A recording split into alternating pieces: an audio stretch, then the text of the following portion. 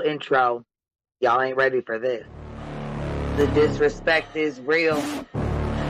I don't give a fuck. I'll do it again. I'm not above it. I am that snake bitch. No, it's okay. You guys are all welcome to trash Queen in the chat. We'll hold a whole panel on Queen. I am honest to a point, but a lot of the things I talk about aren't true. Wait, somebody not telling the truth on YouTube? Are you fucking serious? Oh my god. Oh my god. Got a monster inside of me. You better watch out if you ignore me. A road ahead of full prophecy to be the greatest beast the world has ever seen. I feed him every day like the bones clean. I feed him all the hate and he grows me. And he gets claws real big, pissed off quick. And if you cross him, you might drop dead. Metaphorically, of course, settling the sword. Never getting bored, loves the blood and gore. Always wanting more freedom from the source. They don't really understand until they feel the fourth departed. If you start shit, you'll be heartless in the darkness. Torn apart quick, you left scars ripped. You'll be chewed up and discarded. Me and my friends, we're gonna find you and we're gonna rip you apart like a wasteland. Snakes don't get a fucking safe space. If she wants to keep it going, then we'll keep going. If she wants to stop the bullshit, then we'll stop the bullshit. But I'm not gonna fucking sit here and let anybody lie on my motherfucking name. Bring your ass. The fucking link is in the chat. That's you.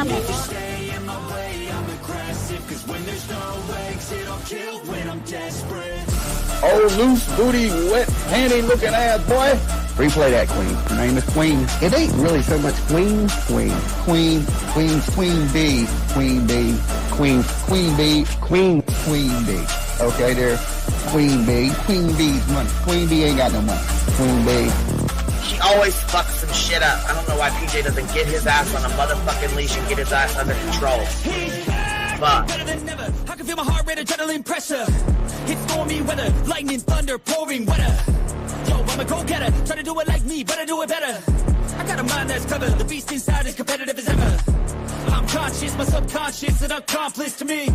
I promise the darkness I can honest believe. But don't cross me, I might lose control of the lost beast. He's locked away inside with the key control by fight or flight. And I haven't brought it public. You know why? Because someone that I was fucking close to is in the middle of a goddamn lawsuit. How do I get my hands on your stove? Because I need something to clean these titty flaps. My dove is just not doing it.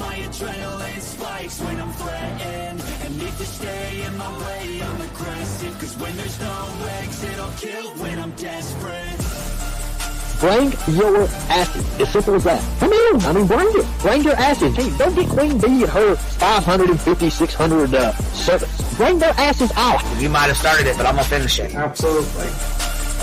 Or go to somebody else's panel. Let me just say Queen B's panel. I'm telling you, we all need to go up on Queen B's panel because that seems where everybody's going. I guess Queen B is like the god of YouTube. Queen B Escobar, bro. She's in China just making drugs. You know, I run the cartel on the YouTubes. I run the cartel here. You know what I mean? Like, because that's what boss bitches do. Exactly. Beefing with the Queen Bee because I heard the stinger sucks. This lady Queen Bee with the lip ring is innocent. You two weirdos are being weird. No, I know who this is. You're the lady that was on Molly Go Lightly. No. You have no doubt QB could hold her own with any female on YouTube. Let me tell you something we all learned a long time ago. I would fuck her up and drag her from here to China. Let's meet one-on-one. Writing checks, their mouth can't cash. Bitch, I didn't write a check, my mouth can't cash. I cash all them motherfucking checks. And I cannot for the life of me understand why people put her on a pedestal. And these allegedly smart people put her on this pedestal like she's something important. We got to tell you about yourself. It's your fucking old lying ass over there. Is her fucking name obnoxiously relevant? Because I know, she changed it. She meant to say obnoxious and irrelevant. That's what she meant to say.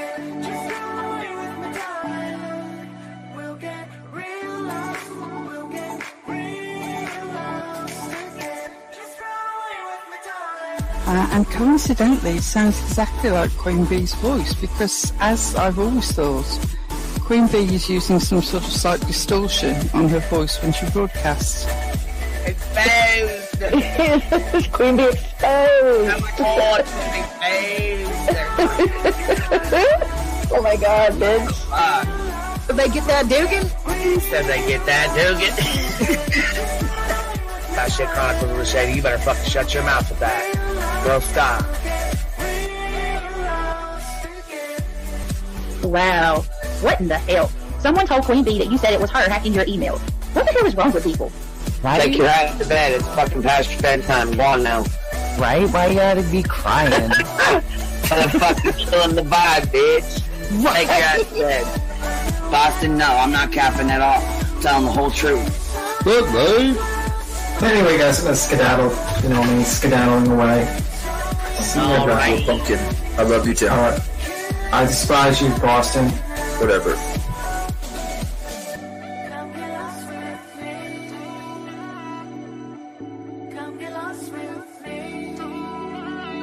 Good morning, beautiful. Happy day.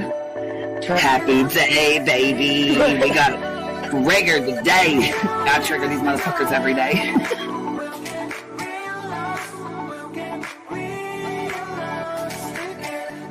Baby Jesus showed us that, you guys. I swear to God. I know that's right, because you just put right on that shit.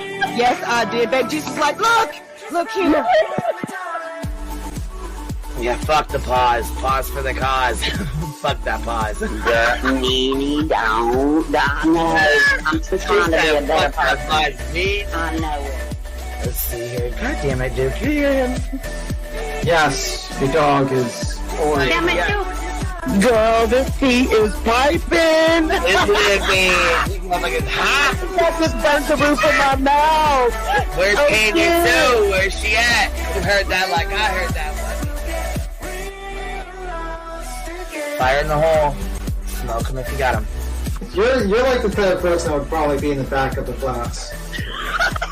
Fuck you, B-Tim. Ellie's a thug. Right. You don't We're all thugs around here.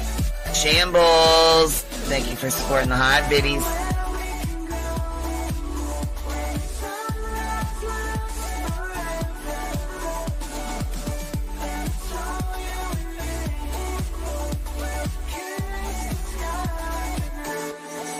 Y'all wasn't ready for that, was you? Wait, I wasn't, bitch. I was not. I wasn't even close to ready for that shit. All right, I love you, baby girl. I'm gonna jump off. I love you too, baby doll.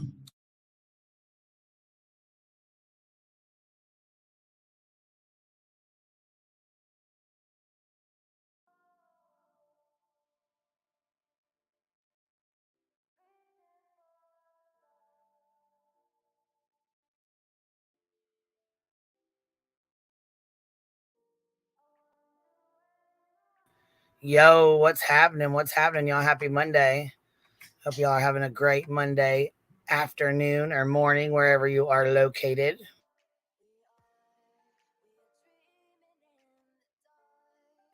Of course, I know y'all seen the shit show going on. I know you guys have watched it. I'm sure you guys have went over it. But we're going to go over it today for a little bit because we got some stuff to talk about.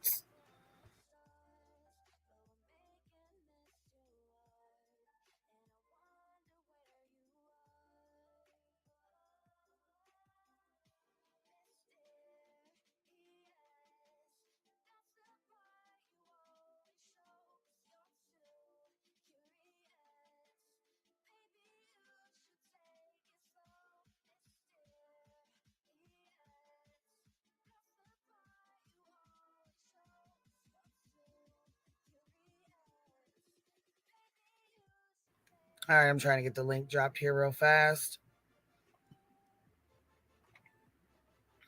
All right, we are going to go over JLR's neighbor interview, the neighbor that did the interview about Sebastian. Supposedly he has the,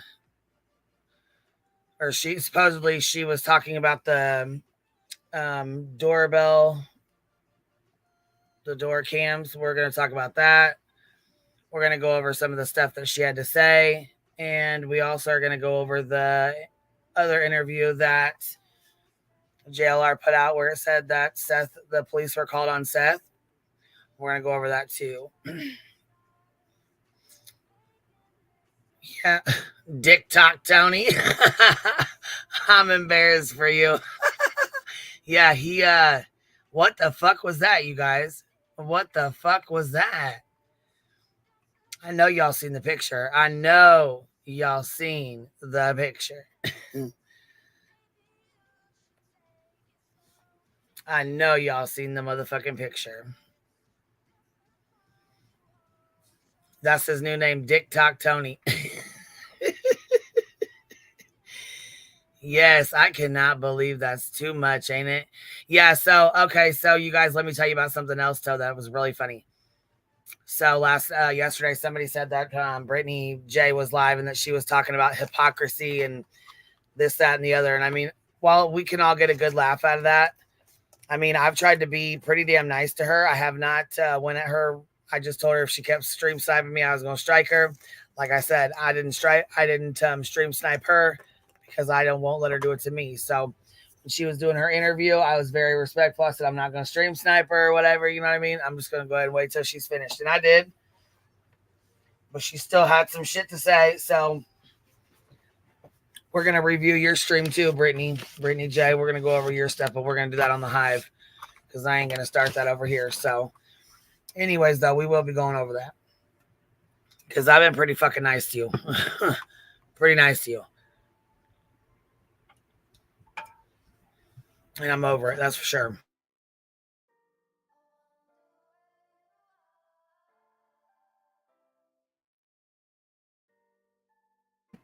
Because I did plug your channel. Everybody knew it was your stuff.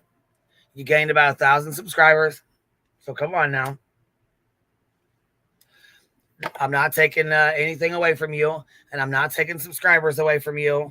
And I'm not being shitty to you. So I don't know where in the fuck you got all this bullshit from. But I came in there last night and I said, I told you I wasn't stream sniping you.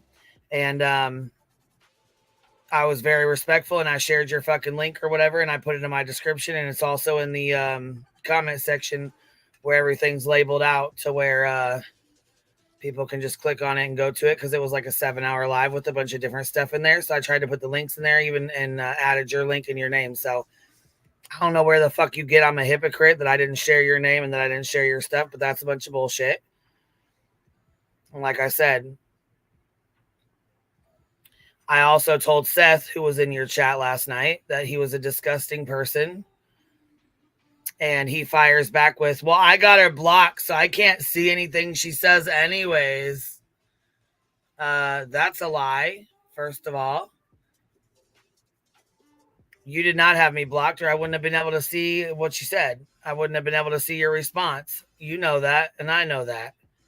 Also, Seth, you lied several times, multiple times over multiple different things. I mean, you lied about not having a Facebook when you did.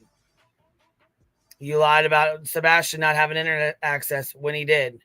You lied about him not being having his own Google and stuff. He did, and you set up the account for him.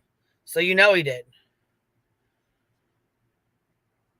So, I mean, you've told multiple lies. Not only that, I mean, the lies, we can put those to the side for a minute. The embarrassing things you've said about your child, the things that you deliberately said to embarrass the fuck out of him, a 15-year-old boy.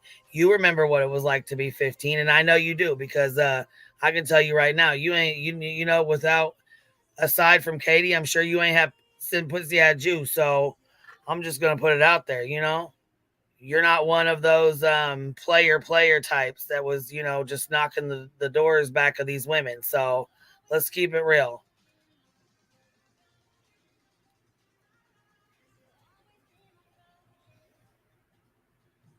Now, we're going to hit this interview here. Right. You ain't no player. And I don't know about your history, but we can all do math. And the math ain't mathing with Katie. You can be as mad as you want to be, but the truth is the truth is the truth. No matter how ugly it is or gnarly it is or how, you know, if you don't, you know, the truth, so you might be embarrassed by it. And that's okay too. You know, I mean, that's okay too. But like I said, the truth is the truth is the truth. You can't change it. You know what I'm saying? No matter how gnarly it is the truth. And you made a comment, one of your comments that you made or whatever was pretty damn gnarly. And another thing too, let me just say this. Katie's reproductive organs and her choices in regards to that is no one's business. No one's business. Not anybody's business to be commenting on it. I heard AB was commenting on it and talking shit about her having abortions and things like that. That ain't your place. And just because Seth came out here running his fucking mouth saying that doesn't even make it true. She never once came out and said, yes, that's true. No, that's not true. No, whatever. You know what I mean? So at this point, that is defamation. Unless we know for a fact. So it's probably not wise to continue saying things like that when you don't know it to be a fact. All you know is it came out of Seth's fucking mouth. And we know, again, that he's told multiple lies. So that really has nothing to do with anybody. That really has nothing to do with anybody at all. And I don't feel like it's anybody's business to be talking about it or putting it out there.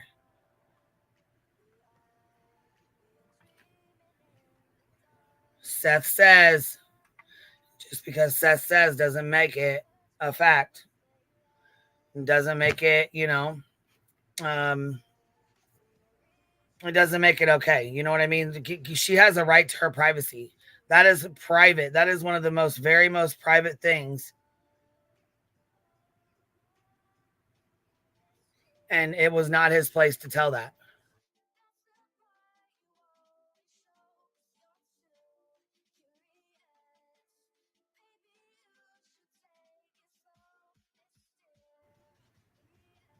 Oh, who do we got up here? Oh, look, there's my Care Bears.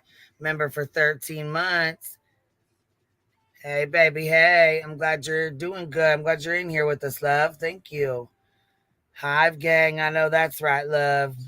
Thank you for showing some love, baby. I'm glad you're here. Anyhow, though, I just think that's really private, and I think it's really fucking embarrassing that she should even be, that it's even being talked about. Like I said, I know there was another channel that made a comment, and then I know AB made a comment, and there was a comment that was sent to me by Seth Rogers. And I can't confirm if this is from his account or someone else's, so I don't know. But it said that Sebastian was the only child that she didn't abort. And that's bullshit because, again, it's no one's fucking business. Her reproductive organs are no one's fucking business. This is YouTube. This is an app on your goddamn phone. It is nothing. No one's business. It's confidential. It's no one's fucking business.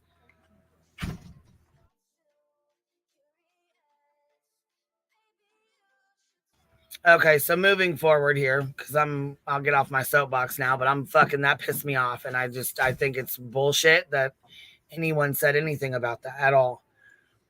K9 Charlie, member for 2 months. Hey, love, I'm glad you're here, baby. Thank you for supporting the Hive. Thank you for being here, and thank you for being a part of it, even though we get called shitty and hate channels. That's another thing, too. Let me go over this. Betty's going to raise money for Seth and his legal fund. So if that's how we're going to do that, we'll go ahead and raise a legal fund for Katie and Chris, okay?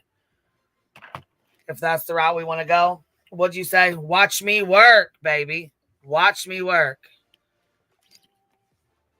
Right? That's some deep personal shit that he is putting out, and he's sickening. Yes, and that's another thing I said last night. I said, straight to Seth in that chat, I said, because he knows. I know he watches this, and I know he knows that we talk about him over here and that we're not too fond of him, but he also knows he's welcome to come up on this panel and speak and clear up some information for us as well, and he refuses to do that. So that's fine. That's cool. Go where you're comfortable going. But I'm definitely going to speak my opinion. Let me see here. Lost mother of one, gifted 5 memberships. Thank you so much, love. I appreciate that. If y'all got one, make sure you tell her thank you. That's really sweet of you, love. Let's see. It's me, Tiffany, member for 17 months. Dang, girl, look at you go. Find Sebastian Rogers. That's what all this should be about. Seth, please get off of YouTube. Well, yeah, you know that Seth is going to monetize his YouTube channel so that he can charge people to give them updates on Sebastian. Tell me that ain't some bullshit. Tell me that is not some bullshit. And at this point, no one's searching for Sebastian. No one. No one that I'm aware of. I mean, like I said, if there is somebody and I don't know about it, you know, correct me if I'm wrong.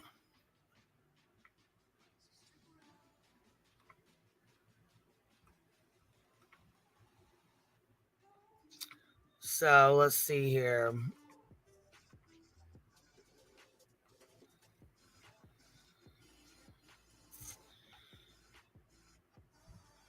Let's go on ahead and pull this up and get this ready. Let's see here. Past $4.99 super sticker says stopping by to say hi. Thanks for being you and keeping it real. Thank you for being here, baby. Thank you for supporting the Hive, love. I appreciate that.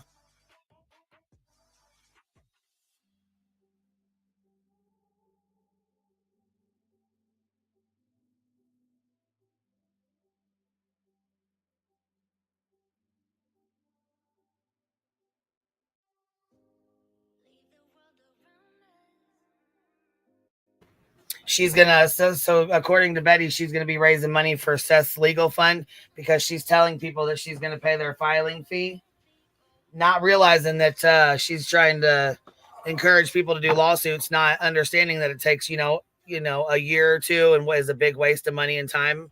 She knows that. Betty knows that. Just like she said, there's a reason why she didn't file and hire, do a fundraiser to get an attorney for hers, the one between me and her. Because, that's why she does this. She files frivolous lawsuits just to waste people's money and time. But see, for you to encourage the father of a missing child to do that is really fucking foul, in my opinion. Because for one, he ain't got time to be worrying about a motherfucking lawsuit with anybody. And for two, you're trying to get him involved in YouTube fucking bullshit that doesn't really have anything to do with anything. Because I'm telling you what, people talking about his son is keeping his name out there. If he shuts that down and people ice him out, his son's name will eventually, go cold. People are not going to talk about it. They're not going to talk about the case. They're not going to talk about Sebastian, and like JLR said, if you send him one, he's taking legal action. So you should be very, very careful who you send these these cease and desist threats to. Because, there's people who will take action. There's people who won't, but there's people that will. And I know T-Rev had his live yesterday with your name in it, so obviously he don't give two fucks. So he's calling your bluff. You don't have the money to sue all these people either. So what you're doing is talking out of the side of your neck. It's ridiculous. And you look like a fool. You look like a damn fool.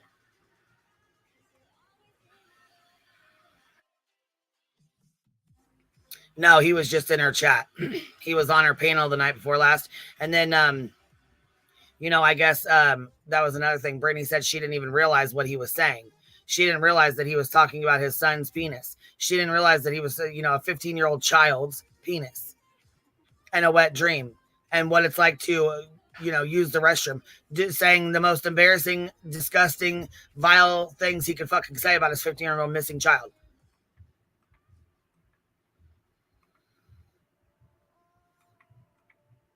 It's fucking ridiculous. But anyhow, let's go ahead and get into this neighbor's this fucking disgusting. Supposedly she edited it out, and that's fine, you know what I mean? Whatever, if you edited it, that's good. I'm glad you took it out, but it should have been called on right then and there. Should have been called out right there.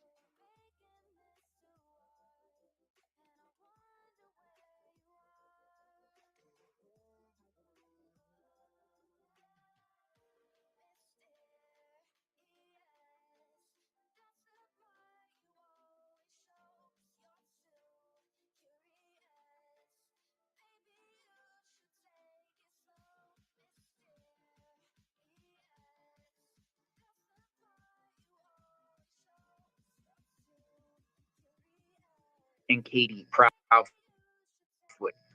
So she pops in. There she is.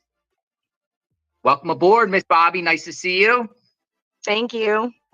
Well, thank you for coming on JLR Investigates. A lot of people are in the chat because no one ever really heard from a neighbor, Miss Bobby. Now you're gonna make me want to run. Yeah, well, I've kind of kept myself. We're all kind of hidden. Yeah, I mean, you're active in the Sebastian groups. You do talk, you do share, you share a lot of insight. You've been there from day one, right? Yeah, well, I don't know that I was in your group from day one. I was in another group not really even. Honestly, day one was such a trauma, just dramatic day that I don't even think the only thing I was in on day one was our neighborhood group, because that's where Katie had first commented about him being gone. So no, actually I wasn't in any Facebook groups day one. It was such a crazy moment. So probably. Yeah, when you say Katie commented, what do you mean by that? She joined a neighborhood group? Well, so I'm an admin of our private neighborhood group, and she created a post, I want to say around, 7:30 maybe-ish, 7:30 that morning, Monday morning, simply just saying, my son is missing, and kind of commented on a little bit about him. Like, I think she made the comment about how tall he was, and that he was autistic and he was missing. Please check your cameras. It was just like a 2-liner, just real quick, shooting it out there. So maybe an hour and a half, hour something after she and Chris, that we found out that they called and reported Sebastian missing. Correct. It was, yes, because I think that from what I understood, she called around 6:30 that morning, I think. Was it about 6:30, I think is? Yeah. Okay. So yeah, it was. And I think from what another neighbor said, that she actually caught her SUV leaving the neighborhood right before that, or right after that. And so she did all that and then came back. And then I guess that's when she put it on the Facebook page. But I also remember what I thought. All right. So basically we're going off of a post in a Facebook group. So he goes missing and she utilizes the Facebook group to put it out there so the neighbors can pay attention and check and stuff like that. Right? That's what we're getting at here.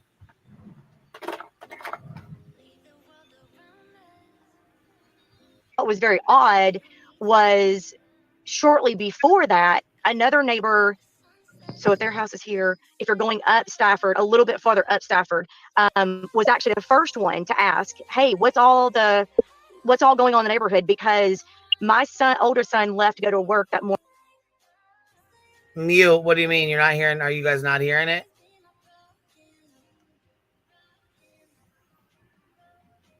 Are y'all able to hear it? I just popped back over on this screen, so I just want to make sure it's not muted and y'all can hear it. Let's see here. Chris said Katie posted a Ellie's direction to request cam footage. Right. Well, yeah, and they wanted to know she has secret intel because she's in the same neighborhood Facebook group. It's a neighborhood group, not Facebook. It's a neighborhood group on Facebook. Pretty sure it's a neighborhood group on Facebook for the neighbors. You're not the real Seth Rogers, so you want to change your name, or I guess just know that that's not the real Seth Rogers in here, because he definitely says he's got me blocked.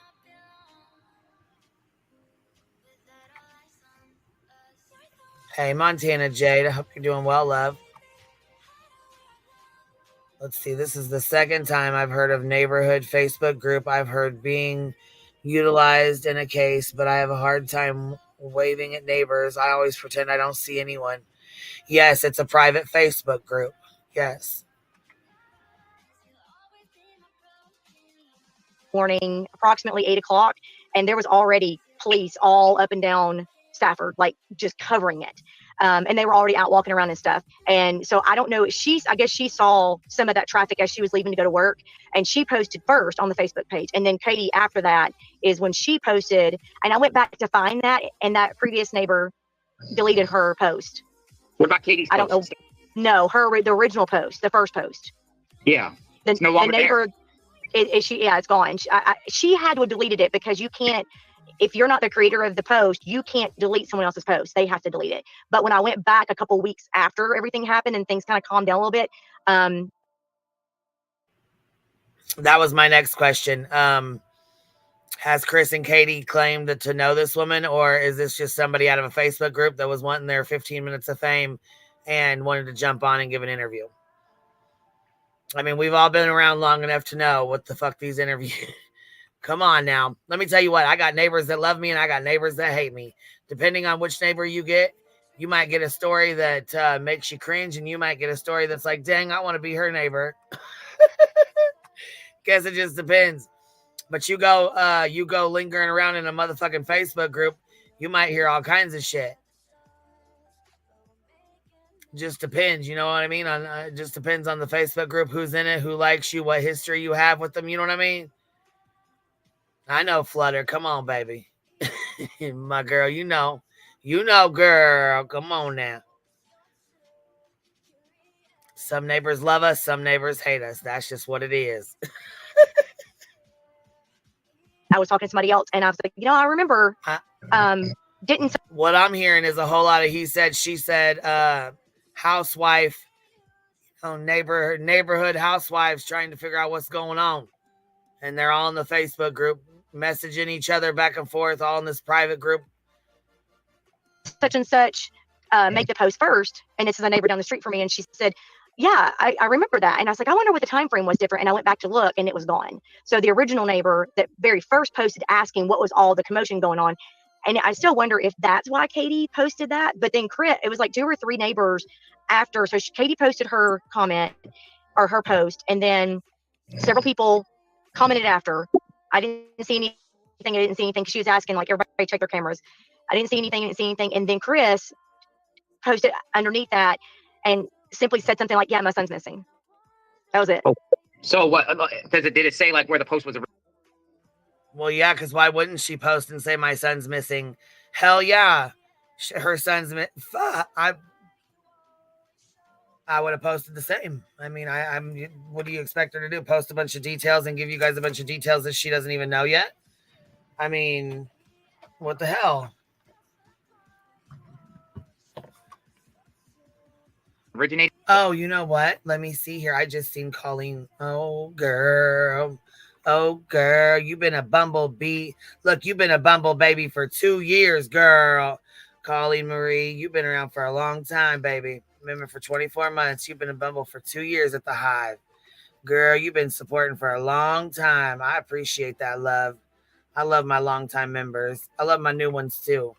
Let's see. Fairy Dust, member for 8 months. I stand with you. Thank you, love. I appreciate that. Daisy Jones, member for 12 months. Go ahead, girl. You'll be getting your crown here soon, baby. That's right. And guess what? I'm not a real queen, and I'm not a real bee. Hate to shatter you, but... Kelsey, I'll have my gold crown in 2 months. Go ahead, girl. That's what I'm talking about. Stereophonics, my member for 16 months. I'm embarrassed after the 2... Hold on, what'd you say? I'm embarrassed after the 2 years. Lots of... Hey, now. Embarrassed after the 2 years, girl. All right, here we go. Oh, wait a minute. I see one coming in. Daddy's baby girl member for 18 months. I know that's right, baby. Look, I love y'all. Y'all are so sweet to me. You guys show me love. So I just love that y'all are here. You know, really I am. Because you know what? We wouldn't even have this channel if it wasn't for y'all. Southern Mimi member for 15 months. Dang, girl. Look at y'all. I have 4 months. Here we go. I have 4 months and 2 years. Literal Davis fan member for 15 months. Hive strong. I know that's right. Just a queen to us from Lurker. I know, baby. Montana Jade, a member for 18 months. Dang, look at y'all go. Gosh dang. Hive for Life, member for 19 months. Monica. J-Dub, thank you for becoming a new member, baby. I appreciate that. Rainbow Mom, member for 2 months. It's I'd absolutely be your neighbor. Hey, girl, you know what? I'm not even joking. I'm a good neighbor. I really am a good neighbor. You know, like I said, some of my neighbors, you might get a story that they don't like me, but some of my neighbors really fucking love the hell out of me. I'll tell you that. And I try to do them. Oh, thank you so much for the PayPal love. Thank you. I appreciate that, babe.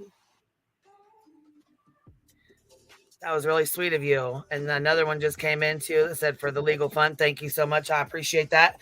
Because yes, Betty's little punk ass, she decided she was going to refile the lawsuit again, even though the judge dismissed it already and told her. He basically, in a nice word, said, this is trash. And you need to stop and cut your shit out. But you just can't accept it. You just cannot accept no. You can't take no for an answer, huh? You can't take that lawsuit was shit and frivolous. And then he said, get it out of here. He's going to do the same with this one. T-Berry, member for 12 months. Love the Hive. Thank you so much, baby. I appreciate that. William Eyelash, member for 15 months. Can we have a party when members surpass Laura's? Yes, girl. You know, Laura was on. She had about, I don't know, it was like 400 or 500 in chat. Then there was somebody sent me a screenshot and said she had 600 in chat. I said, shit, she's never had 600 in chat. I bet she had the time of her life. But then again, she inserted herself in this case, so I can only imagine the fucking damage that's going to come from that. Literal Davis fam, $10 best community in this ghetto. Love y'all. I know that's right. Shit, we're right down here with the boy. Wrongo, member for 10 minutes. Gang. Tracy, member for 4 months. 4 months member, but love since day one. I appreciate that, baby. Thank you. See, look at y'all showing out. All right, let's get back on track. My little love bumbles. Let's get back on track. Here we go. This is the neighbor that said he said, she said. Look, all I could think was, look, if my neighbor got in here and was talking to JLR, I could only imagine the shit my neighbor would say to him. Depending on what neighbor you got. Woo-hoo, Lord. I needed a good laugh. Here we go. From, or was Chris around the neighborhood by then? Okay, so I have twins, and when we first heard about everything, they jumped up and went running out of the house and went across the street down to where they live. And the funniest part about this is Chris and Katie don't even know this lady. That's the best part about this. Is they don't even know who this lady is, and she's over here running her jaws. That's too funny. That's even funnier to me. She's just over here just rambling off, just telling it all, and don't even know her. Don't know Chris, don't know Katie. But oh, thank you, love. Oh, you little sweetheart, you. You're going to make me cry, Biddy. You know what? I love you, little biddies. Trainwreck Lover, member for 13 months. Baby, I know that's right. Life Rewinded, member for 8 months. Queen, you put Laura to shame. Girl, I know she was over there mad as fuck. Punching air. She fucking punching air. Let me tell you something. I know she was madder than fuck. And it cracks me up every time I get a super chat. I know she's over there punching air. She quit YouTube because she just could not handle the YouTubes. It's just too toxic for her. Okay, the only toxic one left, and we're okay then, because everybody's been fine. I don't think anybody even noticed that she was gone. Whatever. Anyways, let's get back to this neighbor who doesn't even know Chris and Katie, but just spewing off the mouth. She said she's got twins and they just took off running over there. Well, the kids probably know the kids. You know what I mean? The kids probably know the kids. She probably don't know shit about shit. but her kids know their kids. So you know how that goes. and they walked over because they wanted to be a part of helping, look for him. And they went over there, and Chris was not there yet. So Seth was in the 8:30. 8:30. Okay. 20-ish. Yeah, because my oldest son had already left for work. He left about 8. Then my twins, when I got the phone call from the neighbor very nearby them, that is a good friend of mine, about 8:15, 8:20 that morning, asking if I had heard what would happen, and I had not yet because I hadn't gotten going for the day yet. And then when my son texted me, I didn't answer, so he called my other boy's phone and asked them, "Hey, do y'all see what's going on?" And they came around my room and said, "Hey, Mom, did you hear what happened?" I was like, "Wait, what? What's going on? My phone's ringing. You guys are running in here. Like, what is happening here?" And my neighbor was on the phone calling me. And so as soon as I heard the neighbor tell me the story, what happened, they went running out the door and went over there to kind of help, with the search and stuff. And they said that they saw Seth and Katie in the front yard and of course they didn't know the names back then. They just knew, like, now that they've seen pictures, they go back and say, yeah, it was Seth and Katie and Kathy Bowersox and a bunch of other police, law enforcement and stuff like that. But Chris was not there yet. Interesting. Well, now, he wasn't there then. Now, where do you live relative to the Proudfoots? I live at the very top of the hill on Kellen. So the next street, the street that turns into Stafford. The main street. Main street coming in. So she lives like 2 blocks up, pretty much, to the main street coming in. We'll go back and we'll look. We'll go back to her house and look and see where her house is at. But if you pay attention, a lot of this sounds like hearsay. She said, they said, the neighbor said, the other neighbor said this, the other neighbor said that. The kid said this, the kid said that. She wasn't friends with Chris and Katie, so she really doesn't know. She really doesn't know much. And the other neighbors really didn't talk to her, so they didn't know. And they never really seen Sebastian outside, so they don't know. So it's a lot of hearsay. It's a lot of he said, she said bullshit. But let's keep it going. So just basically what you're now going back to Katie, like what you know or what you heard. When was Katie driving around? What you know or what you heard. You just heard him say it. Going back to Katie, what you know or what you heard. Here, we got to do some polls while we're watching this, y'all. On an arrest or SUV, like a time frame. Like when do you think she was driving around looking for passion, like she claims? Right. So there's so many different things here because the neighbor that I actually spoke with, that I'm friends with, she's the one that has the camera on the corner of Stafford and Kellen. And I'm not going to mention her name, but she's the one that the camera footage got leaked without her knowledge and her permission that everybody has seen. But I've directly spoken with her. And then I also have directly spoken with a couple other neighbors that. Well, hell, something else conveniently got leaked. Wow. I wonder how that happened. I wonder who leaked that. The same guy that's been leaking everything, I wonder? The same one that said, well, the neighbors came over and they talked to Chris and Katie and showed Chris and Katie all the footage, but they wouldn't show me anything. I wonder if it was that one. Just curious, Live very close to the Proudfoot's house. And the neighbor that I spoke with the very first time that morning, she said that when she was taking her kids to school, Katie was already back from looking. She had just got back from looking, and the kids have to be in school at 7:30.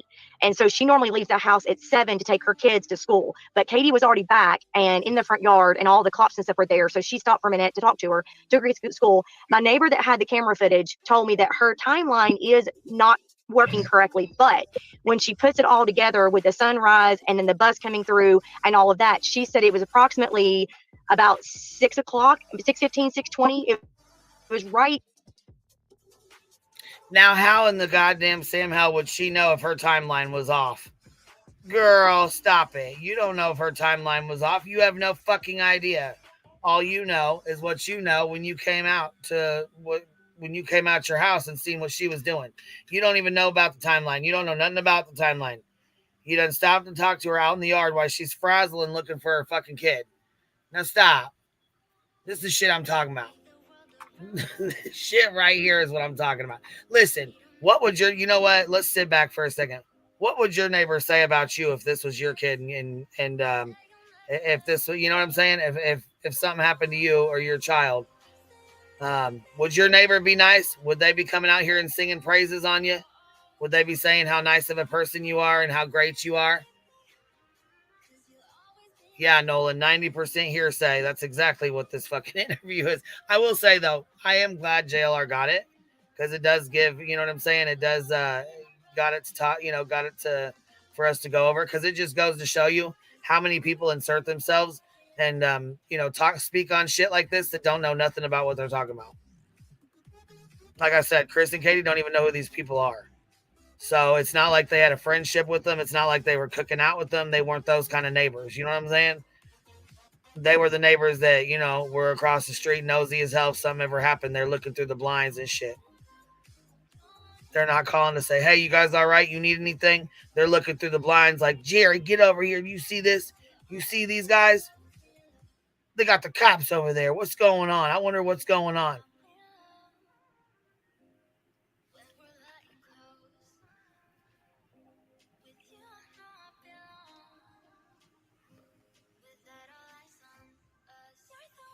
And then make some shit up because they don't know. Shit. Smurfette member for 6 months. Love the hive. Thank you, baby. I appreciate you being here, love. Thank you. In between, supposedly when she discovered him missing, supposedly she gets up, she runs around the house, she gets dressed, and she drives out of the neighborhood and that kind of thing and goes looking for him. But I know the neighbor next, if you're looking at the Proudfoot's house on the left. Girl, look at you. I barely just caught you up here. I wonder how many people. Have you been sitting there for a while? No, I just got up here. Okay, I was going to say I was on the whole other screen. No, it's okay. I was over here watching JLR on his screen, not even on our screen for a while. I can hear it at the same time. I just thought I'd come up and keep it company. Yeah. I'm shooting the shit, watching this. Did you already watch this? Yeah, I watched it last night when it was on. Because we got off of here and then I just put it on fast speed and I ended up catching up. But this all seemed like a lot of hearsay. BS. Yeah, I think that's exactly what it was. Is a couple of things she said kind of aligned with Katie and Chris, which I thought was good. And it showed there's something else I was going to say, but I'll remember it when we get to that point. Said this the other day that I was defending them, that I think they're perfect. No, I'm not, and I don't think they're perfect. I don't think anybody's perfect. I'm not a fucking perfect parent. Shit, nobody's the perfect parent. Are you fucking serious? We all fuck up. We all do things that we regret. We all say things that we shouldn't say or do. You know what I mean? Like nobody's the perfect parent. I don't know where the fuck you ever got that from. Right. Well, I was just going to go down and help search for this little 4-year-old boy a couple hours away from me today. I canceled everything and was going to go down there. I got like 30 minutes away and found out they found him gone in the river. Oh, no. And yeah, it was so sad. A little autistic, nonverbal boy. Anyways, everybody on the presser that I was watching a little while ago said, well, what was the parents doing? It's like, kids can get away from us so quick. The last thing these parents need is to be ridiculed and blamed. Don't you think that they feel guilty enough? Well, did you hear about the little boy that was crossing there was a little boy and his grandparents lived on the other side. There was like a little, it's like a little creek. And this little boy has always, he's ridden his tractor over this creek hundreds of times. Hundreds of times. He wanted to go to his grandma's house and his mom said, hold on a second. What? She ran back inside because she has a brand new baby. So she wanted to check on the baby real quick. Brand new baby inside. Got another toddler in the house. You know what I mean? Went in to run in to check. What did he do? Took off on his tractor. The water in the current in the creek was too strong. And he didn't realize it because he had been crossed it so many times. He thought he was okay because he's a child. He doesn't know any better. Yeah, the current snatched him up. And by the time mom got out there, he was flipped upside down and in the water and was. Yeah. When I was little, I was probably about 7 or 8. And when I was little, I was a little. What? I said things happen, like they do. Things happen. Right. And they happen so fucking fast. When I was little, I lived by this little creek, and it was barely up to your knees, you know. Yeah. Well, anyways, we used to go down there and play in it or whatever. Well, it was winter time, and I got off at my friend's house off the bus. And like I said, I was only about 7 or 8, and I was a real little girl, really little. Anyways, I got off at my friend's house, and I was walking home, and I walked past this creek, and of course it was frozen. You know, I'm up here in Minnesota, and I decided to walk across the ice, and I was stomping like a little douche, you know, and all of a sudden I went through the ice, and in the wintertime, apparently this river or this creek rose up pretty deep, and it was rushing water under there, and I almost got pulled under. That's why I won't go ice fishing to this day, because I'm scared of the ice because of that. And I had a hard time pulling myself out, but luckily I ended up, by the grace of God, pulling myself out. But yeah, I mean, things can happen, you know. Kids just don't know any better, you know.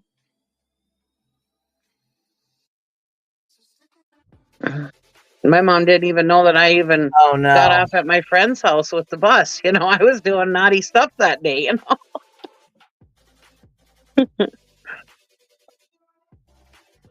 I wasn't allowed to go to that creek by myself either, but there I was. You know? Kids don't know. Yeah. See, I mean, it happens that fast. All right, I'm going to get back on track. Here we go. Okay, sorry. No, that's okay. Well, I had somebody say that we were taking, you know what I'm saying? We were stopping and talking way too much, that we were getting off track, that it was really hard for them to follow. So I'm going to try to do better today and not get off track so much. You know what I'm saying? Or stop so much. So, you know, okay, here we go. When she went running out of her house hysterical, the neighbor next to her was already out. You know, of course, everybody's getting up, getting ready for work, getting kids ready for school. Bus comes 6:45, 6:50-ish. 6:45, 6:50. It's been a long time since my kids have ridden the bus, so I have to really think about that one.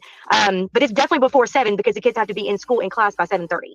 And we're the last pick up before he actually goes to school, because we're right next to the school. So, you know, everybody was getting up and getting ready for work and everything. So she actually saw her out, and she asked her what was going on, and she told her. And so she actually walked around the house and was helping her look around the house. So she was already back from looking around 7. Interesting. When she left to go look for Sebastian, I know that if you turn right going out of the Proudfoot, you go up the top of the hill, it's a cul-de-sac, or you go around and you can go up your street all the way at the back where the construction is. Did she, before she ventured out of the neighborhood, did she go up those roads, do you know of, to look? Did she go up my road? Your road or her road itself to the top of the cul-de-sac? You know, where the only thing I was right. So the only thing I was told, of course, we nobody in my house was up or out yet, so I can't verify. Okay, so if nobody was up or out at your house by then, why are you even on here? Right. Why are you even on here giving this interview? And again, I didn't watch it. I waited. I wondered that last night. Why didn't he stop the interview right there? She wanted her 5 seconds of fame. He wasn't going to stop the interview. But I mean, it's like, why, you know what I'm saying? Why the hell would she, jump on here and do this? And you know what I'm saying? Get your little 5 minutes of fame as the neighbor, when you don't even know what the fuck was going on. You wasn't up, you wasn't out, your kids weren't out. You have no fucking clue other than what somebody else told you. So here you are spreading information about what somebody else told you. I'm not even gonna lie, I'd be fucking pissed.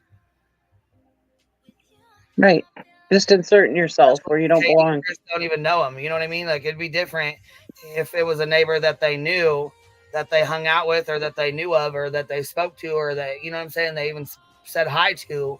But it's just some rando that lives out there that, you know, is coming up giving information about shit she was told or knows nothing about. It doesn't make sense to me. It makes me think like back in the day on Facebook when you'd get a random friend request and you'd be like, who sent you? Right. Because you know they're coming for somebody else or whatever. You know what I mean? They're there for someone else, looking or snooping or whatever, nosing. Also makes me wonder how many people they like Googled in the area and then like reached out to see if they would give a statement from that day. I mean, lady, you don't know anything firsthand. Everybody in your house was asleep and you didn't see it till after, you didn't see anything till after you were made aware of it because of all the law enforcement. So then you're being a nosy Nelly who went and hopped on Facebook, in my opinion. It seems like you probably hopped on Facebook. Exactly what she did. Yep. Went to your private neighborhood Facebook group, decided you were going to check it out, see what was going on in the neighborhood. And now here you are on a YouTube channel, sitting in your car, talking about something that you only have speculation about because you got your information from a Facebook group. But that's my perspective. Where's the other neighbor? Why is she not sitting there with the next door neighbor or the neighbor with the Ring cameras or whatever? You know what I mean? Or why isn't there another neighbor there, the one that told her all this information? Right. You know, like, I mean, why aren't they sitting together? I'd have been like, hey, we're going to do an interview on this content creator or whatever. Would you come over here with me since it's your doorbell cam and your information? I mean, that would have been one of the first things I would have said. Like, hey, this is your, you know, I don't really know much about what happened because I wasn't out there, but would you come on here with me? Yeah. Okay, so does she actually run it for a Sebastian group, or is it? I heard her say that she runs the neighborhood. No, it's not anything to do with Sebastian. No, right. No, it's just a neighborhood group. It's a private neighborhood Facebook group, right? Right. It's a neighborhood Facebook group that they have for their neighborhood. You know what I mean? To invite the neighbors or whatever. You know what I mean? Just for stuff that goes on there. Also, I wanted to touch base on this too. So they did go check the landfill. Their trash gets taken to a certain landfill, and their trash had been taken to this landfill and was actually put off to the side, to another side. That's why it was so fast for them to go through it. They said the only reason why they did go through it was because it weighed more than it did originally before. Right. And with the construction and stuff, but that's why they went and checked it to begin with. They never had reports that he was there. They never had anything that, you know, didn't see anything going on with the trash truck. None of that other than it was there that morning.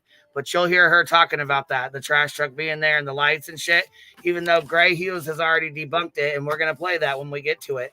But they were just knocking one thing off their list that they didn't have to. It was the opportunity to go check it, so they did. They took advantage of it. Yeah. Yep. All right, here we go. That was good. Verify that because we weren't out yet. But the neighbor that told me that she saw her SUV drive across her driveway saw her leave. So that's right. That's interesting. So you would think that maybe you stay in the neighborhood a little bit and go up and down your own streets. That was when she went to the school, thinking that he had walked to the school on his own, which I don't know why. He's never done that before. So why would he do that? I mean, like, why would he just walk to school by himself? Plus, he had no shoes on, supposedly. So, like, why would he walk to school by himself? So, but that's what I was told. That she actually went from her house outside, didn't find him. So she got in her car and drove to the school. And was back by 7. Probably no. So at least actually before that. Yeah. Does Sebastian, did he take the bus to school, or did Katie take him in her car? From what the neighbors, of course, I don't have kids that ride the bus anymore. But from what the neighbor nearby said, that he did ride the bus. Now, the neighbor on the corner that has a surveillance camera said that there is a special bus that comes for certain kids that have special needs and whatever. And she said, I don't think he gets on that bus. I think he gets on the other bus. So that was what I was told. I can't verify that, so I can't answer that appropriately. Got you. So we're talking all law enforcement, all there, starting to descend onto the area, 8 a.m.-ish, right? 8 a.m.-ish. Well, they were there before that. They were already there and cars parked. But well, yeah, because they were out there. Would you fall off or kick yourself off? Yes, ma'am. I totally needed. Oh, I did an update on my computer and it crashed everything, so I had to reinstall everything. And now I'm running on a different browser. I apparently wiped across my keypad and completely yeeted myself back to the beginning. So I've done that too. It's all good. All right, here we go. By the time when my son went to work at 8, they were already there and already clumped up together and starting to talk because they were already in the front yard talking to them. So they were, I don't know exact. I mean, I would say probably it was even before. I mean, they were probably there. I'm trying to remember what she said when she got ready to leave. She never said anything. The neighbor that called me and told me about it never mentioned law enforcement being there. She just said that Katie was outside walking around, you know, upset and everything. And she asked her, like, what's going on? But she didn't specify if there were law enforcement there. But they were already there and out of their cars and in the front yard at 8 o'clock. So they had to have been there before that. Gotcha. Any idea when Seth got there? No, but I do know that he was there by the time my kids went over there, like I said, which was about 8:30. He was already there. And I also know that his truck was there, like off and on the whole time. Gotcha. But I don't know what time exactly. So what happens to just explain to everybody then what did law enforcement do at that point, like throughout the morning? Once they all arrived there, did more and more law enforcement come, or was there certain? I told my neighbor down the street, I said, I didn't even know we had these agencies. I mean, like I've never in my life ever seen such a response. It was overwhelming. It was like, it kind of freaked me out. Like, oh my God, I feel like I'm living in a real life, like drama crime scene. It was the craziest thing I've ever seen. The very first that came out was the sheriff's department, because we live in a county. So yeah, I mean, there's a missing child. You know what I'm saying? A missing child. Of course, they're gonna respond like that. What do you think? Yeah, all hands on deck for a missing kid, and I think this kind of helped out a little bit because it shows that law enforcement did what they were supposed to do. They were fast acting. They were right on it. I mean, anybody who listened to the dispatch call and that stuff knows that they really did their due diligence, but this just proves it, Well, yeah, and it also proves that Katie was out searching. It also proves that Katie was distraught, screaming. She was freaking out. She didn't know what the fuck was going on. She was trying to figure out. She was trying to figure out where her son was, what the fuck was going on, what happened.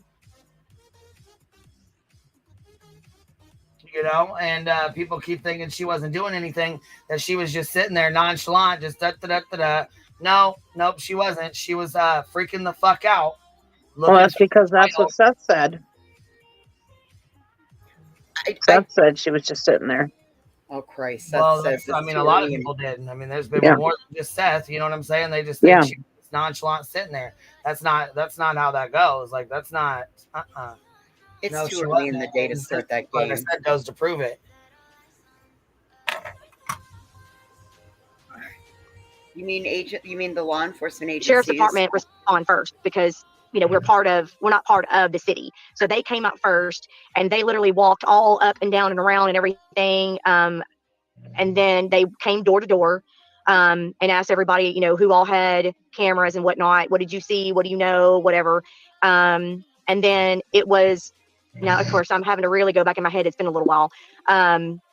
It was later on that afternoon, they brought some dogs in and they started walking around. They came around the houses and asked everybody to walk around their own property, look underneath stuff, in anything that's unlocked. So all of us up and down my street, everybody, my neighbors came out with me. She and I walked together, walked all up and down our yards, all across the street, up and through the cul-de-sac, down the street a little bit. There's a barbed wire fence behind us as of right now where the new construction is, so you can't get over that, but we could walk around it. And so we both walked up and around that, just looked everywhere that was kind of close by. And then I noticed that they had the drones up, and of course the news was short. That was Tuesday. The news came out and was flying the helicopter around. It was chaotic. It was absolutely chaotic. Did you see Seth and Katie out there looking? No, not in our neighborhood. Never. Never seen them walk around. No, they were in their yard out, but no. Keep in mind, she was asleep. She was not out there. So no, she's not going to see anything. She's not going to see them out searching. She's not going to see them out. Okay? Right. Never left. And I don't know who's snoring because I got my mute button on. So Duke's outside. I don't know who's one of you guys was. It's not me. Nope, I've been muted. Property. No. Yeah, I was wondering. She said, "Is Duke snoring?" I got it. I'm muted, so. And I know for a fact because so Monday my kids were out with law enforcement because at that point it was. We need all the neighbors come out, help us, look everywhere, whatever. So they were open to everybody. That's on the video. I just heard it again. My kids jumped into one of those razor things and drove all up and through the property and stuff. And then my other one walked with the canine unit in the construction zone. He walked all the way through that. They literally, I had to call them at one point in time and tell them, y'all need to come home and have lunch. I mean, this is crazy. I know you want to help, but you got to come home and eat. And so then they came home, they ate, and then they went back out there, and they were out there with them all day Monday, all day Tuesday. And then, so Tuesday we had SWAT. That was the day we had the vigil. And it was interesting because we put out a post on the neighborhood group that we're having a vigil, and everybody's invited, but we want it to be just the neighborhood only because we want it to be a private vigil just for our neighborhood and for the family. We were hoping if we made it more personal like that the family would come and they wouldn't be overwhelmed with all this. That was the other thing. Good God, the traffic. The second that it got out, we had tons of people just driving up and down the street, just looking and watching. I'm like, I don't know what you're going to do to help. We're flooded already with, police. I don't know outsiders come in are going to do. I mean, it was chaotic as it was anyway. And now you got. That's the nosy folk. They come in to check stuff out, see what's going on. They heard it on the scanner. They want to know what's going on, what's up, what's happening. Yeah. They couldn't look right then and there because they were still investigating. So they was just being nosy, baby. That's called them nosy folks. They would just come check stuff out. All these extra people coming out there. So it just got so chaotic. But so Tuesday night we planned the vigil, went down there, got in a big circle, introducing everybody. And there's neighbors. I don't want to get too personal here. There are neighbors. Actually, we have I think 2, maybe 3 sets of neighbors that are in law enforcement. They're in different counties. One of them is actually a part of Hendersonville Police, and then the other 2 are from other counties. They came to the vigil. And matter of fact, the one that is part of Hendersonville has been in a neighborhood since almost the beginning. Know them very well, good people. And he was down there with a flashlight because we had so many people driving up and down and around and circling and going up and down and circling and coming back and forth. And we're just like, good grief. The Proudfoot sent, I don't know who it was, but they came down and we were all introducing ourselves, and they introduced themselves as aunt and uncle. The Proudfoots? Aunt and uncle? Proudfoots. Apparently, I don't know if it was somebody's brother, or that's what they introduced themselves as. We are, maybe it was Sebastian's aunt and uncle. Chris and Katie said they were their aunt and uncle? Well, it wasn't. Chris and Katie didn't come. They sent family members, and when they introduced themselves as we're aunts and uncles. So I guess Sebastian's aunt and uncle. Why didn't did Seth go?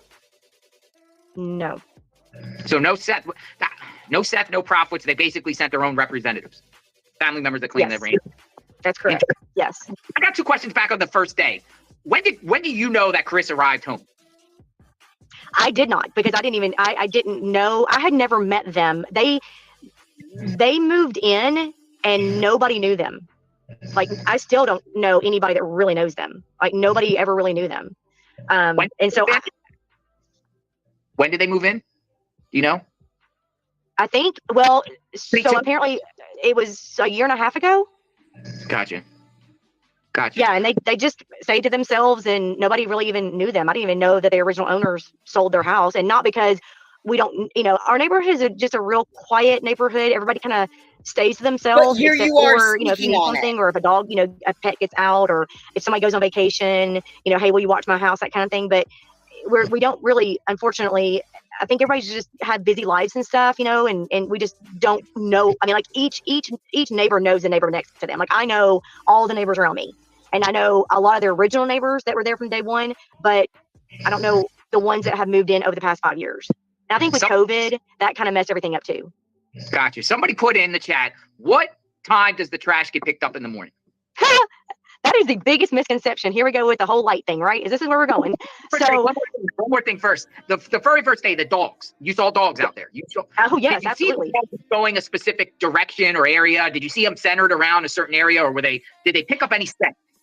Okay, so there was no scent that was picked up from their house to anywhere. However, and my kids were with the handler and the canine and actually watched. He followed them all through the construction zone. And one of my kids actually saw one of the dogs take the handler to one of the retention ponds. And not only did he go to the retention pond, he ran to it and jumped in it. And the handler had to go and get him and take him out of the water and then dry him off. And my son looked over at the handler and said, "Oh my gosh, I've never seen anything like that before." He looked at me and said, "He's never done that before." And my son said, why did he just jump in that? He said he was following a scent. And then the other... On that? Did they go in the water? Did they take scuba divers or anything in there? Supposedly, when I told Seth that, when I met him at the most recent vigil, he said they drained the pond twice and nothing. But not only did I see that, but when on day 3, I think it was Wednesday, when National Guard came through and they had their dogs. Oh yeah. Oh yeah. I didn't know that. Oh yeah. Oh yeah. They were all up and down through the neighborhood. Okay. What the hell? Okay, so this clearly is a person who doesn't live close to Chris and Katie because she says she knows her neighbors on both sides and around her. So she has to be maybe a street away, because if she were truly a neighbor, did you just see what's in the back? Did you read that back? Yes. Did you read the back chat? Yes, ma'am, I did. Go ahead and email those over, and I'll pull them up right now. Okay. So do we want to do a 1 for fact, 2 for cap? Yeah, I was gonna say, I wonder how heavily involved she's been, because this is, you know.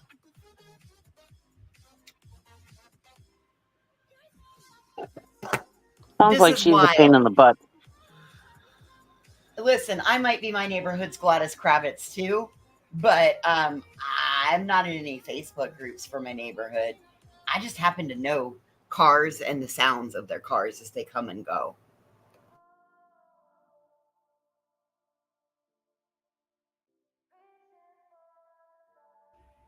Right, and why are your kids out there following the search dogs? And what, I mean, no wonder that, oh my God. Could you imagine this? Just imagine this. So her kid goes missing. She's out there freaking out. She's out there hollering. She's like looking for her son, yelling for his name, yelling at him.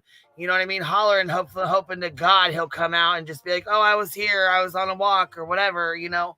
And then you have these fucking neighbors coming out to be nosy as hell. Don't know you, ain't heard from you, ain't spoke to you, don't fuck with you. Come out just to be nosy as hell and see what's going on. And then they fucking bring their kids out and start fucking harassing the searcher and then the search dogs and walking around and following them around. And what the hell? Wild, huh? And then I would be fucking pissed and then get on here and run your fucking mouth like this. Like, what? You don't even know anything firsthand. It's all what you heard. They tell mom everything that they heard. And now mom runs and goes and takes it all to the internet because, you know, she's got to be out there to get her interview.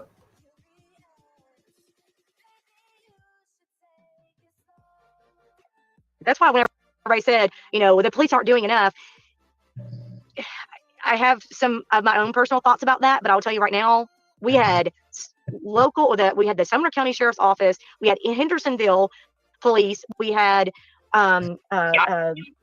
state troopers, we had National Guard, we had drones, we had helicopters, we had canines, we had 2 sets of different canines, and the National Guard brought theirs. So we were flooded. Okay, so back to the whole dog. Exclude the trash, because the trash is what everyone is like curious about. The time the trash picks up, and then in reference to the lights, we're going to talk about the 3. Good, I was waiting on this, and I have Gray Hughes video pulled up for the lights, so let's go ahead and get on that. 3 a.m., 10 a.m. lights. Let's talk about the trash. What do you know? So our trash gets picked up by J.E. McMurtry Disposal, has for many, many, many years. They used to, a few years back, they would pick up around 6:30-ish, but then the bus was coming through and it was making it hard for them to come through with the bus, and all the kids were out and it was just chaotic. So they switched it, and now they go down my street about 5:30, 5-ish, between 5:15-ish, 5:20, something like that, every Monday morning. That's going down my hill, though. That's not when they come in and they're going around it. That's when they're coming back down. So, yeah. I mean, that's an extra, 20 minutes? How long does it take for the trash truck guy to go through the whole entire neighborhood? And the other misconception is a lot of people are saying that they have to hand dump the trash bin in there. They don't. It's a new truck. They have an arm, and it does it for them. So that was another thing. Where they're having to pick up these big, no, they're not. They have an arm. They roll it over to the arm, connect it to the arm, and they dump it. You can hear it. I mean, it's not quiet. It's loud. I mean, you can hear the arm doing all that. So by the time they collect the trash coming up the street, though, not going down it. They're collecting it as they come up. So I guess they're probably in the neighborhood just like around 5, just before 5. And they're out of there before the buses come. Yes. Or the bus come, or the, you know, Absolutely. you said buses. Where's trash go? Oh, it gets dumped in either Nashville or Gallatin. If Nashville is full, they'll temporarily dump it to Gallatin. And then once, I guess, Nashville gets finished, whatever, then they'll transport to Nashville. The big misconception was that the neighborhood behind us, they get picked up by a different company on Tuesdays. So that's a whole different thing. Is that construction development you're talking about? Well, that was the dumpster that everybody was asking about. How is it possible that, you know, whatever, that the dog hit over there as well? The second dog that was out walking hit also by the trash dumpster. And the trash dumpster owner found that out when law enforcement told him that we got a hit by the dumpster. The owner of the dumpster called them back and said, okay, we dumped our trash on this certain day, Tuesday, whatever, on that certain day in Kentucky. So you guys need to go and get a warrant, obviously. And he gave them permission to go search the Kentucky dumpster or landfill. So that's why they went to Kentucky. And then I was told that they also checked Gallatin and Nashville as well. That night, Katie claims the night of the 25th that Sebastian takes the trash out after they arrive home from going out to dinner. Go ahead. There's no. Who told So they you that? basically said that they went and checked the landfill, they went and checked the trash and stuff, and there was nothing there. It was really, there was no reason for them to do it, but they did it just because it was, you know. Well, it was smart for them to do it while they had it separated and they trash weighed more you know, than what it normally does, is what they said. Yeah, and we know with little Quentin Simon how long it took them because they had to go through so much. At least this way, it had just been picked up and they could. Right. You know, was dumped in a certain spot. Yeah. That's what I was saying Yeah. earlier. Before you came up, I was talking about it, about how they had it dumped in a certain area. That's why it didn't take them very long to go through it, because it was dumped by itself. You know, had been dumped in a spot by itself. So it was quick and easy to go through, you know. Thank God for that. Thank God it didn't take them weeks wasting time. You know what I mean? That would have been a waste of time, and that would have been awful. You know what I mean? Yes, ma'am. So, I don't know. Like I said, I'm kind of glad that he did get this. I'm glad that he did get this interview, because it just goes to show how many people get on here and talk like they know something and they don't know shit. Right. And it was good that she came on to show that some of the stuff that she said does help Katie, you know, like the sleeping with the neighbor thing and all that, you know. Her driving around looking, her being frantic, screaming for her child. I mean, it just goes to show what she already said, what we already knew, but people were doubting, you know. There's no specific footage of that. The neighbor that has the Ring door camera that saw that, she said to me on the phone that the only thing you can see is a silhouette. She said you cannot see a physical person. There is absolutely no physical proof of Sebastian being at their house that night after dinner. There's nothing. There's her car coming home. My neighbor did tell me that she saw her car come, but she parks in the garage, so nobody saw him get out of the car. What time was that? I always want to know what time she arrived home. Do you know? I asked, and she said that it was so dark that she couldn't really see. She saw about 6 or so, I think is what she said, ish, because they went to dinner at Texas and then supposedly came home, and then her car came in the driveway around 6, and then somebody pulled the trash bin out, you know, after that. But they don't know who it was because you can't tell. So no evidence. Any neighbor, including yourself, or any, because you all talk, the neighbors talk to everybody and say there's nothing to indicate that he was home that night. He got home that night. There's no proof of that. Nobody ever saw him come home, or really, I mean, I don't even know if anybody can say they saw him leave with her. I mean, I don't think anybody actually looked back that far. It was so chaotic at the very beginning. I think the police were so focused on a runaway teen that was what everybody was focused on. So when they first asked to look at their video cameras, I think everybody was checking him walking out, but there's no proof of him physically walking out. And then it was, okay, are there any cars around there? And so going back to the whole light thing, I was told that there was an unidentified car sitting on my street facing Who told the you? entrance. Now, this could be a problem. This could be a big problem. Absolutely. This could be a big problem because if there was an unidentified car and that was actually the person that took Sebastian, now you've just outed that car, and what are they going to do to Sebastian if he's still alive and they still have him? Now they're in panic mode and they got to get rid of him, right? If this is true. This was my problem with all of this, Cheesy. Like, now, if this is legitimate, if this is absolutely legitimate, now this has been outed, and you could have just put this child in harm's way, even more than he already was, for your what? 15 minutes? I'm sorry, hour and 30 minutes of fame? And again, you were told. Who told you this?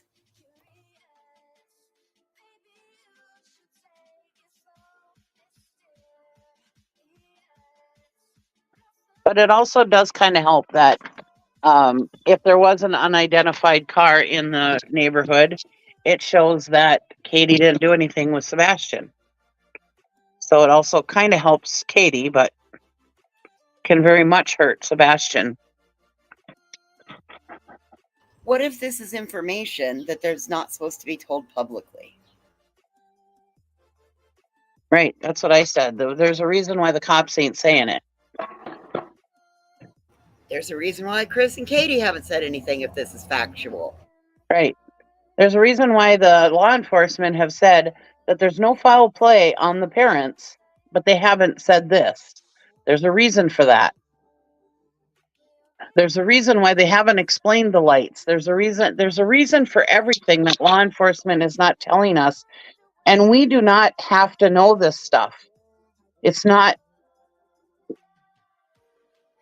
something we have to know right now because, yeah, we want to know, but there's a reason why they keep some of this stuff close to the vest. And most of the time, it's for the protection of that child.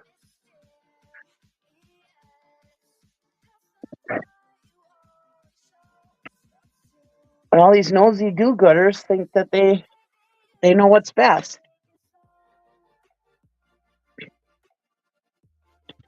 It's frustrating.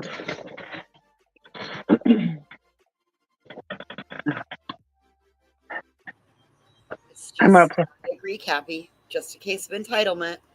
I'm gonna play a Seth and blow my nose, but I'm gonna put myself on mute first.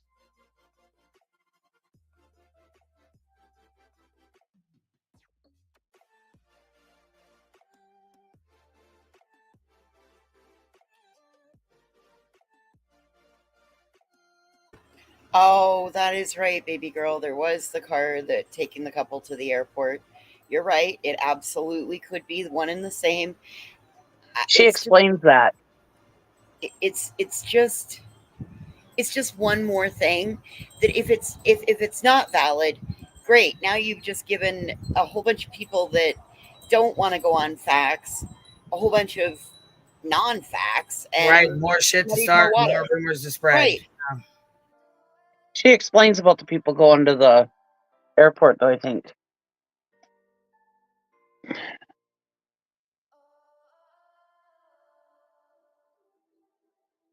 Somewhere around 3:30 or so, and then the flashlights were actually seen on the neighbor's camera.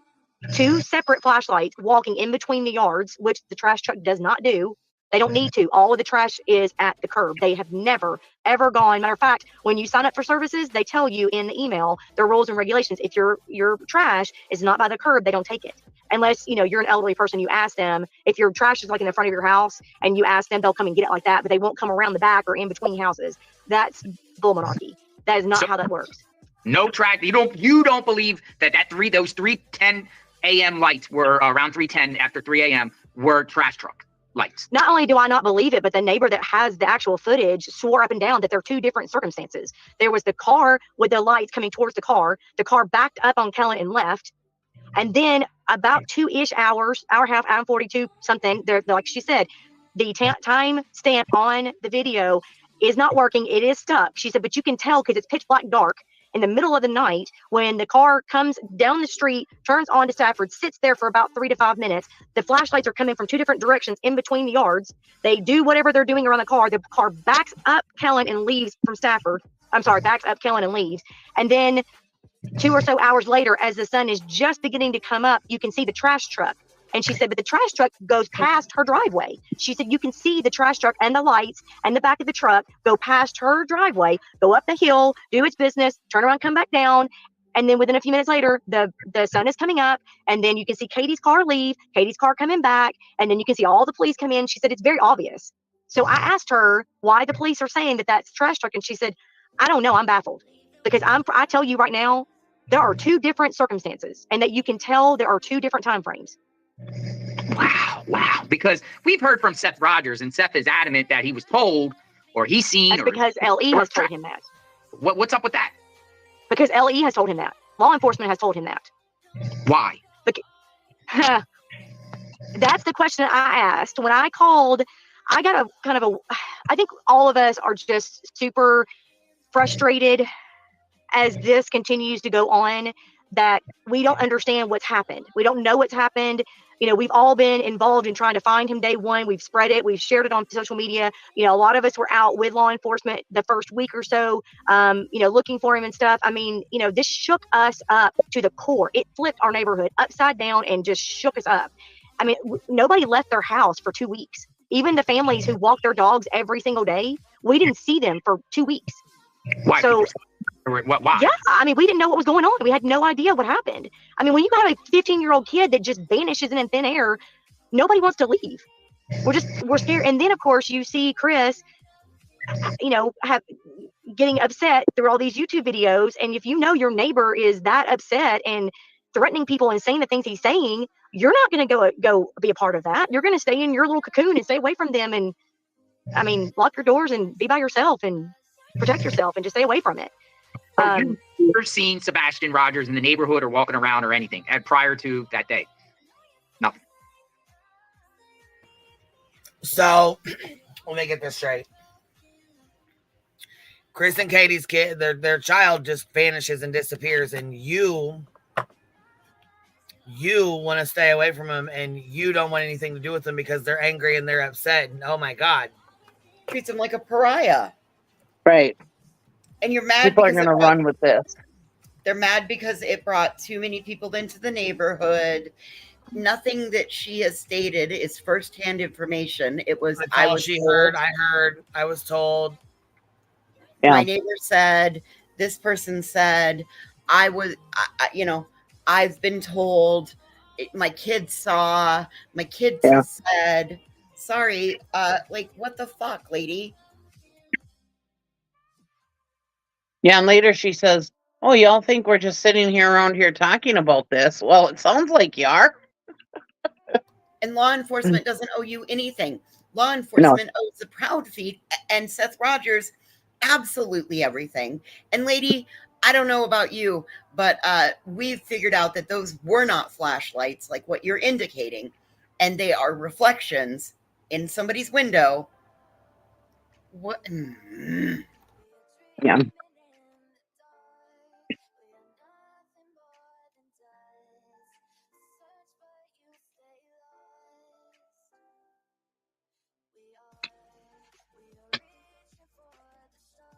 From what I understand from neighbors that live right close to him, the only time they ever saw him come out was when he was playing with the dogs. The dogs would get out, and he'd be out there for a little while, but nobody ever really knew him. Nobody knew any of them. He never came out to play with neighborhood kids. You never saw him out riding his bike. It could be. It could be hearsay. You're right, Jason.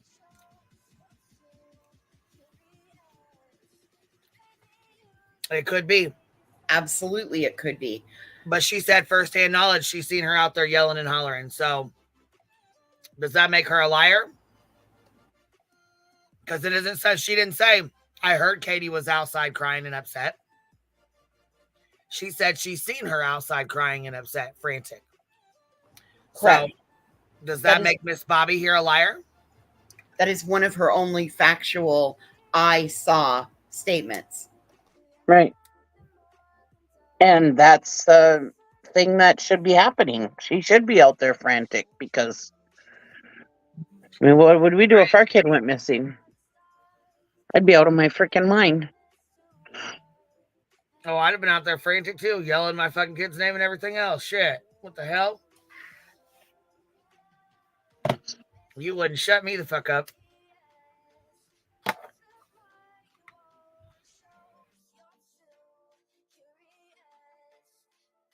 Like, I mean, now I'll tell you this. I mean, we have neighbors that go out, like I said, and walk their dogs every single day, sometimes even twice a day. You have kids that will go out and play basketball. We have a basketball goal in one of the cul-de-sacs.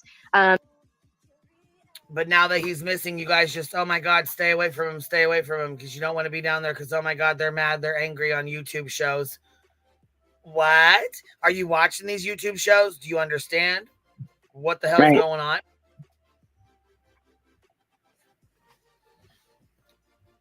The problem is people don't. Out of the house by 7, then I would say she's a liar. People don't know YouTube like we do. They don't know how this misinformation gets. And this is nothing but gossip. And why is a stranger or a neighbor putting out gossip when it comes in regards to a missing 15-year-old boy's situation?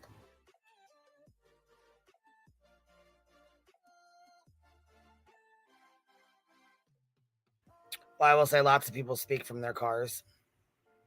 A lot of people do. They, Gloria, there's a lot of people that give interviews from their vehicles.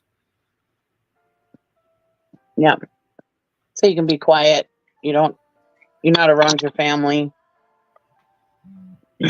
I used to go from my car a lot. Basketball and basketball goal. They'll walk, ride their bike. We have a one kid that has a four-wheeler and a dirt bike, and he rides around, that kind of thing. Didn't even know Sebastian existed. Never played with anybody. No friends, nothing. Never had any friends over their house. How long was, because I heard that Seth was there for a few days staying with the Proudfoots. Did you hear that? I did. Well, I didn't know he was staying in their house, but I saw his truck go to door to door. I'm one of the friendliest people you'll ever meet, and I love a lot of my neighbors. And I've lived in my house, and I own my home. I've lived on my house for 15 years or 16 years. Don't knock yourself out. No, I'm not. I've lived in my house for 16 years. I couldn't tell you all of the kids that live on the road. I couldn't tell you who has what kids. I couldn't tell. There's lots of kids I probably haven't even seen. You just, it's normal to not know. Okay, so I'm polar opposite. I know everybody on my fucking street. I know all my neighbors in every single house and how many kids they have and shit. Just ask me, I'll tell you exactly. I live more in the country than you do. Like, I pay attention, but I've lived here in the same house for 30 years too. You know what I'm saying? So right. My address and when I lived in town, I knew everybody. But now that I live more in the rural area, I don't know hardly anybody. Well, that's like where we've got the same. We've got the majority of the neighbors. They moved in, like property sold when the other people became elderly all around her when I was little, and it's all the same ones. You bet your ass, one of them is going to tell you something really nice. One is going to tell you that I'm an absolute stark raving lunatic, and one is going to have neighbors that like me, neighbors that don't like me. It depends on which one you're going to talk to. That is what they're going to tell you. You know what I mean? Yep, absolutely. That's all there is to it. So, all right, here we go. The neighbors, ask them if they've seen anything. Nothing. No. Wow. Nope. That is so Miss Bobby. So do you? And go ahead.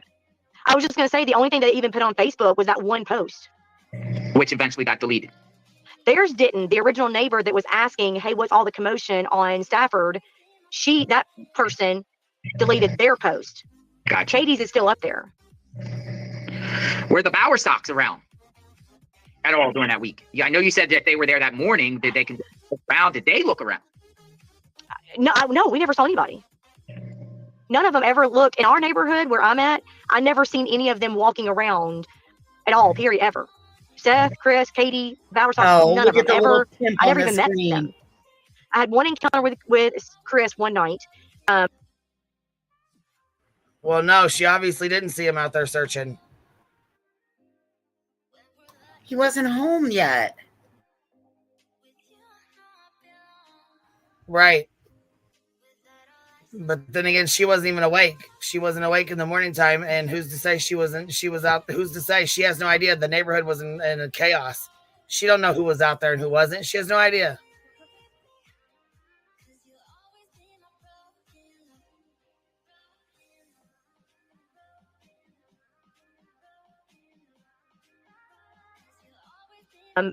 And after, I mean, never saw him, never met him, nothing.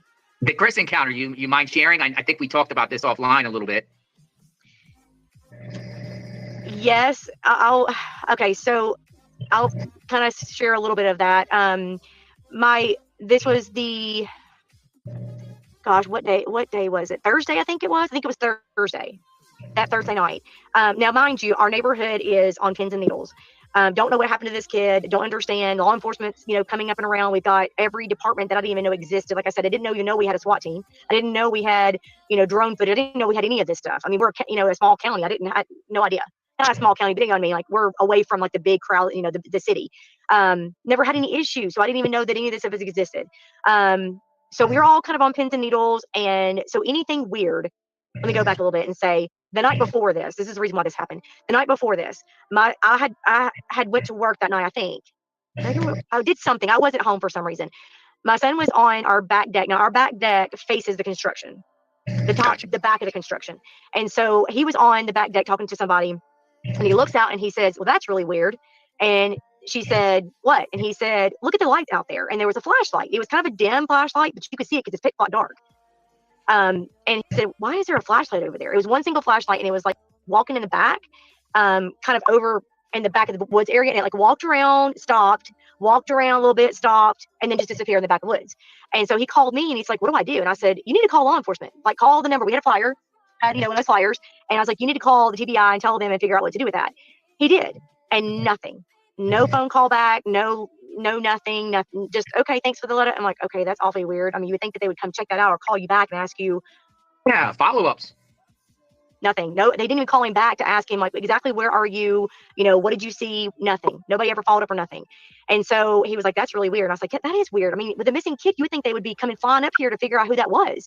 So it was the following night. So now, of course, we're all like, even more in pins and needles. Like, is people just going to just start walking around a neighborhood in the middle of the night like they were pitch black dark in the night?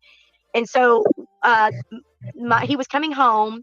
We were all at home and still looking around and talking to neighbors and figuring out like what the heck is going on.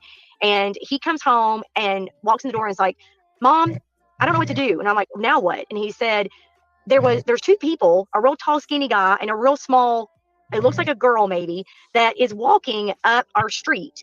Now, we do have families that will come out and walk their dogs at night before they go to bed, but they had no dog with them, no nothing. And the strangest part about this was this guy was wearing dark, black, wide, like ski goggles. You've been in my neighborhood. It is, you can't see your hand in front of your face. It is so dark at night. It was 9 o'clock at night. Why is somebody walking with these big black goggles? How can they even see? Well, with everything going on, I'm thinking, okay, that's very suspicious. I gotta check on that. Yes, I could have called law enforcement, and that's what was said. You should have called law enforcement. However, I didn't want to call law enforcement on my own neighbor. If it was a neighbor out walking around, I didn't want to be rude and call law enforcement on my neighbor. So I told my son, I said, you know what, let's go. He's got a Jeep that's got a bunch of lights on it. And I said, let's drive down there and turn your lights on and see. If you can see somebody out there walking, I said, I'll call law enforcement and let them know what we're seeing, and then we'll just turn around and go back home. I wasn't going to follow them. I just wanted to see if I could find them. So we're driving down my road. We turn up Stafford because we couldn't find them. Like, well, maybe they went up Stafford. We went up Stafford. Now my son's Jeep is loud. And so I didn't even think about it. I was more focused on who this person was. So he drives up Stafford and he says to me, hey, while we're up here, where's Sebastian's house? And I'm like, oh, we just passed it. So he turns around and goes back down, and we're going slowly because I was trying to point out Sebastian's house. And so I pointed it out, and he's like, oh, okay. And so we drive back around and we're driving back down to the other side of the neighborhood, another cul-de-sac. And he said, wait a minute, didn't you say that this other neighbor has a Ring camera? And I said, yes. And she's the one that saw the silhouette in the window and the lights in the house go on and off and whatever. She's like, but that doesn't make any sense because if that house is located here, how can she have seen over here? And I'm like, okay, go back up the street and I'll show you. So we went back up the street to show him where that house was versus this and all the whole thing. And as we were coming back up, we kind of stopped. Now, this is my neighborhood. I'm not a suspicious person. This is my neighborhood. I should be able to do whatever I want to, right? So I stopped. But they don't know that. Right, and not when there's a missing child and you know, cops are out there wanting to know what's going on, who you are, why you're out walking around. Yeah, you're going to get questioned whether you live there or not. Did she say when this was, how close it was to when Sebastian was missing? I got a couple of questions. Did she say when this was when he was missing, or how far after he was missing? I mean, like, because it could have been law enforcement. Remember, Chris told us that law enforcement did a thing at night to see if anybody could see them in the cameras. That's exactly what. And those, like, if it was that dark, how did you see that they had dark goggles on? And how do you know those weren't night vision to do a darkness test? Right. Oh, days after, a few days later. Well, a few days later, still, they probably would have done that. Yeah. That would be in the time frame, a few days later.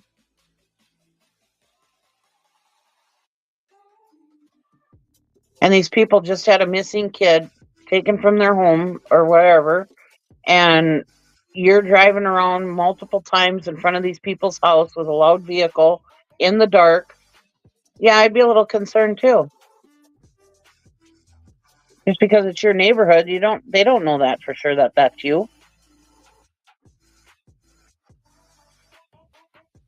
Cappy, I was just sitting here. That's one of my questions. Why would it be weird for people to be out looking with flashlights at night when there's a child from their neighborhood that's missing? Why would that be weird? Right.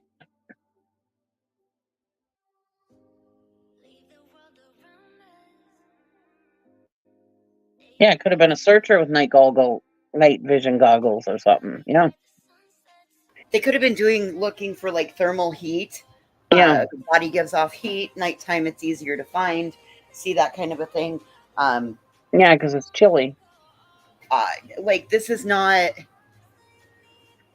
You know what this does? It does support that. It supports everything that Chris and Katie sat up here on that panel and talked to us about. The 2 times that we spoke with them. The only problem is what happens next is going to make everybody spin it against Chris. Absolutely. What she does next. Oh, what she does next? Yeah. Oh, so I haven't gotten through the whole interview. Yeah. So you're telling me I'm getting ready to get pissed off again. Great. Better than being pissed on, I suppose.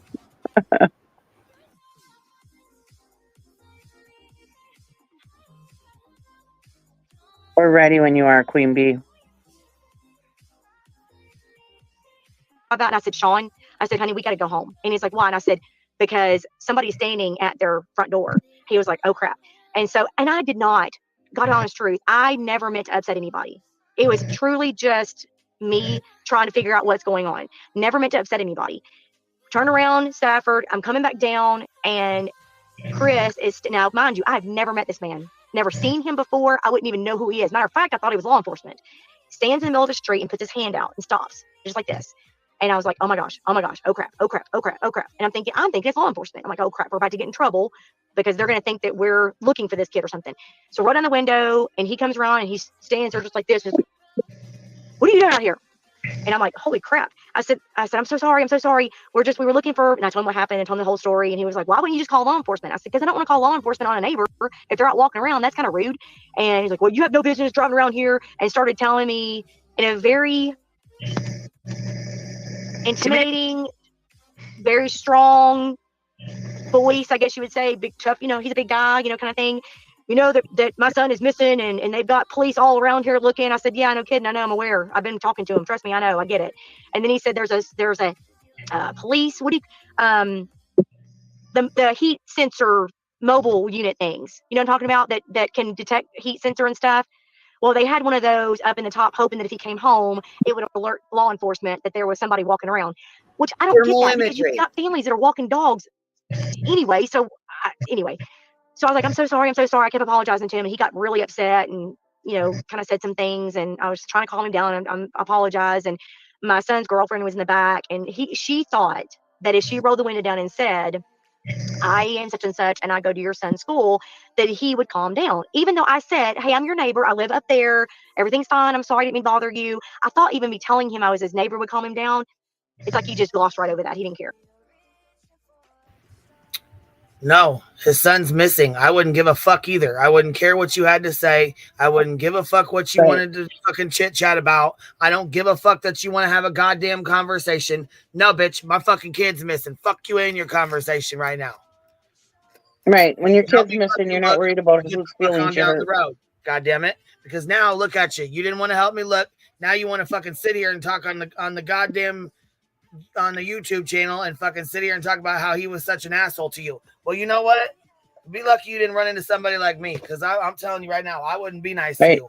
I wouldn't want to stand there and have a goddamn conversation. No, we ain't gonna have a conversation. This ain't time to chit chat and talk and hee hee ha ha tee hee hee. No, hell no. Yeah, I agree. Then you want to sit and run your fucking mouth. Now he don't even know who you are. He already done said he don't even know who you are. Yeah, she admitted that. I've never seen him. So he doesn't know me. This is so wild. And then she wants to get mad because Chris is like, what are you doing out here? My son is missing. Why are you out here? Like, this is several days after this first happened. I'd be growly and cranky and pissed off too. Mm-hmm.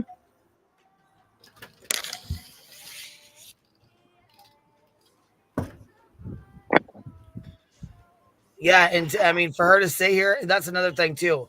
For her to sit there and release that there's a vehicle there that obviously Seth didn't say anything, and we know he loves to run his mouth. He didn't say anything about it. Chris didn't say anything about it. Katie didn't say anything about it. The police haven't came out and said anything about it. So why in the fuck would you? They obviously kept that under the wraps for a reason. They wanted that to be kept to themselves for a reason. Right.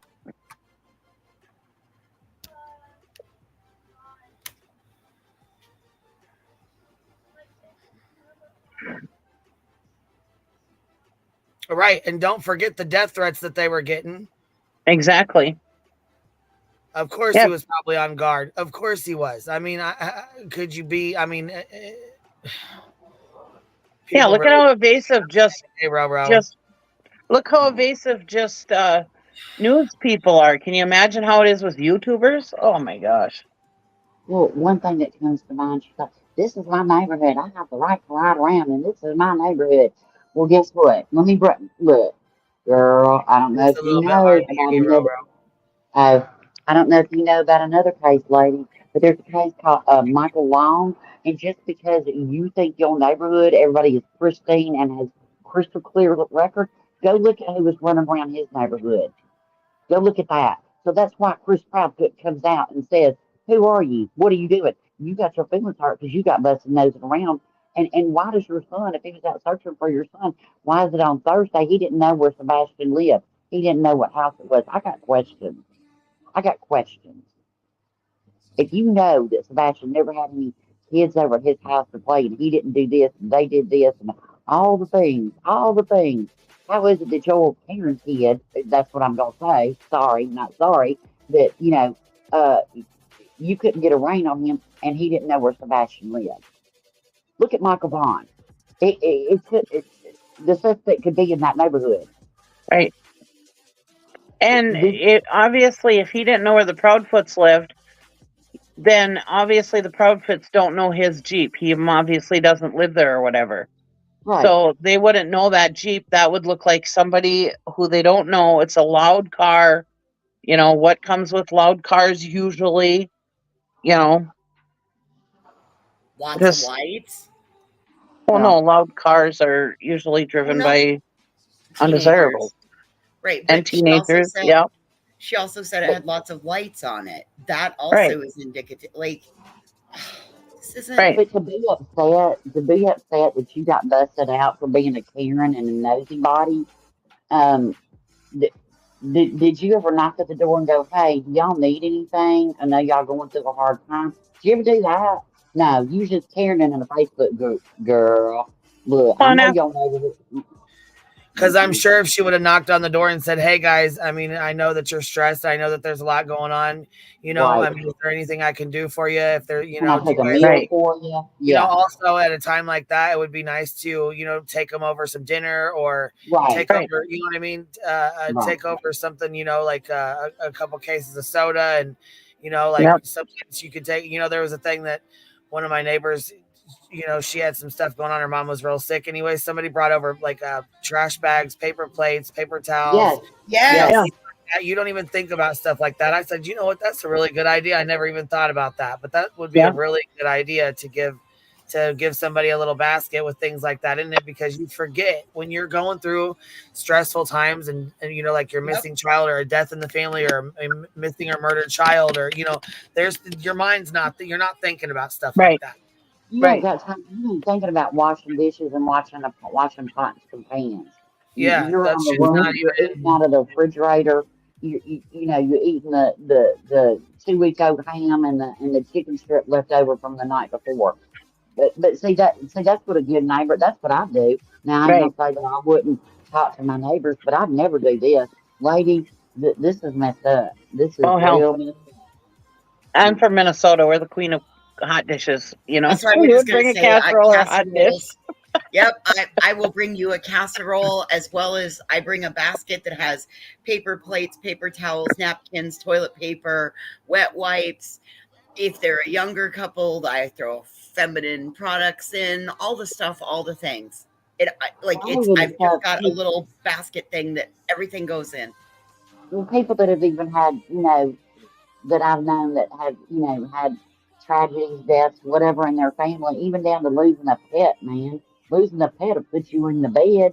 Look, I've taken coloring books for the kids and board games and stuff for them to do.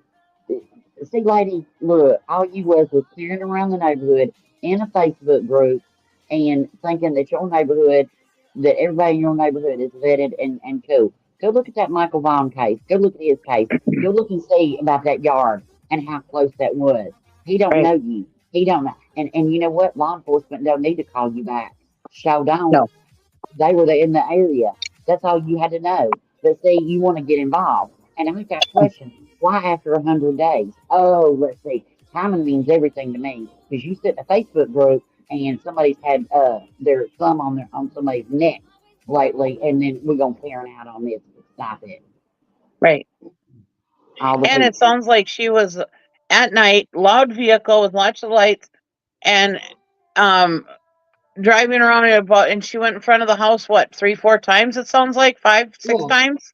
Yeah. So sorry, Chris was a little upset there for you, Karen. Right. Sorry, but Karen. the haters will start. The haters of Chris will start spinning this. Well, I think timing means everything, you know. And I'm not saying that JLR reached out to her or Seth reached out to her or whoever, but she could be in a Facebook group. And I mean, if I lived in the neighborhood, I'd be in that group too. Sure would. And somebody probably gassed her up to do this, and she did it. So, but I tell you one thing, lady, you are a fool for saying how many kids you got. You basically told their ages, what school they go to. You showed your face. You did everything but give your address, and you gave your name. There's weirdos out here. I'm just saying. This is the first time I've seen this because I stayed away from it all day because I wanted to get a dry read on it, so I haven't seen anything coming up. But this right here, when she said, it's my neighborhood, I have the right to be there, but Chris doesn't have the right to come out and ask you who the fuck you are. Yeah, get out of here. Michael Long, go look it up.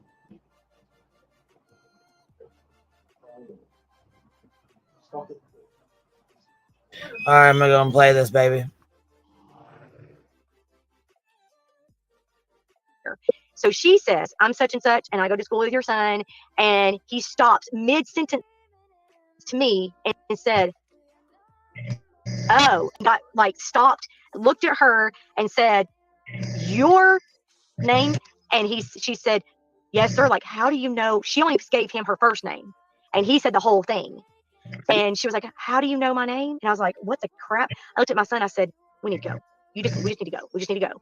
And I'm like, I'm going to call the police because this is getting, I don't know. I don't understand. I wish you could have, I can't describe his body language. It was just very It wasn't like, well, for that people were out there looking for his son or thing. It was more. So she's going to call the fucking cops on Chris? Yeah. Because he said her daughter's full name.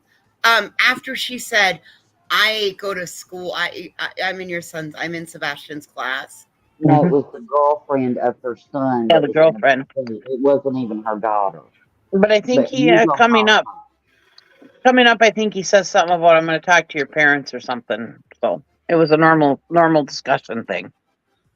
Rowena, you sound like you're either in a tin can underwater right. or 8 years away from us.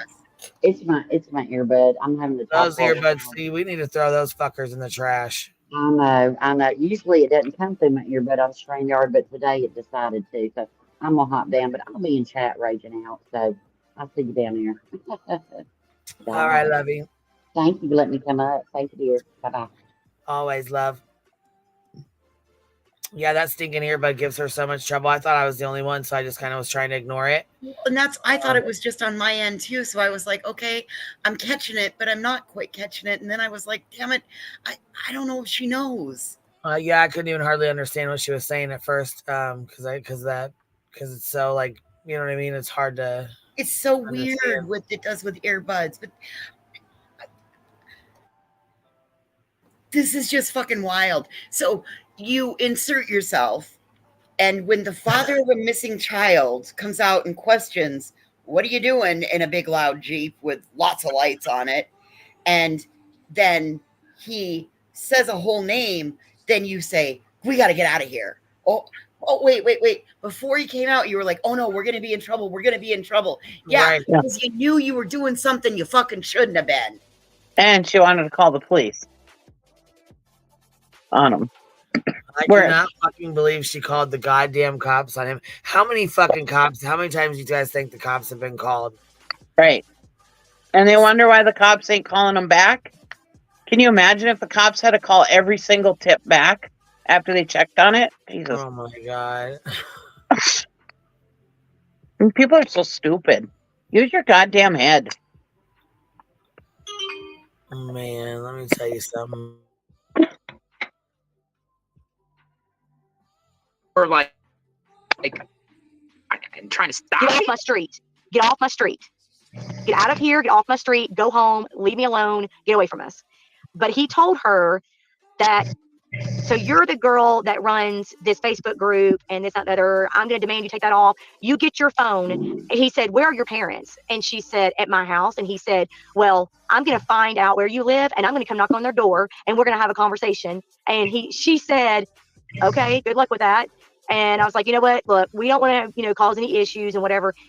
I try to give him grace. Don't know the man from nowhere. And I just kept saying, he's upset. His son's missing. He's really upset. He's very defensive. Maybe that's just all that what it was. Now that I've seen some of his YouTube videos, and I'm like, yeah. Wow. Thank you for sharing that. I didn't know the back end of those details. I know we talked before offline a little bit. And you said, kind of like a confrontation kind of deal. He confronted you guys, but I didn't know those like back end details that you shared. Somebody in the chat, Smiley's World, was asking prior to the February 26th, right, when Chris arrived home, did any neighbors or anyone that you heard, whether you see it, but you said you never knew him prior, did anyone ever say anything about him being around the house on the 25th, the 24th, or seen in the neighborhood or anywhere in the area prior to the 25th? Nobody's ever really mentioned him. The only person that's ever said anything about him coming home, like I said, nobody really ever paid attention, I don't think, because even the neighbor that lives close by that I'm friends with, I asked her, did you ever see? She said, I never really paid attention because he would come and go and they never were out really, and they had this camper and the camper would leave and then it would come back and then, he never came outside. And it's odd because Chris kept saying that he would go outside and play and, all that kind of stuff. And she's like, I don't remember ever seeing him really outside playing. There's no playground. They don't have a playground outside. They don't have a trampoline outside. If you looked at their yard, you wouldn't even know there's no bike. There's no scooters. There's no basketballs. You wouldn't even know they have kids. There's nothing in their yard to play with. He's never outside. He didn't go outside and play catch with his dad. Nothing. Interesting. Now, as you said, pitch black in the neighborhood. Do you buy it where they're claiming that this kid walked out the front door and kind of bad neighborhood? No, because everybody around. So now she doesn't believe that he walked out the front door either. Okay. What's so wrong with kids actually putting their sports equipment back in the garage Right. where sports equipment would be kept? Because seems to be Chris and Katie keep things very orderly and tidy. Yeah, they're military people. Not all, like I grew up in a family where if you weren't playing with this thing from outside, the bike was in where the bike goes. Yep. You know, like that shit doesn't just lay everywhere on everybody's lawn. Mm-hmm. And for him to talk to that girl, okay, she said she goes to school with Sebastian. So that means she's somewhere between the age of 15 and 18. She's a high schooler, okay? And he didn't want to talk to her. I'm going to go talk to your parents. That is a typical thing. Cheesy, it's because she runs the Facebook group that he wanted taken down. Right. I would go talk to her parents too. Yeah. But that's what I'm saying, though. It's normal to go talk to somebody's parents when they're a kid. You don't yell at a kid, somebody else's kid. You go and you talk to their parents about what their kid is doing. Because these days, if you yell at somebody else's kid, you're going to go to jail or they're going to call the police on you. Not back in the olden days when you could just yell at anybody's kid, and you can't do that anymore. Hell, you can't even yell at other adults in this day and age. Right.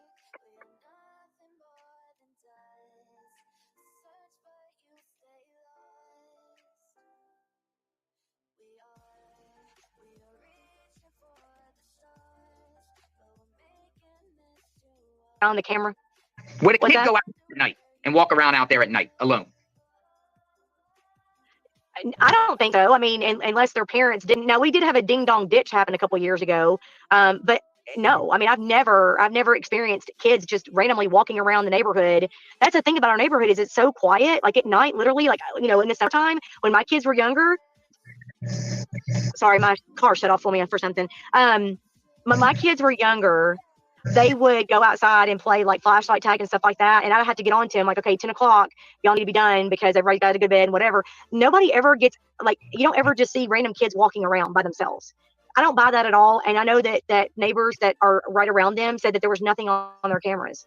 Nothing. So no evidence whatsoever for that morning, 26, not even the 25th, the night of the 25th. Wow. Do you think law enforcement? He just vanished. He literally just vanished. What's your theory? What do you think? What do you think happened? What's your theory? Based off you being a neighbor, based off you speaking to other neighbors, you're very close to the area. You've seen law enforcement over there. What do you think happened? I have to be very careful with that one. I know there were some family issues. Like there were some personal stuff going on within the family between Katie and Chris. This right here. Seth told us, that he was supposed to get full custody. One minute he says that Katie was okay with it. The next minute I'm hearing that Katie was not okay with it. I don't know their personal story. I know that neighbors are close by them heard fighting within their family outside, verbal things that were said outside. So I don't know that it was, I think there were some struggles within the family. I mean, every family has issues. I get that, but I don't know families typically would get into that kind of a dispute outside. I mean, if I was going to have a conflict of interest between my kids and I, or my husband and I, we would be inside. I wouldn't be outside making that known. And apparently there were some situations where things were heard that weren't good. Bobby, when did those fights occur? Do you know? Over the past, I guess since they've been there periodically. It wasn't like a one-time thing. There were other, times where things were said and that kind of thing. I don't live close enough to them to have heard that. I mean, they would have to have screamed at each other for me to have heard that. I didn't hear it, but I know that neighbors around them have reported hearing things that were said outside, and it wasn't like a one-time thing. Any cops ever get called? Well, I mean, CPS was called multiple times, and I know teachers personally that still work at Beach that were told things and they had to report it. I mean, when a teacher is told, counselors and teachers are told things, they by law have to report it. And I know that Absolutely. And I know that, you know, kids can be over exaggerating. I know that, especially teenagers, that kind of thing. I think for me, you know, I think my kids would be enough with us that if something happened, I don't think they would go and say, like, you know, my mom is mean to me. Like, they know that's not true, and they would get in trouble for lying. So for him to make up things that he was saying, I can't imagine him making certain things that were set up enough for CPS to be called on them. And I know they were called multiple times. Multiple times. So when you say multiple, how many times? I have no idea. I have no idea. Now, how the hell does she even know that? Right. She don't know that. Right. She has no fucking idea. She's only going off what she's heard. She does not know. And as far as the arguing outside, you know how many times in the 31 years that I've been married to my husband that I've yelled at him outside? She don't know if he was arguing. They could have just been talking. They could have just been yelling back and forth or been being loud or saying, "Hey, grab that stuff over there and bring it over here." Right. They got a camper. They could have been packing stuff in their camper to go camping. They could have been doing anything. This is the thing. This is what I'm talking about. This is a bunch of bullshit. Mm-hmm. I have been known to follow somebody out to the garage to continue the fight in a place where I can yell even louder than I did inside the house. So take your shit and fuck yourself with that one, because that's and how do you know that there were multiple calls but you don't know anything for sure? Again, you're getting your information secondhand, and if your little buddies are somebody that's a mandated reporter and they're gossiping about that shit, there's bigger problems here, lady.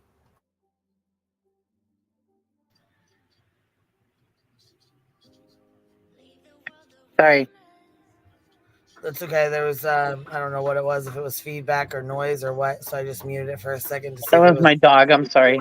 Oh, that's all right. All right. Let me see here. She said, "Girl, you ain't lying. I have followed mine all around the yard too." Exactly. That's what I'm saying. You don't know shit. I dated a guy in my early 20s once, and I saddled a horse and I followed him 14 miles while he herded cattle, and I did it just to bitch. Well, there you go. See, that's what I'm saying. Sometimes, we that's just how we do. You know? And I'm a loud talker.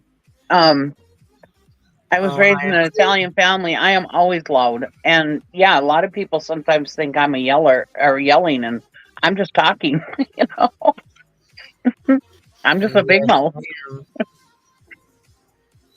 I have been accused of using a voice distorter, and I said, well, if I did that, I sure as fuck wouldn't pick a voice like this. I'd be picking a different voice to distort it. It's so wild. She better be careful. She's going to end up with a C&D too. She putting too much shit on the lawn. Well, did you guys... Here, we'll finish playing this first. I'm not privy to that information. Has any neighbors or anybody tell you that they've seen the CPS at their house? Like, I don't know. They have not actually used the words "I've seen them at the house," but they've told me that there have been people that have visited an official. Like, I don't know. Like, the car that comes is not going to have CPS written on it. Yeah. I mean, it may have a government official like license plate or something like that, and they're not going to have they're going to have a badge on them as they go to the front door, but it's not going to be something that a neighbor is going to see. That kind of thing. So I don't know. Like, neighbors haven't said like I have seen this happen because they were really paying attention. I don't think it was one of those things where I don't think neighbors after this has happened, some of the neighbors are going back and saying, "Wait a minute, I remember this, and I do remember that, and I do remember this, and oh wow, this is like all connected." But when it happens over a year period of time and it's just random, but then nothing really ever comes of it, you just kind of try to stay in your own lane and mind your own business because you're not hearing, like, I don't know that neighbors heard screaming or like, I don't know that it was like the things that were being said outside were loud enough to make neighbors. I don't think it was that kind of like, if a neighbor next to me, I heard a kid scream. No, I was letting the dogs out. Do I need to rewind it? It sounded like legit. Number one, the way the woman talks about CPS, she knows way too fucking much about how CPS comes to your door. Number two, She said, well, when neighbors don't get any response from it and nothing happened, nothing ever comes of it, then they just start ignoring it. What? Are you saying the neighbors called CPS? Because of the yelling that they heard? What? Did I hear that all wrong? What the fuck? So she called the police on them, and now we're thinking she's talking about calling the like, yeah, CPS. Like Or it's this last little bit. Can you back it up like, I don't know, like 10, 15 seconds? Yes. Let's back it up and listen to what she says again, just in case. After this has happened, some of the neighbors are going back and saying, wait a minute, I remember this, and I do remember that, and I do remember this, and oh wow, this is like all connected. But when it happens over a year period of time and it's just random, but then nothing really ever comes of it, you just kind of try to stay in your own lane and mind your own business, because you're not hearing, like, I don't know that neighbors heard screaming, or like, I don't know that it was like the things that were being said outside were loud enough to make neighbors call. I don't think it was that kind of like, if a neighbor next to me, I heard a kid screaming, help me, don't, whatever, I would be calling the police. Like, okay, I'm going to go inside. I'm going to call the police and be anonymous. It wasn't that kind of a thing. It was things that were said and arguments between them that made neighbors think, gosh, But when you say that, are we talking Chris and Katie, or is Seth in the picture too? Is it like, were there arguments with Seth there?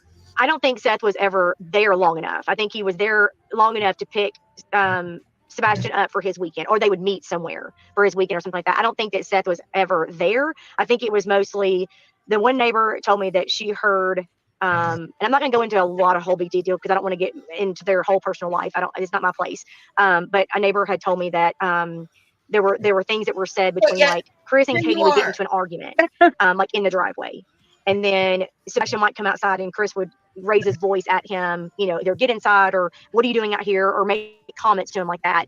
And like I said, it wasn't like, I'm going to kill you or I'm going to beat your butt. It wasn't like such a horrible thing to make a neighbor call 911. It was just a very like abrasive enough to, now that he's missing, they go back and think, what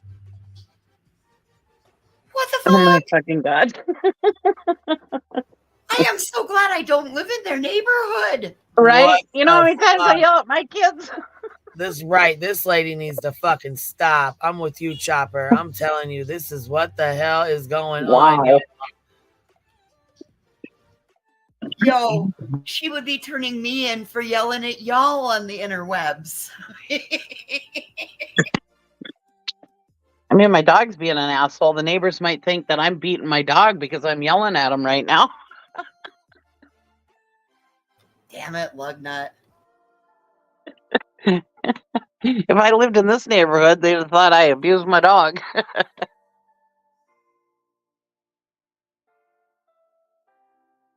I can't even, like, oh, so the neighbors all got together and they were like, oh, well, I remember this, I remember that. Whatever came of this? Nothing came of that. Oh, well, now we look at it and the kid's missing. Makes sense to us. What the fuck? I have a potty mouth. When I argue with my husband, all the words come out, okay?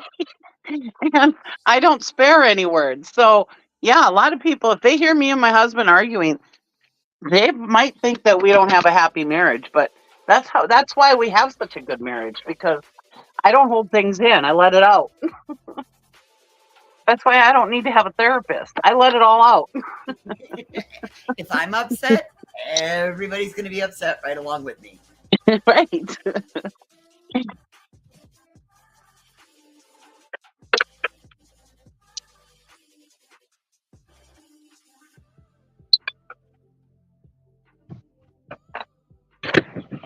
And sometimes me and my husband and my kids like to banter back and forth too. And I've had friends be like, God, you guys talk weird to each other, and it's like, no, it's just us being, funny, just having fun with each other, poking at each other, I mean.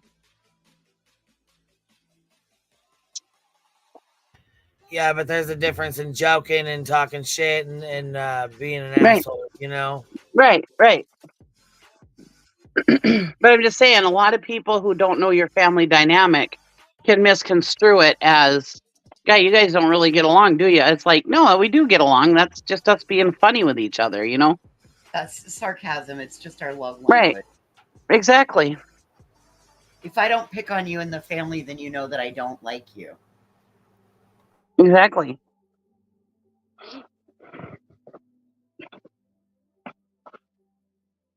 But so many people are quick to say, oh my God, they got problems in their family, you know. Well, according to this lady, I mean, the whole neighborhood thought that these people were just horrible. They used abrasive language. Dude, if you've ever heard me yell at my dog, oh, you'd be calling Dog Protective Services on him. Let me tell you. That bastard Chris told him to get back in the house. Oh my God. I know. That son of a bitch, he said, what are you doing out here? And they're so mean, they don't have any toys for the kids. None are on the yard. Well, he sounded like a kid that didn't even really want to be out in the yard playing. Katie said that he was, I'm going to do the Seth said reverse. Katie said he preferred to be indoors. He liked it standard temperature, preferred to be indoors. You know what? This new generation of kids, a lot more of them prefer to be indoors than outside. Rowena shaking. Holy shit, Roro. Rowena gifted 50 memberships. Gosh dang, girl. Oh, nice. Showing some straight love, baby. She's loving up on the Bumbles. If y'all got one, please make sure you tell her thank you. That was really awesome. Thank you so much, love. Thank you, Rowena. That was really nice of you. Yes, that was sweet of you. Thank you for supporting the hive, baby. Right, it's all Katie's fault. Blame Katie. Jeez, man. I can't believe this. Like, it just, I'm just still kind of shocked at the shit she's even saying right now. Like, how are you supposed to believe somebody like this when she's like talking out of both sides of her neck? I guess my other thing that I wonder is how many of us have somebody that lives 2 streets away that knows all about our business? That's the other part of this. Like, right, 2 blocks down. Holy shit. And you know everything that goes on?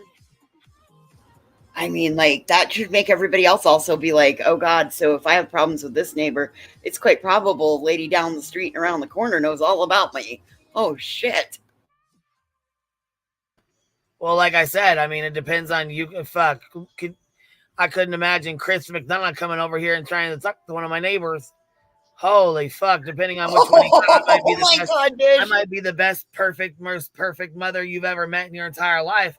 And I might be the biggest asshole ever, you know, according to this other neighbor. You know what I mean? So it just depends on who you speak to as to what story you're going to get, what part of your, you know what I'm saying? Right. Not everybody likes us. But, you know, holy shit, Care Bears. Coming in, clutch, baby. Wow, nice. Love. Gifted 50 memberships. Dang, baby. I guess the next time I get mad at my husband, I'm going to tell him, go in the house so I can yell at you. You got to yell at him and be like, damn it, get your butt in the house because I need to yell at you and the neighbors don't need to hear this. Yeah, that's going to work. Get in the house right now or get in the garage. I got to yell at you and I can't have the neighbors talking about this if something ever happens to me, all right? I can't even let them hear me tell you to get in the house. You're going to have to text him with I need you to come inside, please. Oh, look at you. Yeah, look, they said Laura's punching the air, Glory. Shaking those bushes, baby. 1200, here we come. That's right. Thank you so much, Care Bear. If you guys got one, make sure you tell her thank you. That was really sweet of you, babes. Thank you for supporting the hive, love. Kathy Chapin, thank you so much. Gifted 10 memberships, love. Thank you. Goodness gracious, in here showing me love. Instead of Laura, it'll be Seth now. Seth punching air. You guys ain't donating everything you make, any memberships you make. So this is not fair. Don't talk about me. Well, we're not talking about you today, sir. We are talking about the neighbor of your ex-wife and son's stepfather. And So, could you imagine how Chris even felt? Like, what was going on? You know, like, this is his stepson, even though it's like his real son. People are like, nope, that's your stepson. So here you have, you know, you have his dad, who's not really around very often. You know, like, he tries to be, but he's not. He, you know, whatever. However he says he tries to be, but he can't be, or whatever. And then you have Chris there, and you have the mom there, and it's already a stressful situation, and it's already it's already upsetting, and you already, you know, are going through hell, pure fucking hell, and then you have a neighbor like this. Yes, ma'am. That you don't even know is your neighbor, and then you find out that said neighbor's son's girlfriend runs the Facebook group that's been doing, you know, what Facebook does. Yeah. Sometimes I yell at the car. Sometimes I yell at the lawnmower. Sometimes I yell at myself. You know, I mean, you never know who I'm yelling at. I could be home alone and still be yelling. You never know. Hell, I take my opportunity because I know that, like, here's my plan. If any of them assholes that I yell at down at the Goldfish Pond or the Mineral Terrace, any of them that I yell at, if they go tattle on me from yelling at them, when they get asked, well, what were you doing? Well, I was sitting on the Mineral Terrace. Ah, yes, you were actually doing something to warrant being yelled at. I might get the ticket in the end, but they're going to get the bigger ticket. Let them tattle on me. I don't care. I'll yell.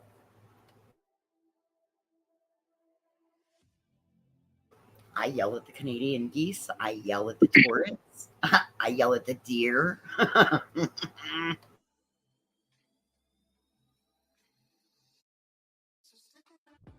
And sometimes I talk to myself. My husband will be like, who are you talking to? I'm like, oh, I'm just talking to myself. And he's like, okay. Well, when you talk to yourself, you're never alone. Just tell him you were getting expert advice. That's why I talk to myself too. So every once in a while, I get expert advice.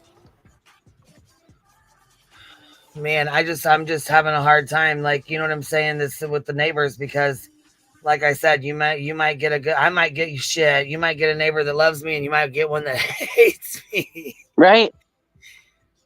And depending on if we get along or not, depending on which one pulled up, you know what I'm saying? I might be a little shitty with them too. You know, I mean, it just depends. You know what I mean? Exactly. Yep. Yeah, it's called real life. Yeah. And I might have been okay with them yesterday, but today, nope, not okay with them at all. Yeah, we're not all Stepford wives, and we don't all just live in this perfect little neighborhood, and we're not all just perfect little people that, you know, keep all your stuff private and whatever. You know, some people just yell at people. What's that Miranda Lambert song? I keep my white trash on the lawn. Yep. Mm-hmm. I try not to yell my obscenities outside, but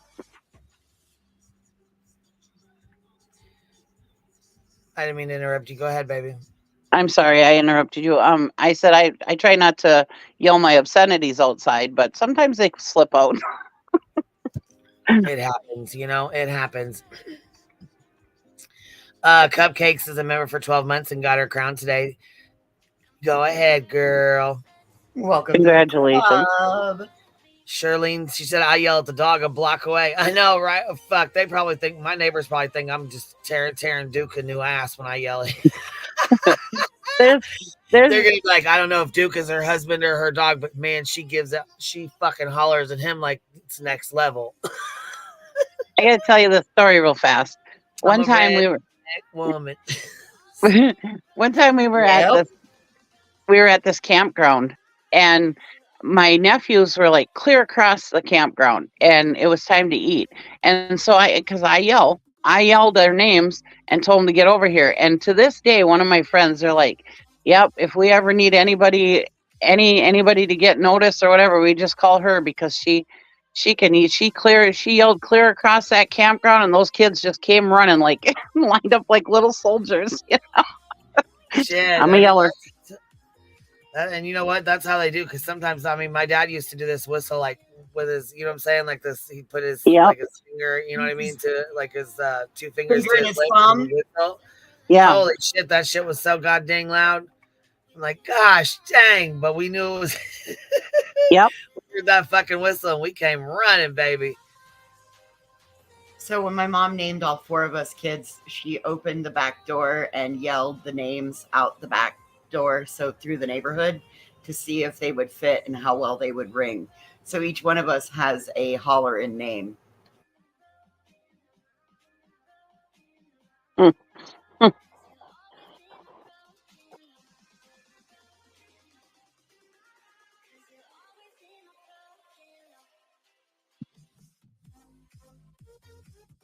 I can't wait to hear all the goody two-shoes who they think they're goody two-shoes are saying about this. Oh my God, he yelled at Sebastian. Well, that doesn't, I mean, he was a teenager. Most people yell at their teenagers. Right. It happens.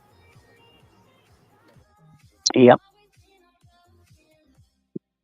Kids can piss you off to no end. Hell, had my niece been actually anywhere in the 3-mile radius when I found the egg sandwich in her dresser drawer last week or 2 weeks ago, she would have definitely not liked me. Gross. This fucking thing was petrified like a fossil.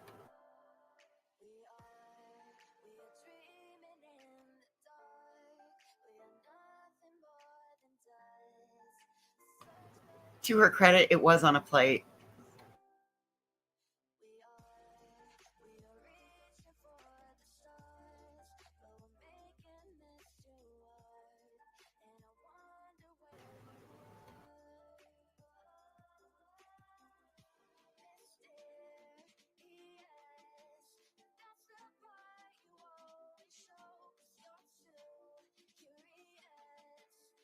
Oh.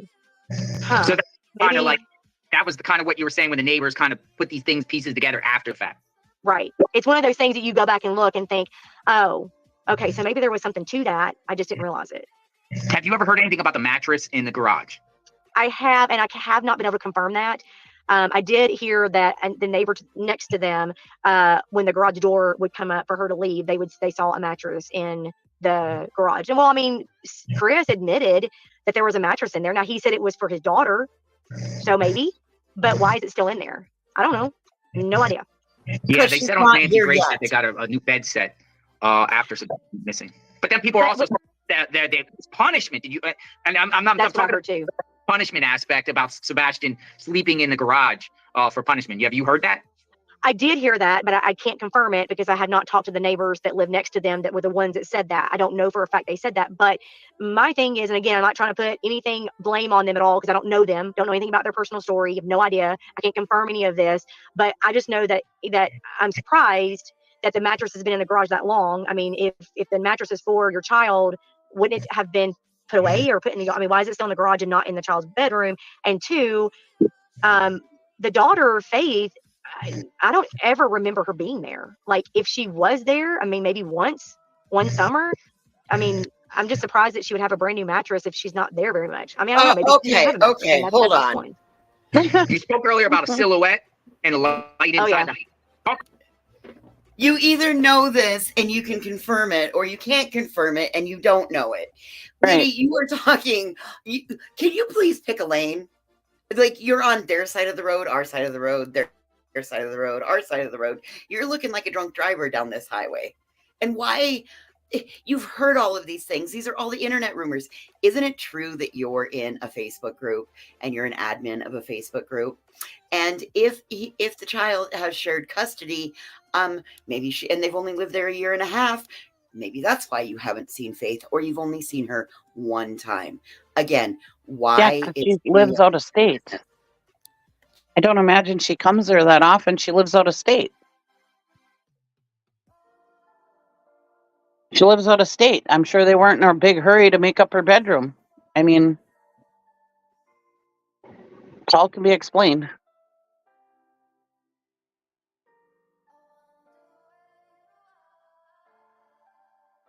And there's nothing wrong. I mean, children get upgrades. And if she's not there that often, I just like this doesn't even. You are turning mountains into like dust. You have taken a dust bunny. Yeah, that's what I'm thinking, Indy. Like, boy, talk like this woman lives 2 streets over, and around the other corner, and she knows all of this stuff. This is wild.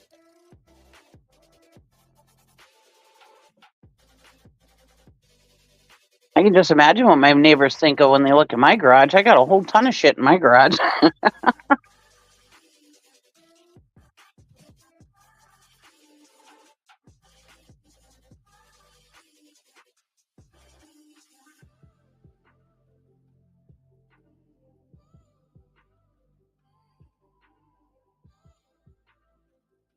And it's all gossip. It's secondhand, third-hand information that either so-and-so told so-and-so who told her, or Right. so-and-so saw it and then they told her. Again, cite your sources, woman. You don't even live that close. And you're just, yeah. Are you one of those crazies that's been driving by and taking pictures too? You live close enough. Weirdo.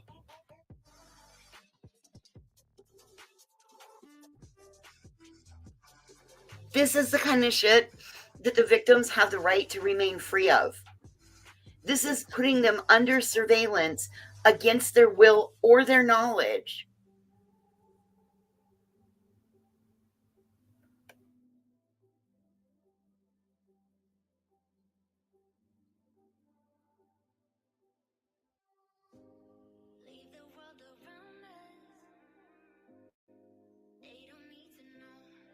Yeah, I thought she was the same one, Mom and Up. Yeah, I just got a phone call, and this they don't know. They don't even know this woman for her to be speaking on faith or anything at all about his daughter. So that's bullshit. Okay with this. That's bullshit. That is fucking absolute bullshit, and she doesn't have anything to do with that at all. So that's bullshit for real. Yep. He's just taking bullshit she heard off of YouTube. YouTube, Facebook, wherever the hell else, but I'm not okay with this.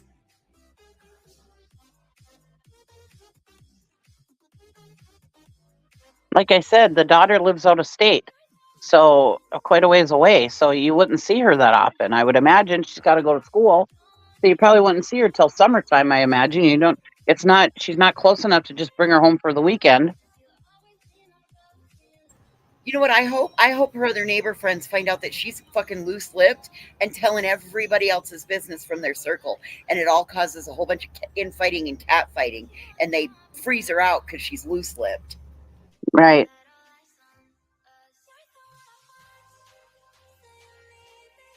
Lady, you better pray that your husband doesn't start stipping the golf pro.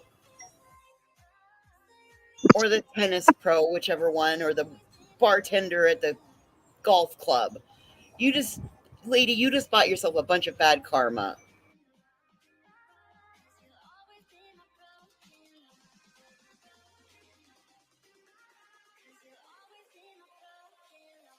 Yeah, one time during this interview, she goes, "Oh, sorry, my husband just called me." Yeah, he's probably calling you to tell you to shut the hell up. Right, what the fuck? Susan and Lisa from down the street are not happy. They're watching your bullshit, and they don't like that you're referencing them. Right. Jesus. Talk a little bit about that. People were asking that in the chat. What's that all about? Okay, so if I go back to day one and kind of rehash a little bit, trying to make this as short as possible, the neighbor close by that saw Katie out front on the way to taking her kids to school, she was the one that called me. Friends, good friends with her. She's the one that actually called me and told me what was going on. And said that, I said, well, what happened? And she said, well, I went and asked Katie what happened. And she said, and this is where the story gets totally misconstrued. I don't know. Again, third party, I'm hearing this from another third party source. So, I trust this lady. She's a good friend of mine. There's no reason why she would lie. But she said when Katie, they had gotten home from Texas Roadhouse, took the trash out, so on and so forth. Sebastian was in his room. She was in the kitchen, I guess, getting, whatever done. And from her house, she's close enough to where she can see from the Ring camera, like the lights inside, because it's dark. So, I mean, if you have lights on, you can see it. And so she said that she could see the lights in the house around 10 or so. Then Katie told her that Sebastian was in his room. She was in the kitchen. She said, "You need to go to bed." And he said, "Okay." And she goes in the living room and does whatever, watches TV. She says she was studying, I don't know, whatever. She said the neighbor could look in her fucking windows, bro. Are you serious? Through the Ring camera. Right. Through the fucking Ring on. camera at that. Yes. Wow, Yes. what the fuck? Again, if you live in a neighborhood and your neighbor has a Ring camera, these are all security protocols that y'all should be taken into consideration, as well as, like, what an invasion of privacy. And then for her ass to tell you this, Miss Bobby, that's probably why your husband called you. Tell you that Susan from down the street from across the way isn't real fucking happy with your loose lips. Man, I'm glad I live in the country.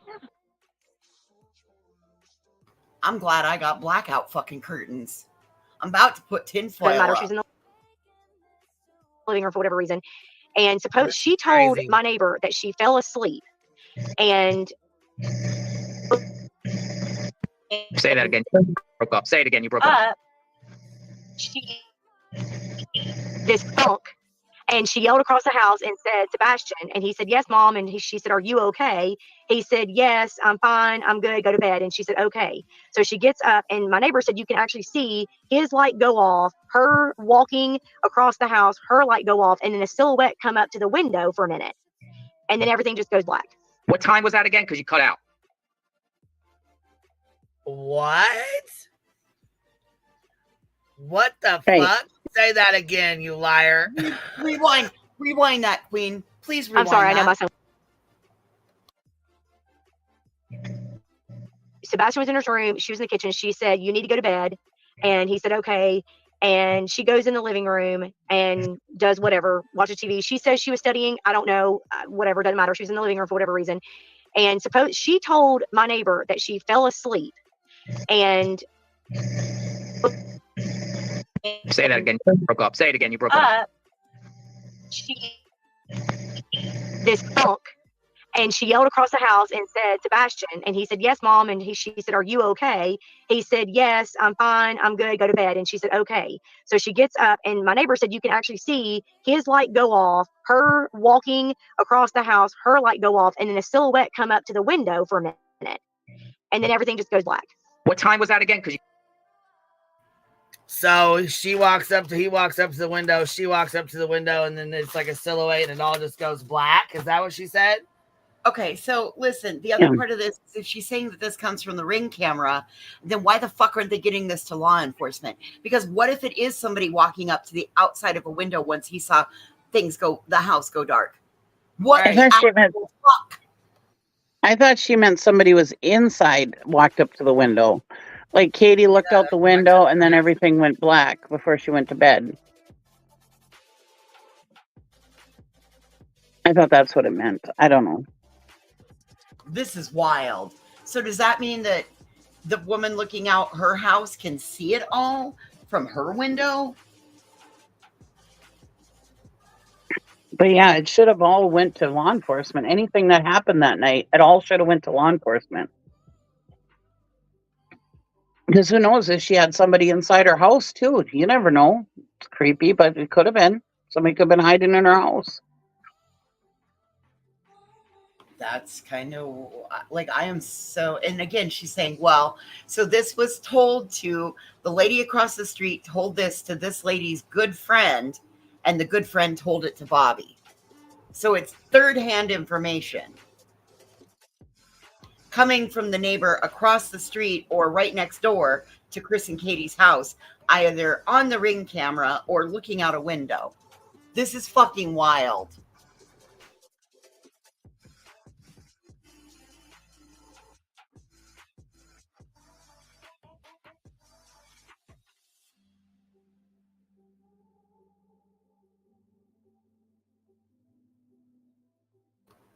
B Tim, we're going over. Yes, it is. We're going over B Tim just walked in. Hi guys, what happened?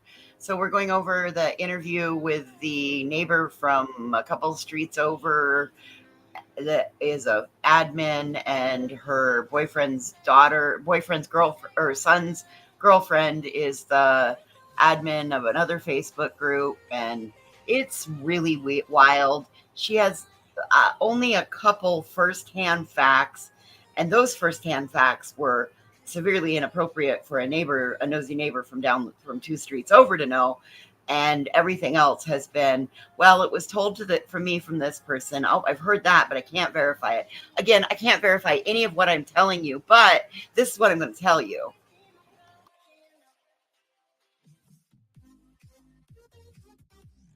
Does that make sense? It's all he said, she said. She doesn't know shit, but when she does, what she does tell us is pretty crazy. And then she goes and says that the ring cam shows quite a bit, like silhouettes and them being in the, like they can tell what room they're in when they shut the lights off and on. Yeah, like a whole bunch of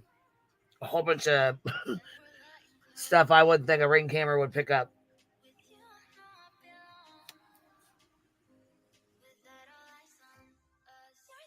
Well, I've heard lots of people say Chris and Katie live in a really nice neighborhood that they'd like to live in. Don't move there. Okay, so she woke up around. Sometimes these neighborhoods are worse than living in the other ones. You know, what was that one that we saw about the mother that left her kids and left them in this beautiful home, and she lived somewhere else? And do you remember that one? Yeah. Mm-hmm.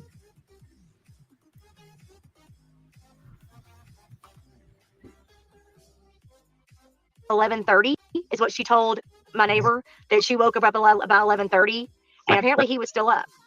But I find it odd because my thought is, and again, none of my business, I just think, okay, put yourself in that position. If I have a child who's got special needs and I hear a thump, I'm going to walk into my child. No, let me put it this way. My kids are all very healthy and normal. I'm very blessed to have very healthy kids.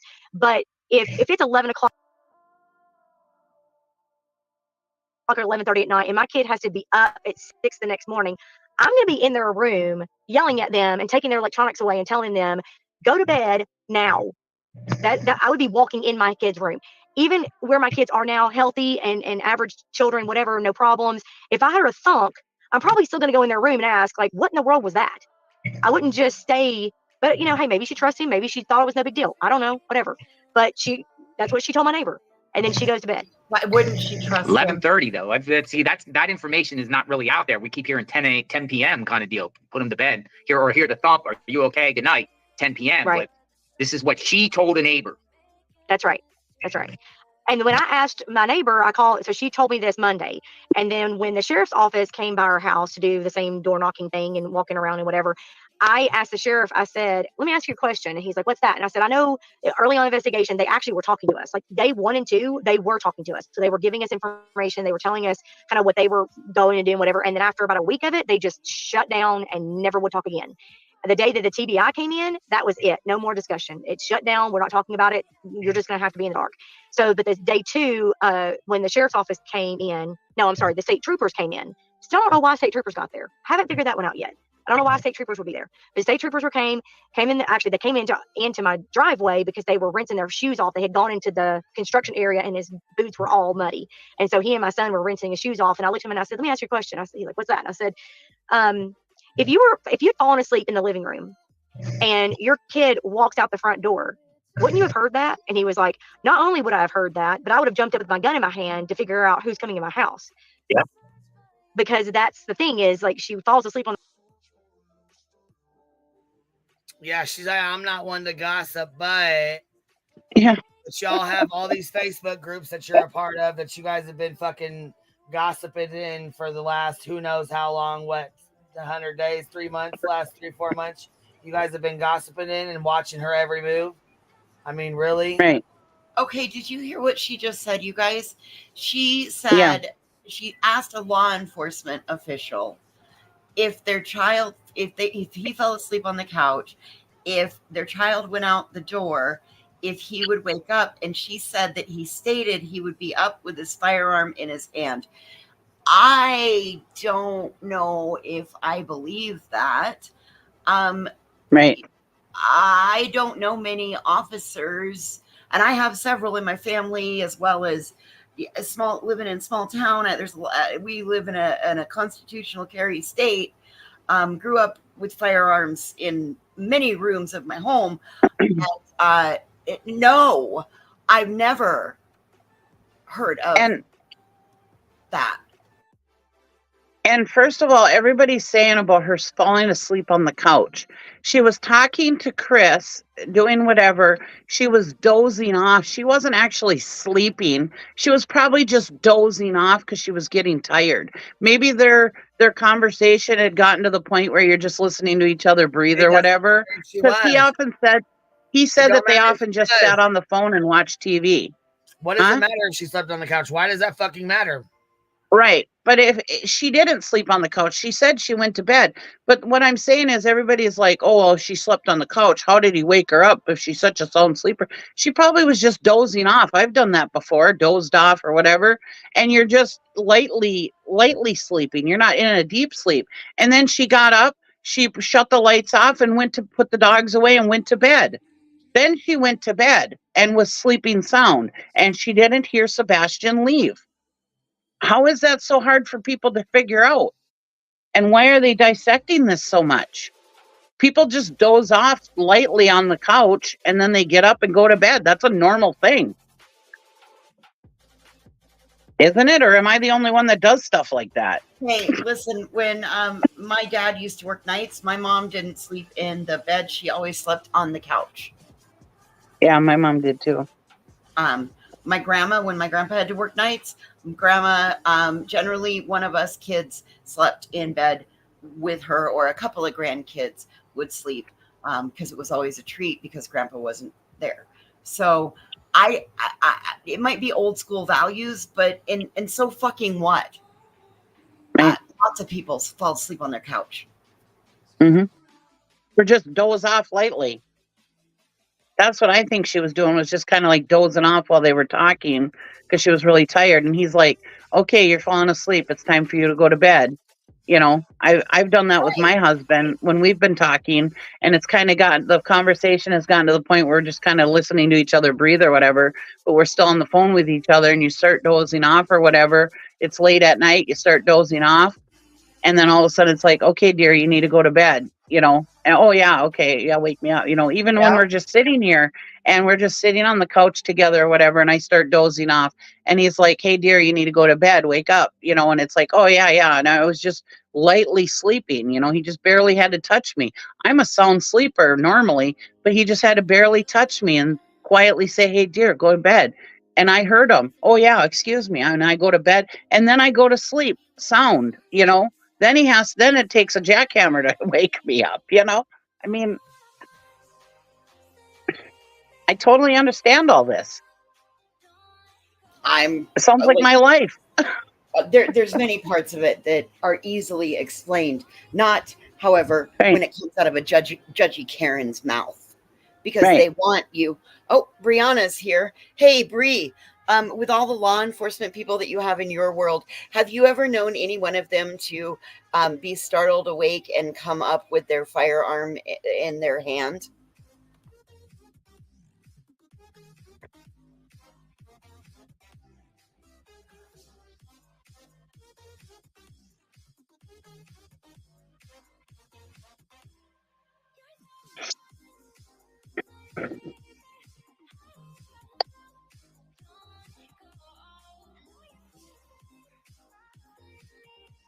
On the couch, and her kid just walks out the door.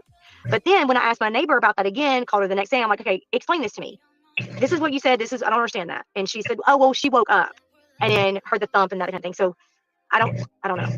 Yeah, it's just, it goes with all that in the evening time. At the same time, like you said, no evidence that any neighbors or anyone seen that he actually returned home that day. And then we also have those lights. It's just a mystery in a sense, because those mysteries. Someone asked it. Go ahead. I'm just going to say those were not trash trucks. I concur. But why did authorities say it doesn't have any evidentiary value? I asked that when I called the lead detective, and I flat out told him that I know the neighbor.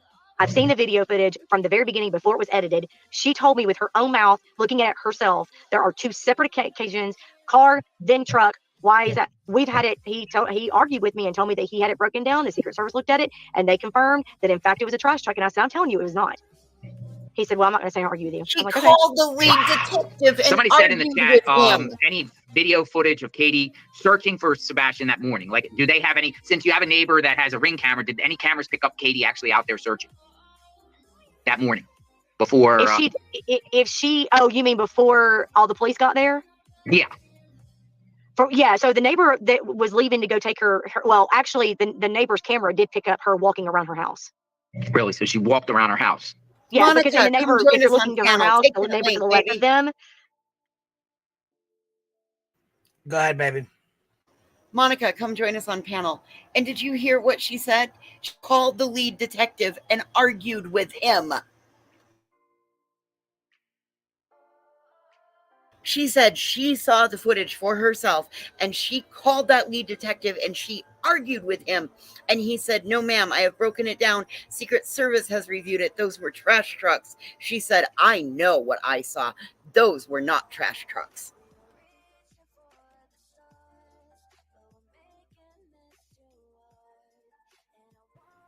Yeah, she didn't see anything because she wasn't out there. She didn't even come out there till after 7 a.m. So she don't know shit. All she knows is what she's seen on that video. She doesn't know shit. And yes, Monica, go ahead and grab that link, baby. Pause your YouTube and click the StreamYard link. It'll bring you right up here to panel. Come up here and have a conversation with us.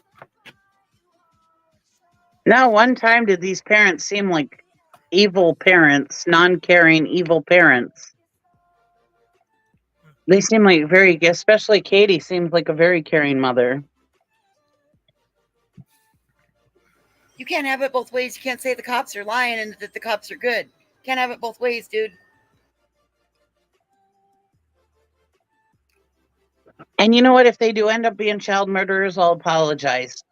But like I've said before, I would rather apologize to you guys for being wrong than saying the nasty things that people have said about Chris and Katie and doing the nasty things that they've done to them.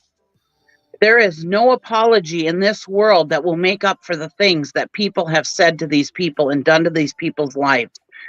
There's no apology that will ever make up for it.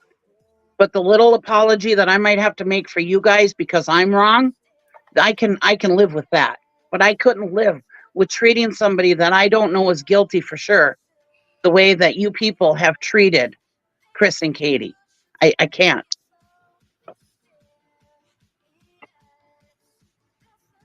Listen, And right, Monica, you have no proof of what you're saying. You're accusing these people of murder, and you have no fucking proof of that. None. Hey, even if these people are murderers, none. I'm not going to apologize. No. Kindness is free. I was wrong. But can you imagine? Now put yourself in their position. Your kid went missing. You did not murder your kid. If your kid went missing, that has got to be the worst. That is the worst possible nightmare for a parent coming true. And you're so upset. Imagine how upset you would be if your kid was missing and you had no clue where that child was, where it's laying its head at night, if it's cold, if he's dead, if he's alive. You have no clue where that child is. Imagine what that poor mother is going through right now. And Seth too. And Chris. Can you imagine what they're going through? And now you've taken that and you've escalated it by calling them murderers, calling their jobs, calling all their family members, digging into their past, saying this and that about digging up all this crap about their past and everything else and put it all out here for them. Now you take how you feel if your kid is missing and now escalate it by about 2,000 times because of all this other crap that you've done. Now, what have you done to these people? Just think about it. Put yourself in their shoes. If they have done nothing to their child, imagine how you've treated these people. My morals can't do it. I'm sorry. I can't do it until they're innocent until proven guilty in my eyes. They have not given me any reason to believe that they murdered or got rid of Sebastian. I'm sorry, and I will not. No, I will not do it. I'm not willing to apologize. I stand right where I'm at. And if you don't like it, that's on you. But I'm the one that has to deal with my actions. So I'm going to keep on doing exactly what I was doing. And turns out that one's a friend of Terry Lynn's. So that explains everything. The parking lot searcher crew is here. And all these goody two-shoes say God don't like ugly. Well, look at all the ugly that you people are doing to these parents who may not be guilty of anything. Yeah, think about it. God don't like ugly. This is whole lot of ugly going on around here. Sorry.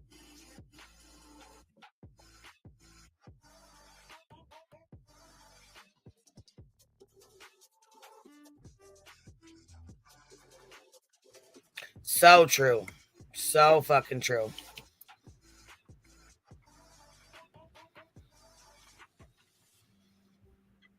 The wife came out and was actually looking. There's like a. And I'm gonna touch base on Brittany too when I'm done. A little the wood door underneath the house. What do you call that underneath the house? The crawl space. They actually opened that door and were looking in the crawl space together. And so they were looking. But as far as outside of the neighborhood, I've never seen them, and they've never not that I'm aware of. I mean, I asked my kids, and my kids said they had never seen her, never seen him. They did see Seth was out there a couple of times with everybody. He was at the command post. I have a good friend that was there in the command post, and she confirmed that he was at the command post. But I asked her, I said, did you see Katie or Chris or the Bowers Talks? And she said, no, never saw any of them. But then again, she said, but I mean, law enforcement did ask them to stay home in case he came home or called. So there's that. Do you think law enforcement exhausted the whole area? Like, do you think they did a thorough search of the entire neighborhood and the streets along Long Hollow Pike and in the school? Do you think they? Oh yeah.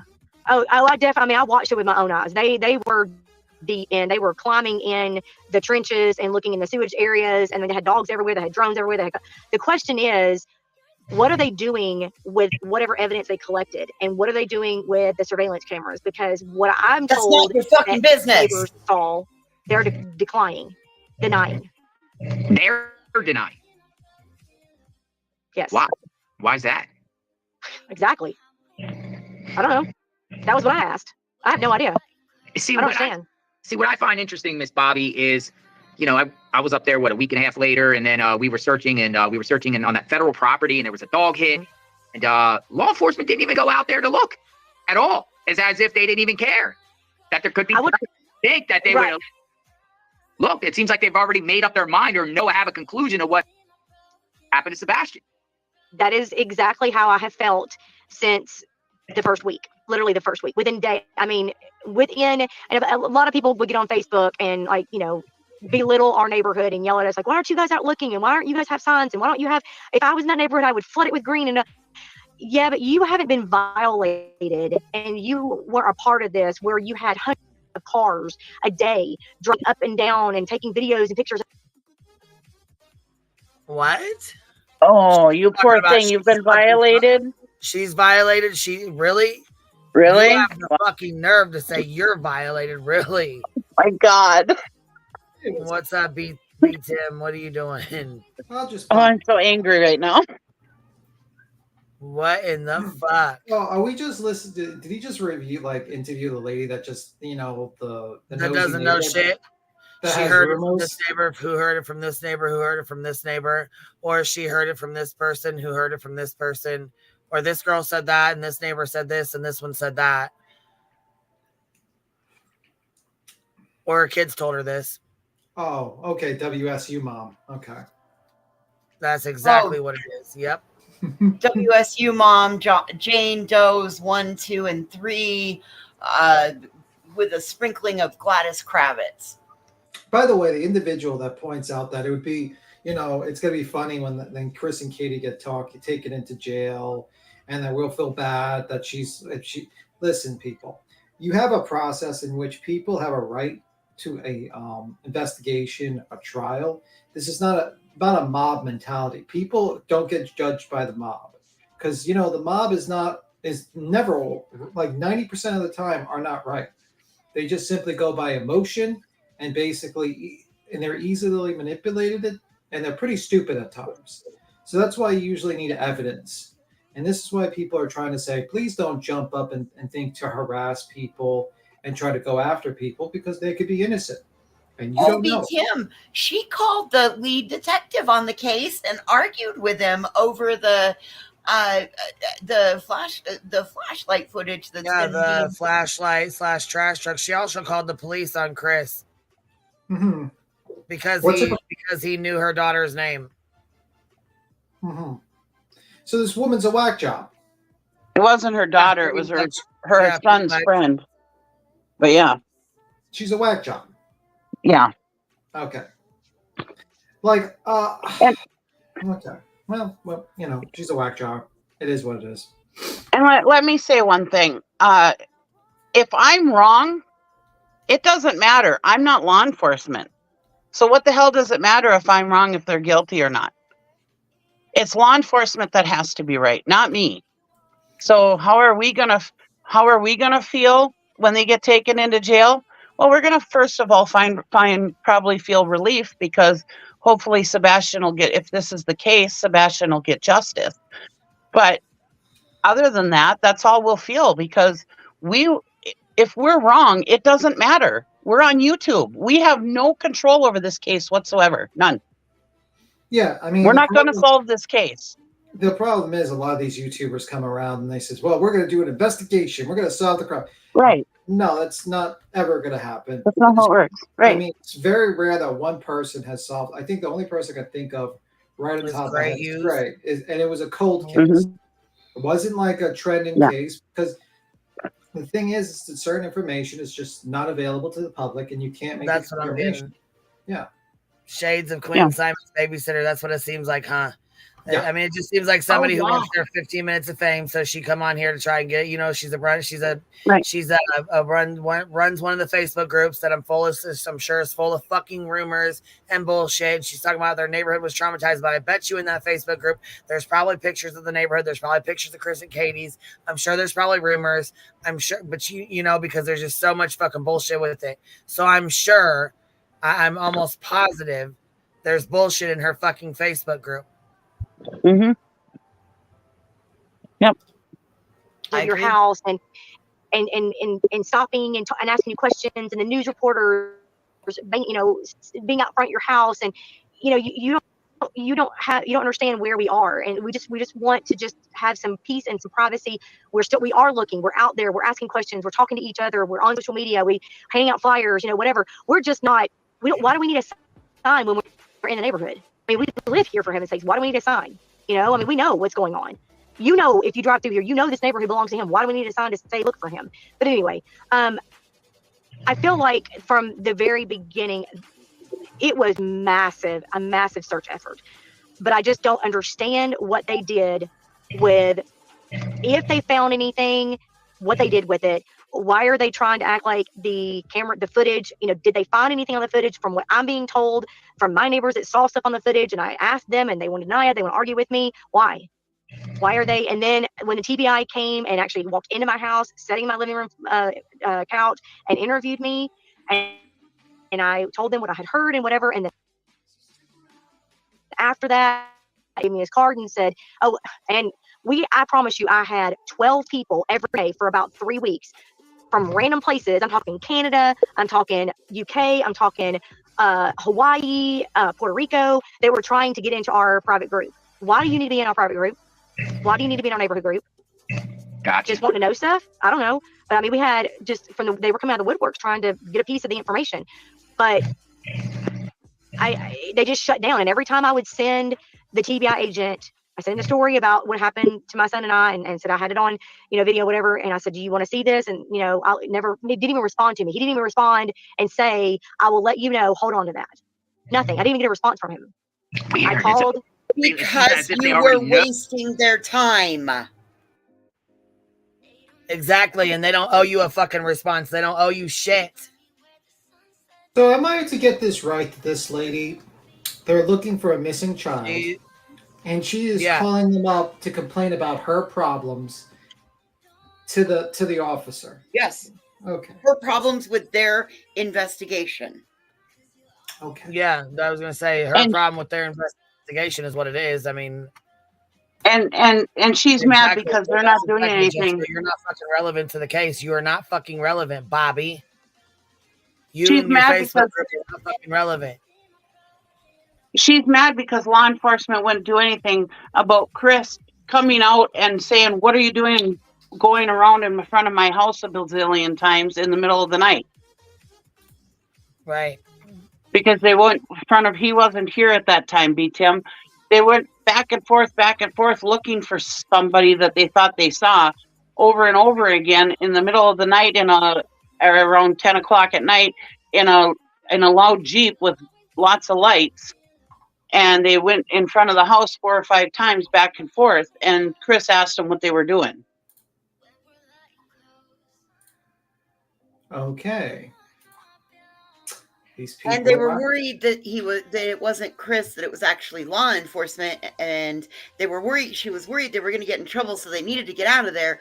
And then when he asked the person in the backseat who she was, or when the person in the backseat said that she was in Sebastian's class, and she said her first name, he gave her her full name, and that was weird, and so she needed to get out of there and call the cops on him. But they didn't want to call law enforcement about the person that they saw walking around at 9 o'clock at night with the big dark glasses on. And now it turns out that she's been interviewed by TBI, and she's had requests of people to get in her Facebook group, and she's called the lead investigator and argued with him. And listen, lady, listen, Linda, you need to go mind your own P's and Q's. Worry about your own world. And if you want to do something nice, don't just leave these people alone. You are bothering and surveilling them. Now, I have a question. Has this lady started a cooking channel? Listen, no, not yet. But I mean, I'm sure now she got a taste of the YouTube thing, and oh yeah, maybe she'll go over to Ticker Talker and she'll go TikTok Tom and hang out with his group. Holy fuck. That was a very interesting image we saw on that thing. I don't know what the thing. I don't know what you guys are talking about. I missed it, apparently. It's interesting. Okay, what are we talking about? Like, did somebody get peened? Or did somebody reveal something? Or was it a pause game on point? You could say TikTok Tony might have revealed something to the no fucking shit. Does it look similar to his bald head? In a way. It is a head of some kind. That's what most people are stating. Dude had a cam slip? What the fuck was he doing? It wasn't quite a cam slip. It seemed to be, he probably is going to say it's his thumb, but some people are saying it's something else. Let me see, one moment. 1 second. It was a very, very interesting. Let me see. Tim, did it look like that? No, it did not look like that. Well, that's a finger in front of the lens. Here, look at this and just slow it down at 12 minutes and 12 minutes and play it and look at his screen. It might play to 12 minutes and 2. Just pay attention. And if you miss it, just rewind it to 12 minutes and just keep on playing it. Okay. Give me a minute.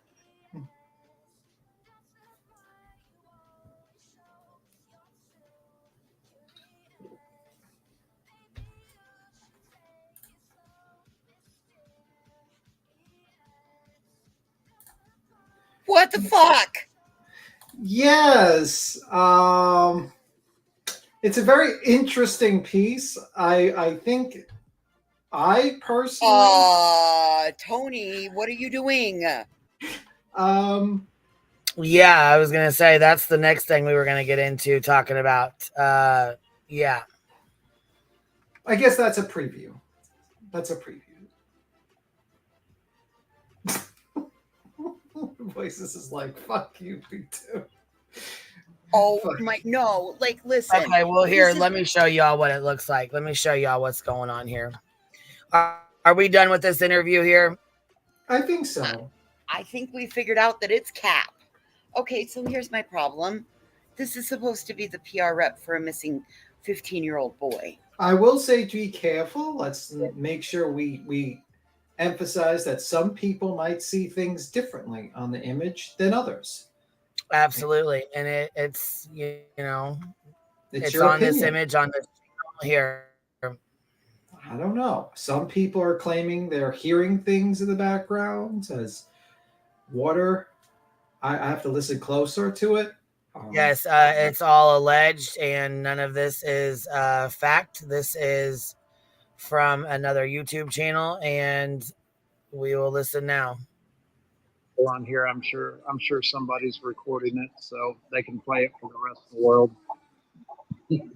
What? So what? Jen, 12 minutes, Wayne. So we've addressed. Yeah, I was gonna go ahead and let him listen to it anyways. These are Dick Tock Tony's threats, and then at the end of it, he gives us a little surprise. Okay. On that, we did not tell somebody we wanted to be paid for an interview. Seth has never told anybody he wanted to be paid for an interview, nor have I, nor would we. So again, I'll follow it up one more time with saying I don't know what's less intelligent, the people that say this stuff or the people that actually believe it. Right. And that's for any interview, not just CrimeCon, any interview. That's right. CrimeCon brings you into a VIP area. They take care of your flights, your hotels, your food, all that kind of stuff for Seth to come speak, but we turn that down. And that means also Tony is not getting paid for any interviews as well. Correct. Yeah, that's another thing. One of the YouTuber, not a YouTuber, Salty Lunatic was saying, like last week or the week before, that you're getting paid funneled through Seth's interviews. Yeah, I don't know. You can't fix stupid. You just can't fix stupid. So I'll address agree on that. Letters. There's been a total of 6 of those sent out, not 50. I don't know. Again, I don't know where that came from. It's probably going to be 4 or 5 more sent out. The letters were sent out because the people they were sent to have proven over time that they're not here for Sebastian. They're here to cause problems for Seth. They're using Sebastian, and poor me, I've covered Sebastian. What you've done is you've covered a child to make yourself money, to get clicks, to get views.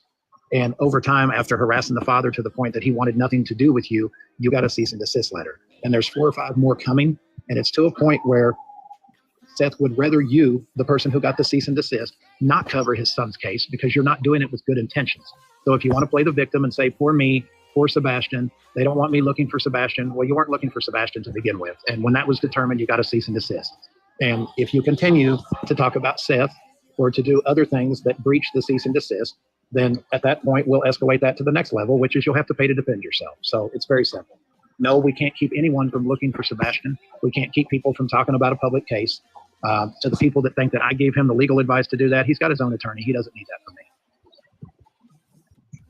Also address, Seth is not asking the public, the people that have good intentions. He's not asking anyone to stop searching or to stop sharing the flyer. Absolutely not. Again, it's just a rumor.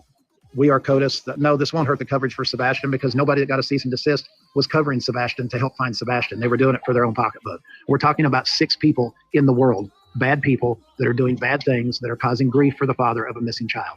And I could go on and on about the lives of these 6 people that got these, but what they need to do is they need to focus on fixing their own lives, take care of their own children, take care of their own marriage, fix their own personal problems. They don't need to be focused on fighting to cover a child so they can make money while doing so. They've got their own problems. They just need to fix things at their own house. That would be my suggestion. And if pay for kids. Yeah, if you claim to be one of those people that, oh my gosh, all I want to do is help missing children, well, you know what? You've pissed the father off to the point that he doesn't want you covering his child if you got one of these letters. So in the spirit of doing good in the world, why don't you pick a child that's not getting coverage and why don't you go cover them? I can tell you why. Because you're not going to get the clicks and views. So it comes back to the money. If you were actually a decent human and you got a cease and desist letter, which is probably not the case, then why don't you go cover one of the children of these parents that are begging for their kids to get exposure? And whatever you make for doing that, be it less money, then take that and realize you've actually done something good.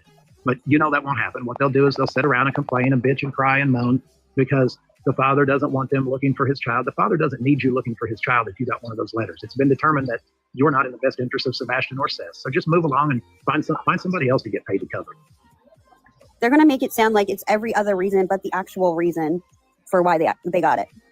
Yeah, and then I won't be discussing who got the letters. I'm sorry, that's private. Sawyer, no, Tammy and Barbecue did not get a cease and desist. And the way things are working now, they will not get one of those. We buried that hatchet and we're moving forward. Tony, there's a comment that you need to address. It's We Are Cody's Voice. They said, is there any comments? Yeah, it says, is there anything I can do to help with this case? I'm an advocate for missing children from Virginia. Well, I mean, there's always something that you can do. I mean, you can put flyers out. You can talk about the case in a positive way. You can pray. There's a million things you can do. I had somebody say something to me on Facebook that was complaining about something. And I said, what have you done to help? And they said, well, they can't do anything to help. They're 70 years old and they're disabled. And I said, well, you can pray and you can not cause problems. So there's something everybody can do to help if they want to help. It comes down to intentions. And nobody with good intentions got a cease and desist letter. And the next 4 or 5 people that are going to get them don't have good intentions either. And I think running with the misinformation, this information about the cease and desist, where it was not confirmed, you heard little bits and pieces of it. If you have questions, reach out to Tony. He does respond back to people. He answers questions. Ask before you run with what you think you know or what sounds salacious. Reach out and ask. Yeah, I mean, I have a life too, but I do my best to respond to people's questions. If somebody messages me to complain, I generally delete them and block them. I don't have time for it. So if you have a legitimate question, if you've heard something, then it may be a short response, but I certainly will correct it. And I'm far more available than most people involved in cases like this.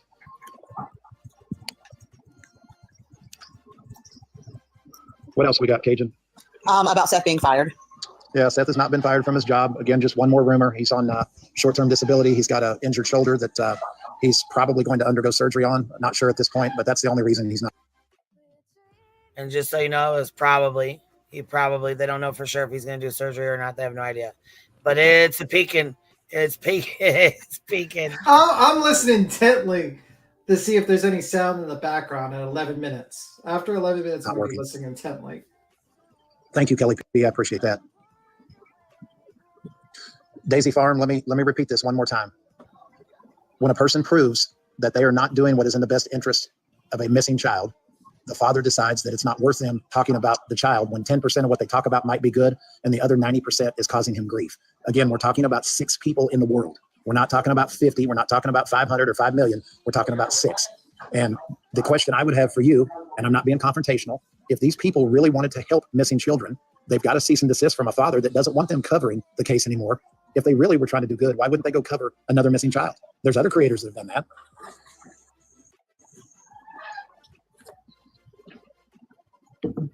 You're sure welcome, Michelle. Thank you. Yeah, JLR is continuing to talk about them, though. I mean, I don't even know how to qualify that. I mean, JLR is an idiot. We all know that. I mean, the guy slept with another YouTuber while she was married to her husband, and she knows who I'm talking about, and so does he. I've got her husband's name now, so I guess if they want to keep playing, we'll play.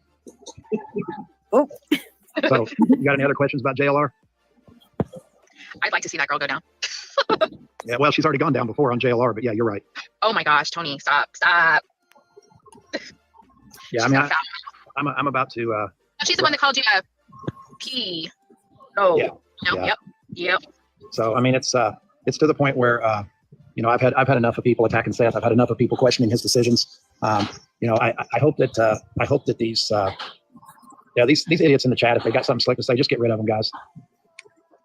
I can't read the comments, so. I did see a little thing of 2 a.m. girls agree with everything Tony has to say. Absolutely don't agree. I don't agree with everything Tony says, but Tony and I address it like adults privately. I don't go and bash him publicly. Yeah. And I just, like I said, I've had enough of people causing grief for Seth. I can stay professional and I can stay above board for a while. And after a while, then I just lose my patience. And, oh my God. I told these people before that you need to rewind. Rewind that shit. Oh, well, I don't know. Yeah, it slipped up and slipped right back. Y'all seen it? I was seeing who was paying attention and who wasn't. Enhance the image. Reverse. Enhance. Okay. Oh, fuck. I don't know. I can't enhance it. You're going to have to do that. No. I'm saying, go to start at 12 minutes and just like go slow. Dude, this might I'm be at all- 11:20 right now. Listen, Let's see. This might be the reason. No, you're going too far. Yeah, Right, I'm at 12. You said go to 12, right? Yeah, 12. It's back. It's back. Well, here it's 11:55. We're just gonna leave it here, okay? All right. Yeah, let's play it slow it down. slow. I'm going to. Hold on. All right. Here we go. Ready? I've had enough of people causing grief for Seth. You know, I can stay professional and Oh, there it is, right there. See it? That doesn't look like a thumb to me.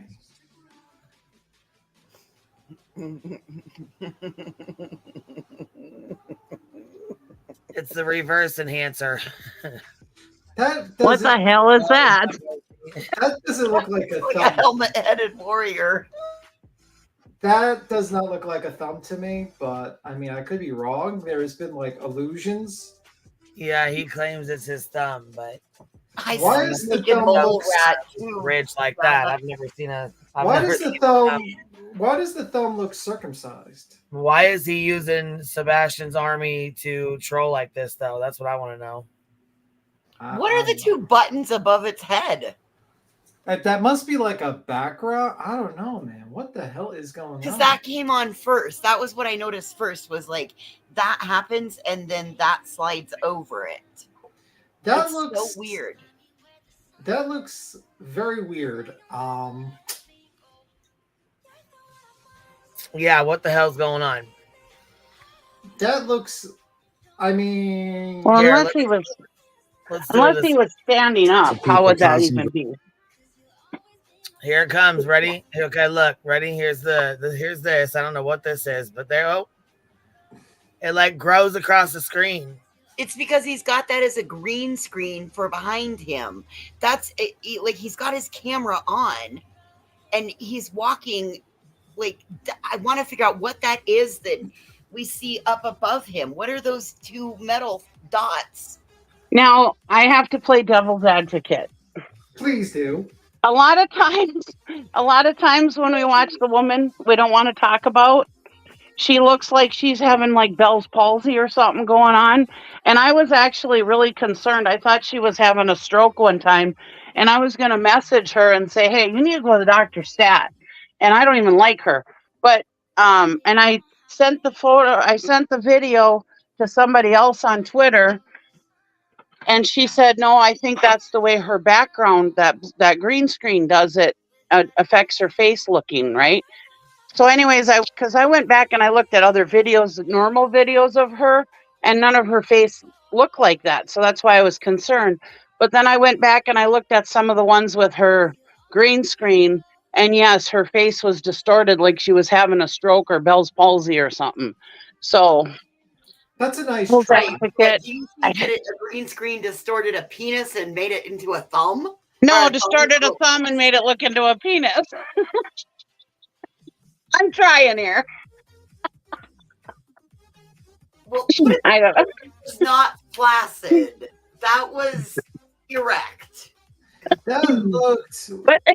I mean, that if that is a thumb, that is. But like so her for green screen like pulls her face like different directions and her skin and stuff. It's really weird if you watch her green screen, the way it pulls stuff on her.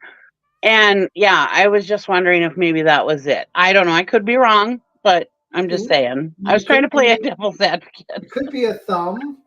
Okay, well, earlier when he was walking around, there was some shadow behind that. Oh. If you see where you can see underneath the red and on that white, you see that. Yeah, little well, bit of Queen shadow there. doesn't have the image up. We don't see the image because she's rewinded a little bit too much. Right, but look on this image that you see right now. You see where that gray is in the white? There, it just went away. Yeah. So, like there. So whatever is going on, it's the you saw part of the shadow before. I've been watching there. Yep, see how it comes in there. What is that first thing? I'm sorry. I thought I was on mute. I'm pretty sure the majority of people, if we want them out here, the way it popped out.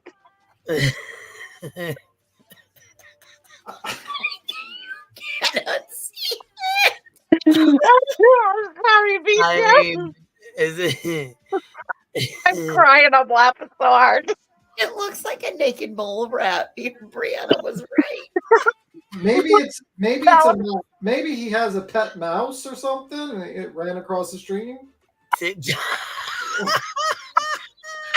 gotta put myself on mute. Excuse me. He has a naked rat that was streaking.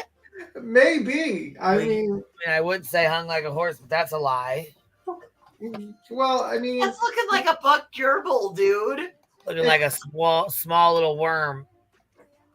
Could be a mouse, you know. I don't know. I mean, it could be his thumb. I'm sorry for laughing into the phone like that. Voice has totally set me up because she's like, look at close, look at it when he's walking around and stuff. So I zoomed it in, and I've got my eyes like right close to my phone, and all of a sudden it popped out like and I busted a gut right by the phone. I'm sorry if I blew out anybody's headphones. Could be a snail. To the nose. Could be like a giant snail. Look, I'm blaming a thumb or a peen. It's not even the right color for eggplant, and it's oddly, suspiciously flesh toned. Okay, so listen, it looks like studs on a belt buckle. Oh my God, is that a belt buckle? That might be. That does look like a belt buckle. You're exactly right. Oh my. Okay, so why would somebody do that? Listen, my other thought of this is that if it's there and people re-show it, then they can strike them and take it down for this content. If it were a peen, I don't know what it is. It's kind of. I don't know what it is actually. Is it? I don't know what it is. It looks. Somebody says I need a poll. Rowena says I need a poll. No, somebody in chat did that, and then I did bring my clip. I don't know if you could tell, I did have my screen really close to my face, and I'm like, son of a bitch, that is a belt buckle. It was like he was getting it out to take a leak. Or he was just dangling it in front of the camera. So he like ping bombed his own screen. No, I'm not zooming in. I just literally brought my screen close up. I'm like, it does look like a belt buckle. Voice has totally set me up for that. I'm telling you. You walked into it. I did not even plan that one. I'm blaming Voices. Because I hadn't seen this yet. On your phone. I hadn't seen this yet. When that thing popped out, oh my God, I couldn't control it. I don't know what I'm seeing, but it's very odd.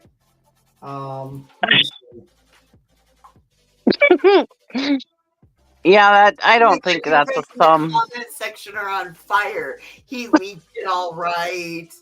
Oh, is that a baby dill? Yeah, I don't think that's a thumb. I don't know what. I tried to be devil's advocate, but now that I'm looking at it close, I don't know. Yeah, the problem is I'm looking at my thumb. I mean, that does. Hold on, they said that we can hear the flush of a toilet, you guys. What would be on? Wait, I gotta get my phone because you guys are talking. I gotta listen closely and intently on my phone. Oh, sorry, I'll shut up. Let me see if It's possible he thought he had his avatar on, but when instead of having the avatar on, he's not very technologically savvy from what we're getting. But dude, it is totally possible he thought he had his avatar on when what he actually had was the green screen background on. Oh my God. Oh, dude, this could have been a total accidental, like getting it out to go take a leak. And if that's true that you really do hear the, oh my God, let's play it. I'm shutting up.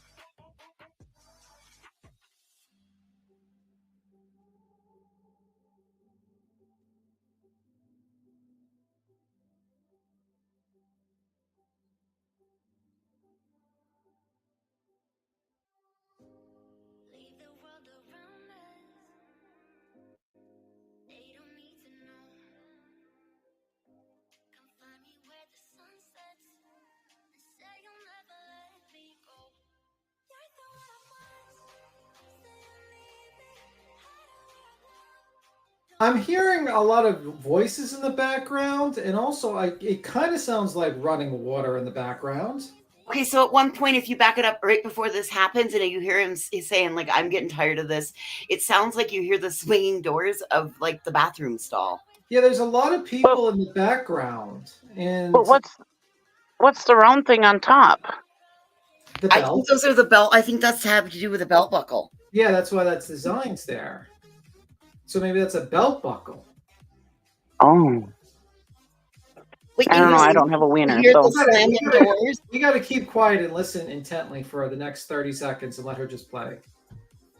I think that's what we got to do. We got to listen intently. Queen, hit the play button. Let's listen to the background.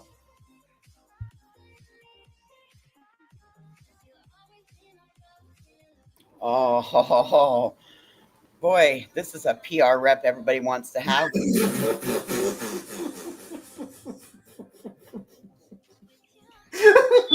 He has to say, actually, I don't agree.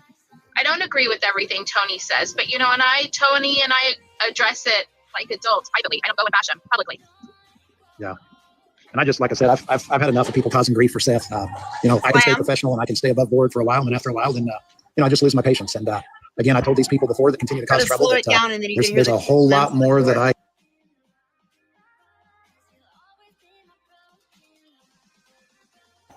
The first slam was right after she starts talking. She stops talking and Tony starts talking. You have to listen. It's far in the background. I can do to cause you grief than what I've done to this point. And if you want to push me, then push me. Well, I think it needs to be pointed out too. The comment you just made, I don't agree with it.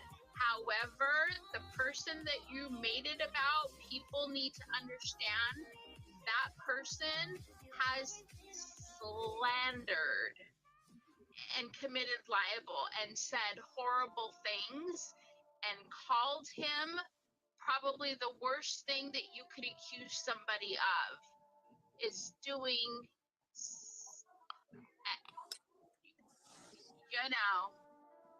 essaying a child. I think you got to play it like 11:50 and then play. Yeah, we got to go back. We're too far past it. Tony and I address it like adults. All right, here comes. I don't go and bash them publicly. Yeah. And I just, like I said, I've had enough of people causing grief for Seth. I can stay professional and I can stay above board for. Do you notice he said I could stay professional as this happened? Okay, so two things that I've noticed. Look at the shadow that's there right on the white right now. So he has set his phone down because you heard a whole bunch of rustling in this. I'm gonna dig my earbuds out and I'll listen to it again, but you hear a whole bunch of rustling. So I think he's actually getting his junk out, and I believe that shadow that we see on the screen, I believe that is his belt being undone. I'm dead. I'm officially dead. I was going to say, Roro, you're up here with us. Can you hear us okay?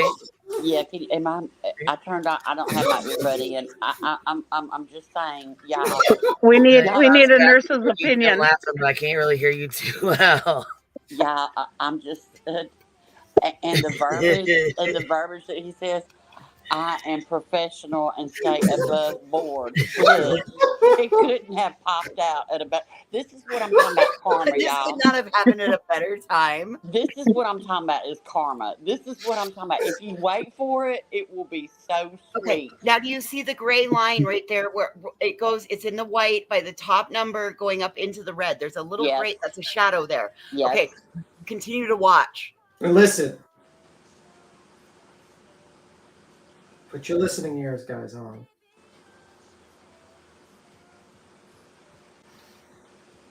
Eventually, when the button hits. Play.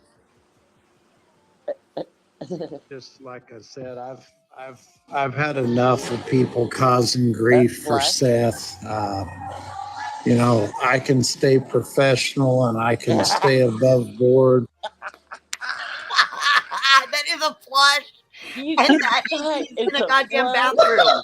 Oh my God, when he says I can stay I can professional. stay professional and I can stay above board for a while, and then after a while, After a while, it goes back in your pants, Mr. Professional Bitch, please. Mr. Professional and above board. Oh, shit. Was you above the toilet seat, baby? Was you? Look, hey, at least I didn't see Don Wells thingy. Look, baby, look. Dude, I think I'm with Indy. I think you see piss coming out of it. I think that might be what that is that's the last of the piss stream in the great shadow. Seth, fuck, sorry. Tiny Tony, because that's what you are. You're Tiny TikTok Tony now. And prayer hands for his wife in chat. Prayer hands for her, baby. I saw that, baby. Well, this is just an opinion. We don't know what it is. You didn't shake it, honey, did you? We don't know we don't agree with Rowena's assessment. I think it's I am a professional, and I'm just, No, this is your opinion. Wait, bro, stop. You're not giving this as a statement of fact. You're giving this like an opinion. Oh, yeah. This is not a statement of fact. No, this is just my opinion on what I'm seeing as a cam slip on his screen and hearing. That's all it is. It could be your thumb. It could be your big toe. This could be like the short. What's the psychological test where they show you images and you see the image as it is? Rorschach. It's like a Rorschach test. Yeah, this is a Rorschach. This is a Rorschach test for us. It's a digital Rorschach test. That's all. Yeah, because I'm sitting here looking at my thumb. Okay, first of all, if it was the background, like I was saying with her background, green screen, I don't know what that thing on top would be that would make it look like the head of a penis. And then the round thing on the top, I'm looking at my hand, it being a thumb, and I'm like, what would that round thing that looks like? Yeah, that wouldn't, there's nothing on your thumb that would make it look like that. So yeah, it's not the thumb. I want to see the thumbprint. In my opinion. Go get thumbprint. Go print that. I want to see that thumbprint, dude. But you know what's so funny? And then I got to hop down because we got to run. But a couple days ago, Jen, I was shocked. She was talking about this woman, I guess it was about a year or two ago, that actually took a camera from like a car thing, like you run a camera through an engine, and stuck it up her flower on a live. Can you please? She showed her flower, and now I've seen this. Yeah, I'm just saying this week, and I used to be traumatized over. Kick Rowena, get her out of Jenny here. showed it. Get out of here. Is this a social experiment? Is what I'm trying to get to. Yeah, it's a social experiment. How fast we kick you? Is this biology class social experiment? See, Mystical knows what I'm talking about. Mystical saw it, baby. Okay, well, the next person that pisses out their thumb, I want to know because I'm taking you to. We're going to science, baby. Science. And y'all wonder why sometimes I say, "Okay, I got to hop down," because I'm not taking my phone in the bathroom because I got to pee because I'm an old lady and I got to pee. This is why. So just saying, but yeah. I had a cam flip the other night, but it could be a thumb, it could be a baby gherkin, it could be all the things. It might be a naked mole rat. Right, exactly. He could have a squirrel in his pants. We don't know. It could be like those aliens from Scary Movie 3 where they like pee out of their thumbs. It could be like that. Yeah, we don't know. Yeah. We just don't know. I just feel sorry for his wife that she had to live all them years with that. Prayer hands in the chat, baby. Prayer hands in the chat. That's why I said that super chat. I was like, oh my God. I think we need to see it again. Oh, Jesus. Oh, Lord. Yeah, I just had to hop up and say that. Yeah, yes. Well, y'all, most men, when they whip it out, they don't take their nuts out to take a whiz. They only take the rod out. They leave the boys in the ball sack pocket. But he's professional and above board. That was just. That was perfect. That's the karma. That's the karma of doing nasty, ugly things. God says, let me tap this. I'm going to tap that green screen, baby. A little tap from the Lord above, honey. Yeah. The worst thing is it happened. The worst thing is it happened with Sebastian's face up there. That's terrible. Yeah. Well, I mean, he Yeah, had that's his pretty face up there. terrible. I mean, It wasn't planned. It was a cam slip. I mean, I could have, Right. yes, it's terrible that it happened. Period. Rowena, can I ask you a question? Do you agree that Dick Tock Tony is probably the worst PR rep we've ever seen on the history Yeah. of the Most industry? well, I think he just, I mean, He might need to he's- hire Don Wells as his PR manager Right. at this point, because I think Don Wells wasn't this bad. well, y'all think Yeah, we about thought. it. He's a Crane Park salesman that worked with a guy that has a missing son, and he said, "Hey, let me help you out." And now he's gotten on this board, and then the next person, and then he's just building a business. He's not Mhm. trained to do PR. No. He's just not. So no, he's not. He wasn't PR before the cam slip. Just No, saying. he was a project manager. Yeah. And here we thought Tim Mullins was bad. Oh yeah, I've never. Yeah. Can we see it one more time before Ro goes? Oh God, voices. I gotta leave too. That's why I like one more time because I gotta go to my nail appointment. I'm cutting them all off. Oh. All right. Summer, it's small. I gotta have short nails.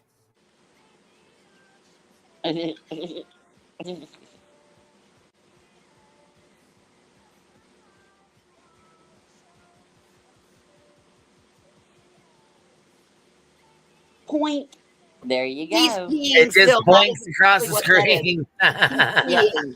He It is just kinda still goes- peeing. He goes, whoop. Wow. Well, You know what I that is? wonder- Y'all, Well, he set that. He set that on the toilet paper dispenser in the bathroom. Will he be using the green screen with his 2 a.m. girls tonight? That's what I want to know. So how does the green screen Yeah, I work? was gonna say that. I wonder if this. I mean, the 2 a.m. conversation, the 2 a.m. girls and their conversation. I don't know about that. Indy said, "Remember for 18 months? Oh, I'm never getting out of here." Rose said, "We need a poll, thumb or a peen." I love my still need tribe. that I know time. that's right. Small town girl says his poor wife. Shit. Prayer hands in the chat for his poor unsatisfied wife. Buying God, batteries God. in bulk. Has TikTok Tony made a statement about this? Pimping since been pimping. No, because I just seen it on Dolly's this morning. Oh, And then I seen God. other people making fun of, you know what I mean? Making fun of it. I'm like, oh, fuck. Yeah, this has got to be the low point of his career, and I also believe that's a belt buckle even more now. The question is, are we going to get, Queen, are you going to get a cease and desist on this? Oh, definitely. Cease the dick, baby. Cease the dick. If I do, you bitches will know. We're all getting a season to say. If I get one, all you bitches are getting. yeah, I think the majority of people, I think the majority on both aisles pretty much agree that it looks similar to a Wait. penis. It looks like it to a lot of people. Now I just looked at my thumb upside down, and my thumb does point down like that. Yeah, but it doesn't have the ridge. And the fingers, the other fingers, Yeah, it but doesn't. if it points down, and your other fingers would be the round part. No. So It it could doesn't have the honestly be a ridge. thumb upside down, huh? No, baby. No. Sorry. No. Your thumb is upside down by your belt buckle. Like, Well, why I'm you trying to- get out your fucking pants. How do we know that this person's not like mushroom hunting and that's like a mushroom that they're just holding out? You don't eat those. Oh, kind of don't do mushrooms. that. Don't do that. Don't ruin mushroom hunting. Don't do that.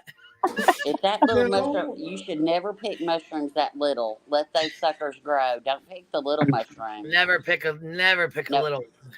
Yeah, not the little Never one. pick a I tiny. just find it like it's like something like God might have like it was very interesting. He's like I could stay professional or something, and this Yes, happens. can you please play it with the volume one last Yeah, the time? volume is what gives it. The volume is everything. Yeah. This is not good. I'm sorry. Here we go. Like adults publicly. Yeah. And I just, like I said, I've had enough of people causing grief for Seth. you know, I can stay professional and I can stay above board for a while, and then after a while, then you know. I'm like hearing a flush, to be honest. I hear a flush, and then it's like "I a can stay bathroom door professional." opens and you hear like the noise to a bar It No, does I sound didn't like hear a all toilet that. flushing. or a I just heard- restaurant. I just heard a flush. All right, voices, don't be that neighbor. I hear this. Don't do that. Well, I don't hear no bar. You know, JLR must be sitting there like kind of like laughing a little bit. Like this guy literally went after him. He was going to be like, you know, saying this like this dirt about JLR, and then JLR gets this like literally hand delivered to him. Oh, this is God, y'all. I mean, this is karma at its finest. I can stay professional and above board. There you go, baby. Right there. The timing is everything. The words that go with it make it, you know? It would be like me having a cam slip right now and saying, and I'm a supermodel. Yeah. There you go. That is a very interesting situation. We are definitely Right, you don't even have to attack these people. They do it to themselves. They do some shit on their own. Yeah, You because know, really they do. I'm sitting here trying to figure out the thumb thing again, and I don't see how it would pop out, how your thumb would pop out like that. So yeah, It doesn't, honey. I was really trying to be devil's advocate. I'm sorry. I'll meet you in Discord, and we'll do a private thing, and I'll draw you some pictures and from my nursing. Yeah, well, yeah. There's like a exhibit at the. I was trying to help Queen Bee so she didn't get a cease and desist. Oh, we don't care. I mean, you know. I mean, that would be hilarious. What would be included on it? You know, you can't talk about my penis. Okay. I mean, I will for, you know, this one. I won't talk about it again. But yeah. Yeah. Yeah, it's poor way. Look, at the hospital when we were slow, we used, never mind. Never mind. I'll tell you later. Oh, I almost said something. Let's just say I can draw really well, and I won many competitions at that nursing station.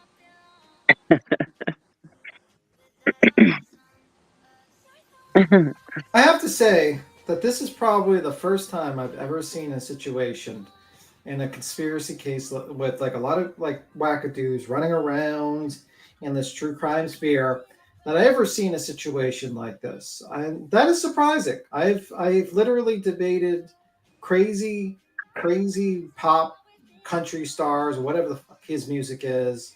Right. About, you know, Kylie Rodney not existing, fake PIs, you know, dogs, like dog bites that don't exist and on a person, where they think a person was thrown in the yard and beat up. I've seen all manner of crazy shit. We even heard like a theory about Summer Wells being like sold for her bloodline. You know, that was the thought process of Team Rose. And now we just seen this.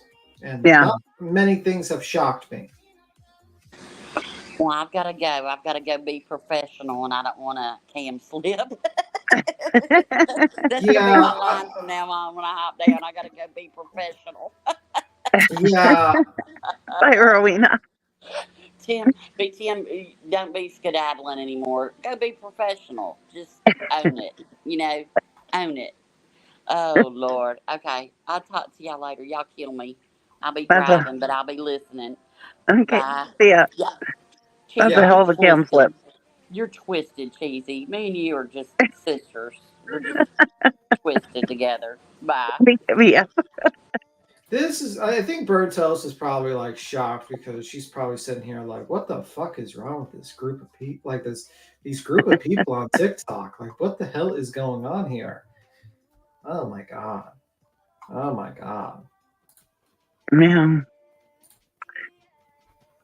Yeah, please. Oh my God. And I'm trying to like tread on like, you know, just in case, you know, giving him the reasonable doubt. Somebody else said, Life Rewinded said, did anyone else hear a zipper unzipping? I heard what it seems like a toilet flushing or something, and I could see what Voices is saying with a belt buckle. Well, and listen to how the noise it's the background noise that you hear, how it suddenly gets really loud in the room that Tony's in when he's talking. That is indicative of being in like a restaurant bathroom when the door opens. Listen, I don't like. How many other stalls do you know? How many Listen. other bathrooms do you know that have stall doors? Those are public because you can hear. Yeah, and you hear like you hear voices in the background, like it's a public bathroom. Yes, that's what I'm talking about. That's why I think he's in a restaurant bathroom. Yeah, by the way, I just want to respond to this individual. I think he says men everywhere are putting electrical tape over their smartphone cameras as we speak. See, like I don't take my phone in the bathroom, nor do I just like mute and walk away. And where I just close my phone out. I don't pee while on the phone with people. Yeah, that you couldn't have just said, hold on a second. And I mean, these people can obviously keep a conversation going, you know, and we got AK-47 up here with us. Okay, I gotta run. I got my nail appointment at 4, so I'll be off my way. Bye. Bye, voices. Bye, I do. Hello, It's AK. right there on that. Hello. Hey, Queen. what's your thoughts? What's your Thumb or penis? Oh no! What? He doesn't know what we're talking about. He doesn't know. No. Can we show him the image and you give us your professional opinion on what you think this is? Can we show it to him, Queen? Are we I scared? need to go to bed. I'm sorry, my bad. All right, you go to bed. Take a nice sleep. No, All I have to, don't let all I the have bed to say is bite. his poor wife. I had to put my cheaters on to see it. Don't let the bed bugs bite, sir. You know. I had to put my cheaters on to see it, so I feel bad for his wife. Yeah. Night, night, and good night. Go to sleep. AK-47. He left because voices left. Oh, okay. He's up here still. I'm sleeping him a lullaby so he can go to bed. Oh, okay. Go to sleep. Go to sleep. AK-47.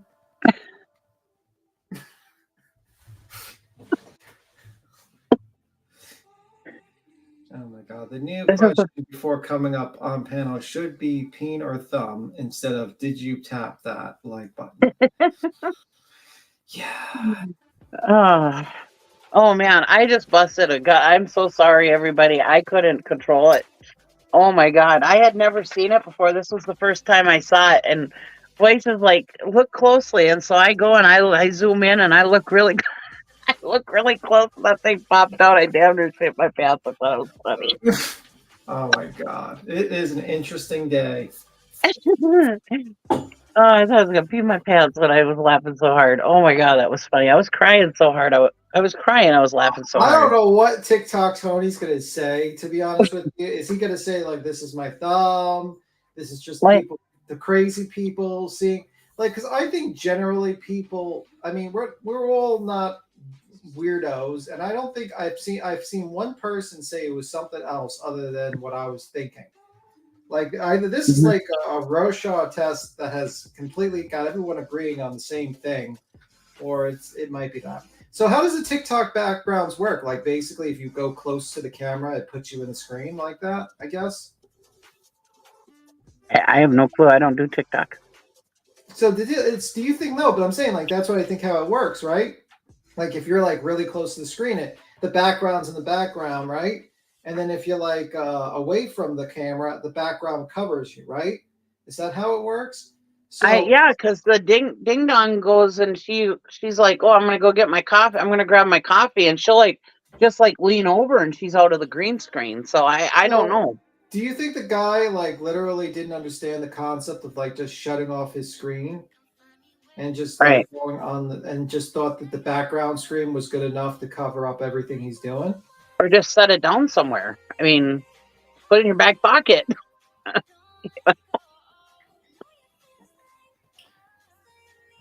Gets in view of the camera. I see. So basically he comes up to the screen and we see whatever is in the screen. Where is the thumbkins? Where's the thumbkin? Where is Thumpkin? Where is Thumpkin? Here I am. I have to say, this case is becoming very interesting with Mr. Dick Tock Tony. I have to say, he is probably the worst PR person I've ever seen in my entire life on this case. Like, man, this guy is terrible, like absolutely abysmal. And everyone thinks this guy is a laughingstock. It's like the one thing that everyone agrees on. Like people that think Chris and Katie's guilty, people that think Seth is suspicious, people that say everyone is in agreement that Tony is terrible. Like there is not one of us that sits here and say, yeah, Tony's doing a great job. I mean, I can literally go on like JLR. I mean, except for one lady with the bullhorn. She's the only one that thinks that he's doing a fantastic job. That one lady. But basically everyone else is in agreement that he's doing a terrible job. I don't even think, like, I got to look at Brittany J. If she's like, did Brittany J review this? I got to see, I want to see her reaction to it, to be honest with you. That would be interesting. Look at in the chat. I didn't notice this before. Dick Tock Tony's green screen. Oh no! What his name? Dick Tock Tony's green screen. And then Rongo goes, the green screen the green screen mistakenly exposed the wrong head. No, she hasn't noticed it yet. Okay, she hasn't. That will probably be her next live, I'm guessing. Because that would definitely be, but yeah. I know when he said I can stay a professional and above board, I go, oh my god. It's like, is this for real? Is this reality? Is this reality where this guy's gonna say I can stay professional, and then you see a shadow, what appears to be a penis pop out? And, you know, even if it was the thumb, let's just give him the benefit of the doubt that that was a thumb or some sort of other object that has come into focus. What a terrible look that is. Right. To basically do that. I mean, I don't know if you can come back from that, to be honest with you. I know. You can say all day it was your thumb, but come on. I mean, because I'm sitting here, I'm looking at my thumb, and okay, when your thumb is upside down, it points downward like that is. And there is like the rest of your fingers are there in a ball, and there's something round on top, you know, like there. But first of all, there's something that makes it look like the head of a penis where the foreskin is, and there's nothing on your thumb that would, unless he's got something weird on his thumb. And then how would your thumb pop out of your fingers like that? It doesn't. Yeah. And I can't make it work, and I can't make it work. I've been sitting here for the last half hour trying to make it work, and it doesn't work. I'm thinking he thought, like, this is my theory. This is my theory opinion. I think he didn't realize that the back green screen feature on TikTok, it doesn't block off the person or something, and that he accidentally put the phone on the toilet, like on the toilet paper dispenser. Yeah. And it went a little too close, and we got that. And, you know, you see the belt buckle and everything, but that's just an opinion. That's just my thoughts on it. This is not a statement of fact. It could very well be his thumb. It could be,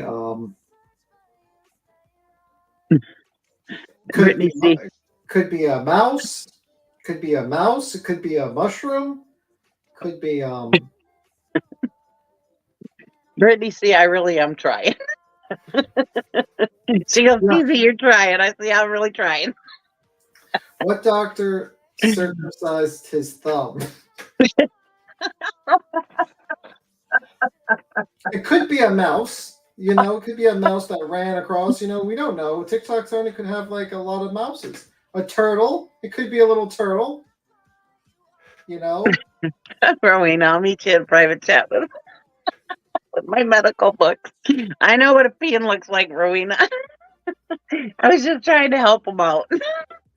I don't understand if it is his thumb. Where are his other fingers, or at least the shadow of them?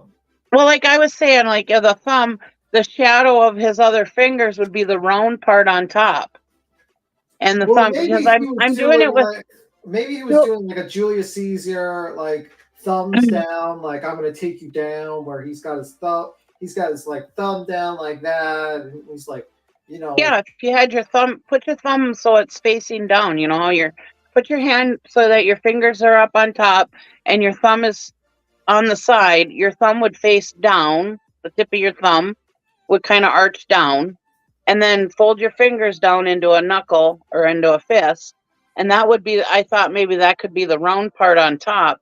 But I'm looking at how the length of my thumb is. It wouldn't pop out like that from your fingers. So there's no way I could. They're not buying the thumb theory. Okay. Yeah, there's no way I could make it work. So I tried. There's no way. How about it was like a mouse? You know, maybe he has a pet mouse and it just ran across the screen while he Right. It didn't run across the screen though. It just ran and stopped. It ran and stopped. Maybe it was. It just kind of popped out. It just popped out and it just wanted to be in the show, the little mouse, and then it ran back out. It just, Maybe he keeps his little mouse in his pants and it just popped out, right? Oh my god! I have to say, Tony, we need to cease and desist you from this. Like, we need to cease and desist you for being Seth's PR person, because you are horrible. You are like the worst, in my opinion, the worst PR person I've ever seen. Like, you might as well just hire Don Wells. I mean, Don Wells got drunk and said the N-word a few times. That's pretty bad. But honestly, that seems mild in comparison to this. Like, to be completely honest with you. I mean, that's mild in comparison to this. I have never seen something like this before in my entire life. And I can't wait until he goes on like court TV, like Nancy Grace, and then she actually sees the image. And she, like, I kind of want to see Nancy Grace's live reaction to the image, to be honest with you. Yeah. I would pay money for that. I'd pay like $100 to see Nancy Grace's live reaction to the image. Like, ah! You know how she like overreacts? I want to see her face contorts into a face of horror and disbelief. It'd be like, Tony, did your penis pop out on TikTok? Tony, tell me the truth. Did your penis, were you going to the bathroom while you were on TikTok? And he's like, answer now. Absolutely not. This is a fabrication from the bad people on YouTube. They have created this narrative that I am a terrible PR person and that I'm completely out of my depth with my job and I have no clue what I am doing. We need to refer to my panel of professionals. And then, you know, my panel of professionals, the crying baby is one of them, is the fifth panelist. Like, you know, and yeah, I'm sending cease and desist to people that are helping me try to help my client find his son, especially the searcher, because she's such a terrible person that she donated her time for free to try to look around. That woman, Chloe, is terrible. I mean, I can't believe that woman. She just ran around and looked for this. Oh, yeah, she's horrible. She's a horrible. Chloe, the one that was out searching, you know, yeah, she's awful. Yeah, supposedly, yeah. Mm-hmm. Yeah, they're a terrible person. She's one. Yeah. Look at what someone said. They have a new name for themselves. It's called Dick Tock Tanya Green Screen.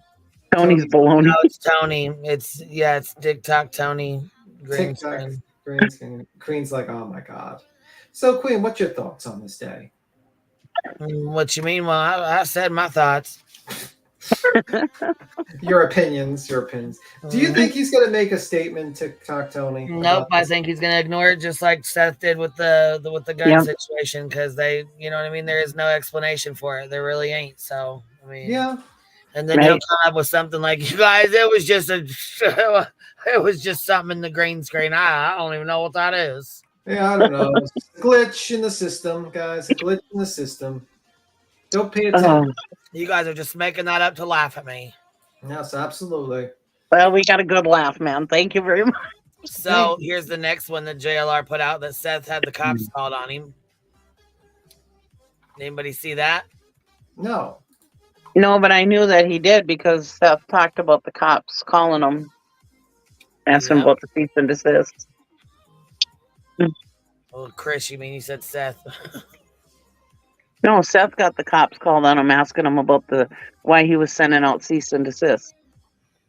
Oh yes. Oh, that's why. Okay, I thought you meant he got. Okay, I thought they got called on him again for something else. So do we even need to play it then? No, I didn't. I thought that was what it was about. Go ahead, play it. I'm sorry, I might be wrong. No, I didn't see it. I'm asking I figured that's because it says Sebastian Rogers, police called on Seth in Tennessee, and it was today. Oh, I figured it was that. I'm sorry, I might be wrong. Go ahead. No, it very well could be. I don't know what it's from. That's what I'm I saying. didn't see it.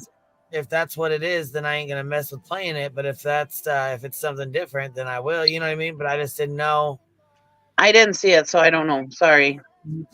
He's got this. Well, that's Trisha. We already played that. That's Web Sleuths. I don't know what the hell this is, but I feel like this is information we've already spoken about. You know? Yeah, we did. We did. So he must have just be putting old shit out. T-Rev lives there. Kumadi lives there. And so does T. Oh yeah, this is Brittany's interview or whatever that he did with last night, and the neighbor was saying that, you know, he arrived to the scene in the morning. He was there. He wasn't necessarily around the neighborhood searching. Proudfoots were not searching. He was at the command center for days. You would think, based off what the neighbor says, that this guy would be the least likely suspect. He wouldn't be a suspect at all. And that Chris and Katie are suspects. But I haven't necessarily heard Chris or Katie out there or anywhere saying that they're admitting that they're a suspect. But why is he saying that he's a suspect? It really doesn't. It really doesn't make sense to me.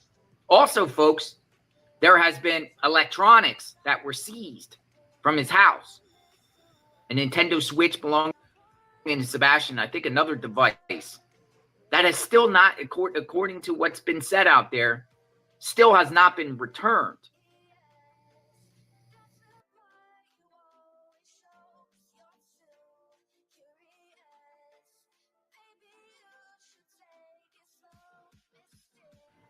Yeah, they kept certain things of Sebastian's. They still have not given them back. Yeah, and that's right out of Seth's mouth. So. Really, this makes no sense at all to me. It makes no sense. Now, Web Sleuths, I'm going to play a 6-minute clip from Web Sleuths because Web Sleuths, remember, Web Sleuths got on Chris and got on Seth, and they were yelling at each other on Web Sleuths, whatever. But Web Sleuths has been covering cases, but they talked about this guy sending out cease and desist. Now, Web Sleuths has been covering missing children cases for the last 20-something years. Long time. They've been around. They got a site. They've been around for a minute. And they're even just like, what the world is this guy thinking by sending out cease and desist? It doesn't make sense for people.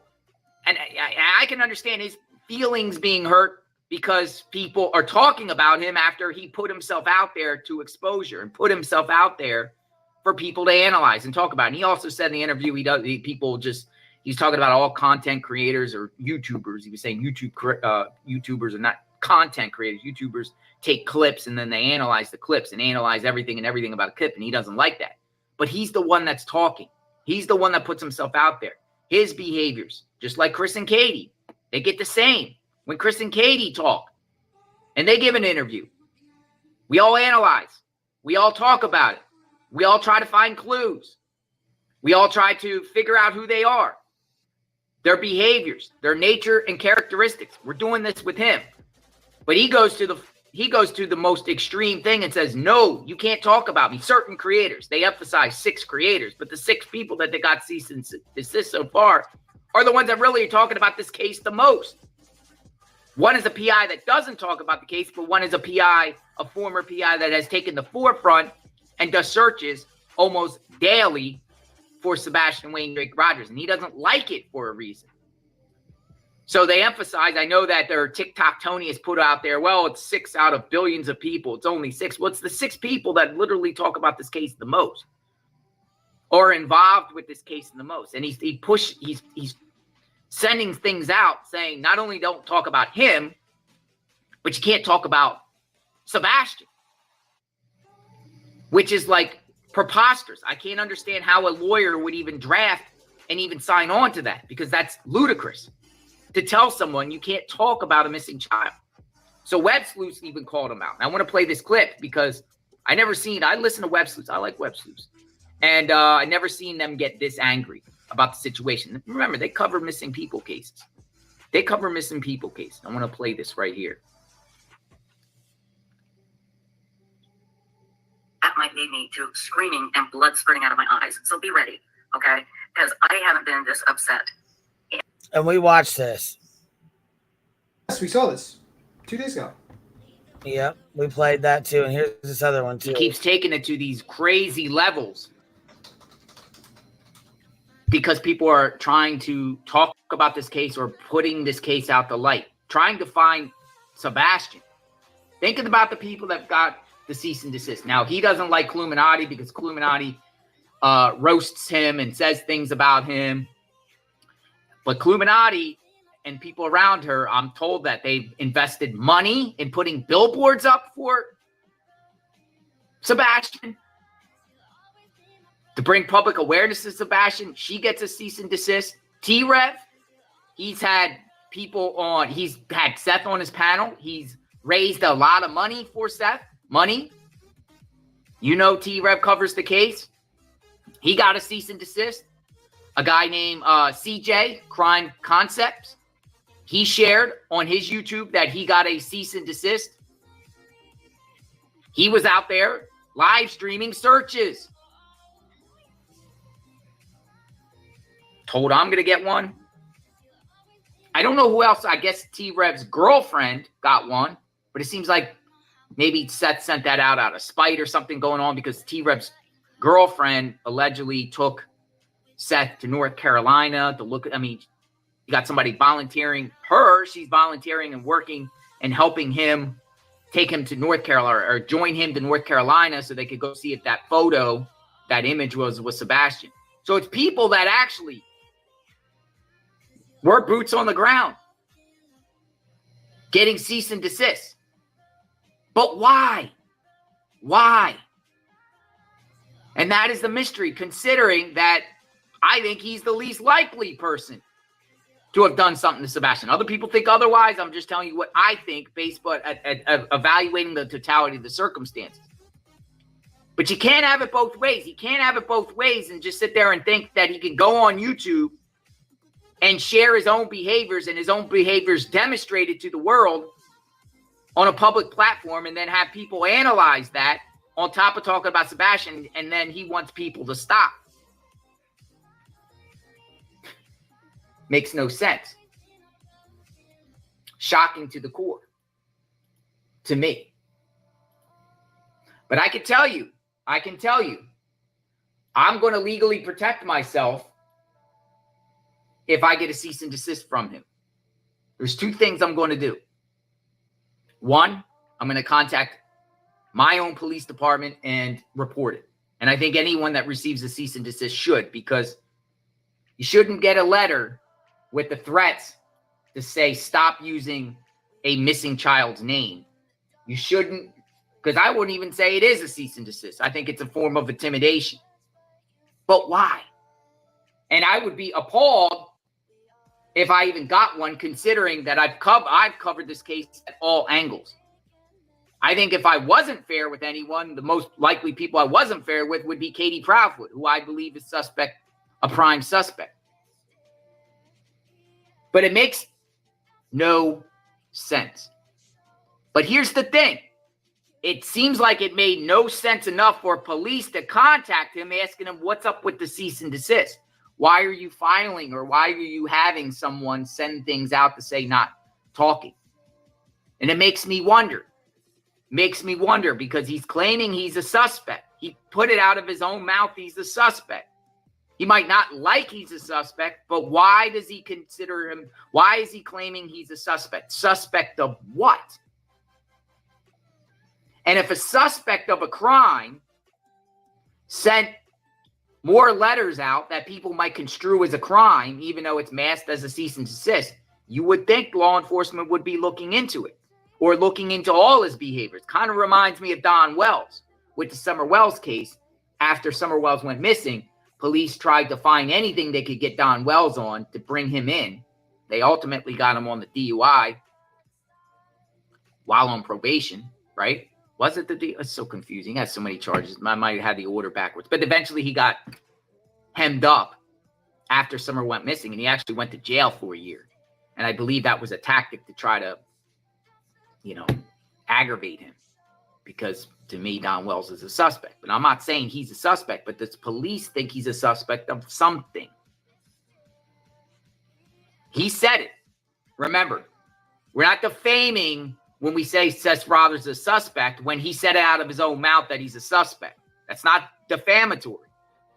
Moving forward, we could technically say Seth Rogers is a suspect.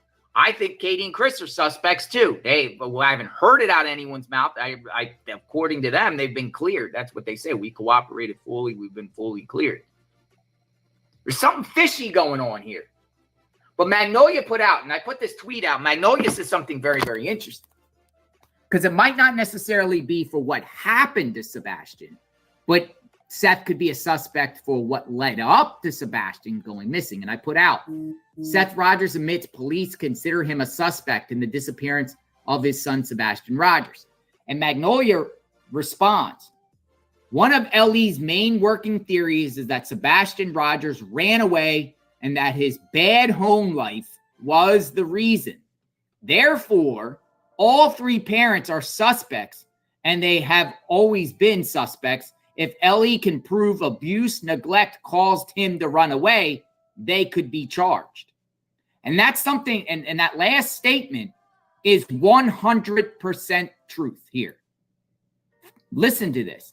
If LE can prove abuse and neglect that caused him to run away, if they're going with the theory that he ran away, they all could be charged, or anyone that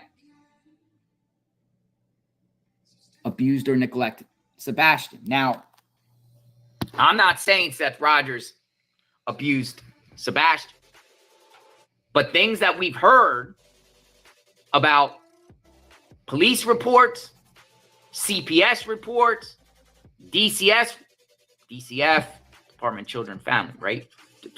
Department of Children's Services, DCF, Children and Youth Services, CPS, you can call it what you want. There has been numerous calls, and Seth said out of his own mouth that they were called on him before. Yep, he sure did. Yeah. I mean, that's the situation, is like, it's a good chance he ran away. It's a good chance he was lured away. But, everyone's still kind of a suspect at this point. And it's kind of interesting that Mr. Tony Mathis wants to push, distract everyone from him and his ridiculous actions and Seth's ridiculous actions and say, let's keep Chris and Katie. Let's keep it up. Keep up the hate, guys. Keep on sending that money to us. Well, to Seth. He's, Seth needs all the money he can for those posters and signs. He needs all that money. Yeah, he's gonna do memberships on his channel only to give updates on Sebastian. Yep, absolutely. I'm sure that's gonna work better. What would be better?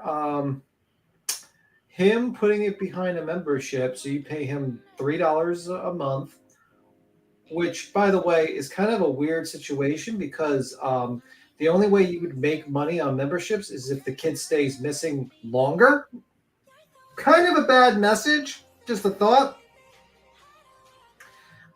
Seems a little odd, because why would you keep your membership if the kid is found? Just a thought. A crazy thought, Not a smart move. Nope. Hey, Tashi, how are you, baby? Hello, Tasha. Not a very Though a lot smart of people always say, well, it's been unfounded in court. Okay? So if Sebastian is ever found, Remember, folks, these people here, him, Katie, and Chris, they're sharing what they want us to hear about Sebastian, their experiences with Sebastian. But I think all of them are always going to put themselves out as the perfect parent. But you know what? We have never heard anything out of this kid's mouth. We've never heard anything out of this kid's mouth to determine what he thinks about Seth, what he thinks about Katie, what he thinks about Chris. He knows what he saw for the 15 years that he's been alive. Hopefully he's still alive. He knows really if Seth is a good parent or not, if Katie is a good parent or not, if Chris is a good parent or not. He knows, and we haven't heard from him. We're only going on by the versions of what the others have been putting out.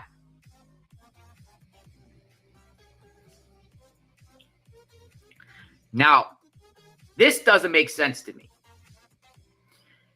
He has pushed away people, volunteers, PI, and people that I believe don't have criminal records and don't have problems and baggage like that. Now, I'm not saying I'm a perfect guy because I have a criminal record. I share that all the time. I'm trying daily in my best to be better, make better choices, surround myself with better people, bring public awareness to other people messing up, so reminds myself, don't be like them. I try to live a healthy lifestyle. I do my best. Fallible, but I do my best. Okay, so I get maybe him not wanting me around, whatever like that. I get it. Fine. But he's pushed away genuinely good people with no baggage, no criminal records, and kicked them to the curb. And he's brought in very, very sketchy people. Now, again, I'm not judging these sketchy people based off their past. Yeah, because you've done 10 years in the feds, in the federal prison, so you ain't got no reason to be judging nobody. Sit down with that. Nah, baby, you're going to humble yourself. I'm not going to let you forget where you came from, baby. Hell no. Yep. Absolutely. Now No, they got me saying no, you're a Fallon like the rest of us, baby. Stop that. Yeah. Because, again, I have a past, but these people, there's no secret about these people's past. Tony Mathis, some particular YouTubers, Nina Glass. Now, one thing I find that's very interesting about him pushing away good people and bringing in wild and crazy people.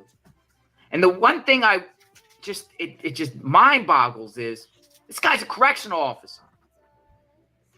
This guy works for the sheriff's department. He works for Davidson County Sheriff's. Now, it's unclear if he still works for them. He claims he still does. Some people are saying he's on disability because he hurt himself. And some people are saying, I don't know. I don't know the truth. I don't know the truth. Okay? But as a representative for the Davidson County Sheriff's Office, why would you even want to be side by side with some sketchy people? Why? And I'll say this. One of the people, I'll say this, and this is what I was told. One of the people that was out there searching with him at the beginning was a coworker. Very nice guy, him and his wife. I'm not going to say their names. You might know. Okay? They were coworkers. One was a coworker of his. I think you guys know. I'm going to tell you a story. I interviewed this coworker. I interviewed the coworker. I interviewed him. I've interviewed them. Do you know that I was told by the coworker's wife that after I interviewed the coworker of his, the coworker was brought inside. He works at the same job as him. I was told this. The coworker was brought to the office, and the coworker was asked about him associating with me because I am a felon. I have a criminal past. Now, he didn't get in trouble or anything like that. They just wanted to know, why are you associating with people? Because his job has a code of conduct. And one of the code of conduct is you can't be around criminals outside the job. But he's pushed away all these good people to bring in bad people that don't have good reputations. Now, maybe they're redeeming themselves on the surface. I don't know each and every one of the people. I mean, he's damn right there. He's right there. I mean, you got one lady that can't be around kids because she almost shot one through a door. You got Dick Tock Tony that's, slip top Tony or whatnot or whatever going on there, who's pushed everyone away. You got the Underwater Brothers who, has an interesting past. Let's just say that much. You got a fake dog search lady. Then you got another lady that hangs around a parking lot and walks around and lets us see deer. Who else? And you got the brain trust on the TikTok that says absolutely, and you hear the crying baby. Right. Yeah, that fucking baby's up all hours of the goddamn night. And fuck 2 a.m. You talking about the 2 a.m. ladies? Shit, they got 2 a.m. babies fucking screaming up at 2 o'clock in the morning. What the fuck is that? Yeah, I don't know why that baby's screaming at 2 in the morning. But yeah, he's pushed away like all these people. Like, think about it. Think how crazy this is. This is a guy who was on Pascal's show, had almost 9,000 to 10,000 people watching live. Think about the support he had. He had Pascal. He had T-Rev. He had JLR. He had, he had Smiley. He had all these channels. Even if I don't like them, it's still a big reach. He had a private eye running, like a private eye running around for him for free. He had web sleuths. He had like this huge support of people, and they would put his Cash App out there. And he would get all his sympathy. And he threw that into the trash for Dick Tock Tony. Completely. So Dick Tock Tony can sit at 2 in the morning with like 300 people watching and then talk about his day, basically. And for, the bullhorn lady. For that lady too. Think about that. This has happened in less than a month. It's less than, I think, a month. Complete reversal. I think what happened is like what everyone happens, Rainbow. They met Seth in person and they didn't like the feel. Just like Clue says, she met him, she didn't like him. There's something off with him. Same thing with a lot of other people. And I think Pascal saw the writing on the wall. He said, this guy is a little bit of a, I don't know if I want to sign my name on him. And he skedaddled away. I think that's what happened. I think he was probably the smartest of the bunch. I think he was like, his spider senses must have fucking went off when he met that man. And he fucking skedaddled away. And guess what? He got his views and he moved on to the next case. And he got a little bit of damage, but at the end of the day, that shit will probably be forgotten and it'll move on to the next. But, for other people, it's not that great. T-Rev, his reputation got hit pretty badly, let's just say that much, and still getting hit every day. And everyone else that stood around him got hit pretty bad too. I don't think Pascal got a cease and desist. And then the reason why I think so, he didn't get a cease and desist is simply because Pascal was smart enough to skedaddle away from them. Pascal said all the pews being brought to the child's vigil was a major turnoff. I never heard that, but that would kind of make sense to me. I would definitely be like one of the highlights, be like, why is everyone bringing guns to a child vigil? A little odd. That would be a little odd. Joe is kind of looking like he's getting chemical peels in the face or something. It might be him standing in the sun all day. He might be getting suntanned constantly, and his skin's probably peeling or something. This guy does run around the country all over the place, so I wouldn't be shocked if this guy gets sunburns like crazy. Just a thought. Maybe that'll be his next Amazon wish, suntan lotion. I don't know. That's just my opinion. It makes me sick to the stomach that Seth Rogers uses this as some kind of payroll or like a scratch off the winning ticket. That's the one that's baking the Benjamins.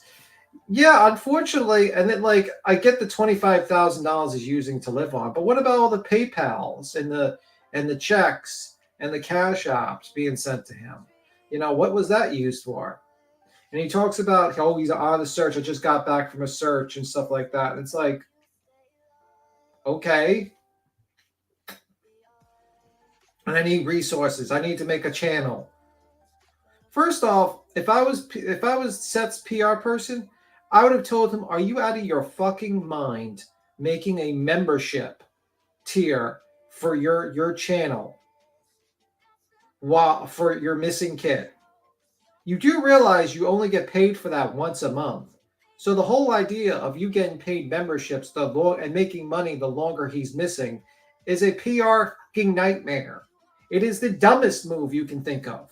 The dumbest. You would be better off having your cash out rolling down on the bottom than doing that.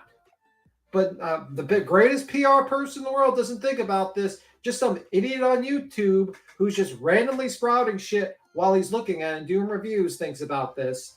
Not the PR professional, Tony Mathis, the genius. No.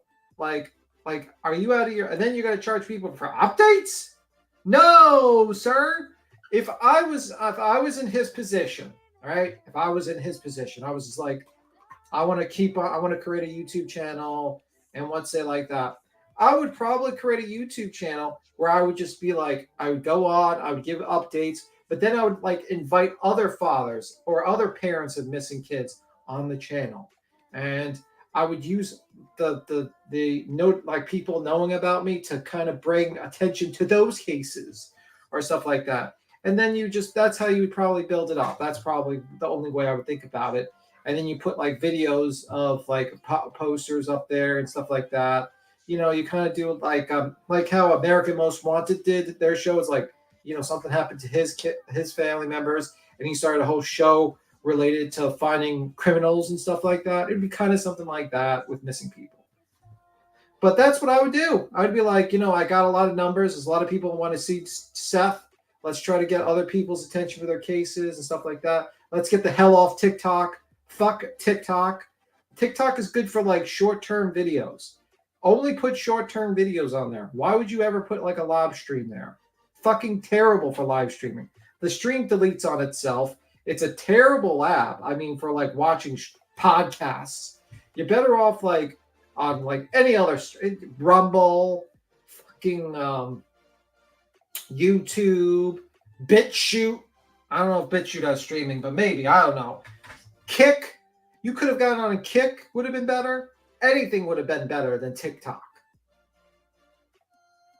That's a great idea, but I doubt he has ambition to drive and make successful. Yeah, that's the problem. And it's like he's just fucking throwing that into the trash. And then what you do is, you know, like the problem is he threw all these YouTubers that he could have used to promote that channel and promote this and then work with them. And then you jump on their show once in a while, on their panel to discuss something, and you kind of keep up the attention for Sebastian by doing that. It's like you're making a little bit of a deal with the devil with some of these channels, but why would you ever think that it was a brilliant idea to start your own channel and put a paywall for information on your missing kid that you have, and that and a monthly paywall so that the longer your kid is missing, the more money you make? Like, who is this stupid? Who is this fucking stupid? I can't believe it. It's just so dumb. It's the dumbest thing I've ever heard, besides seeing a man, like a mouse, fly across the street. I mean, come on.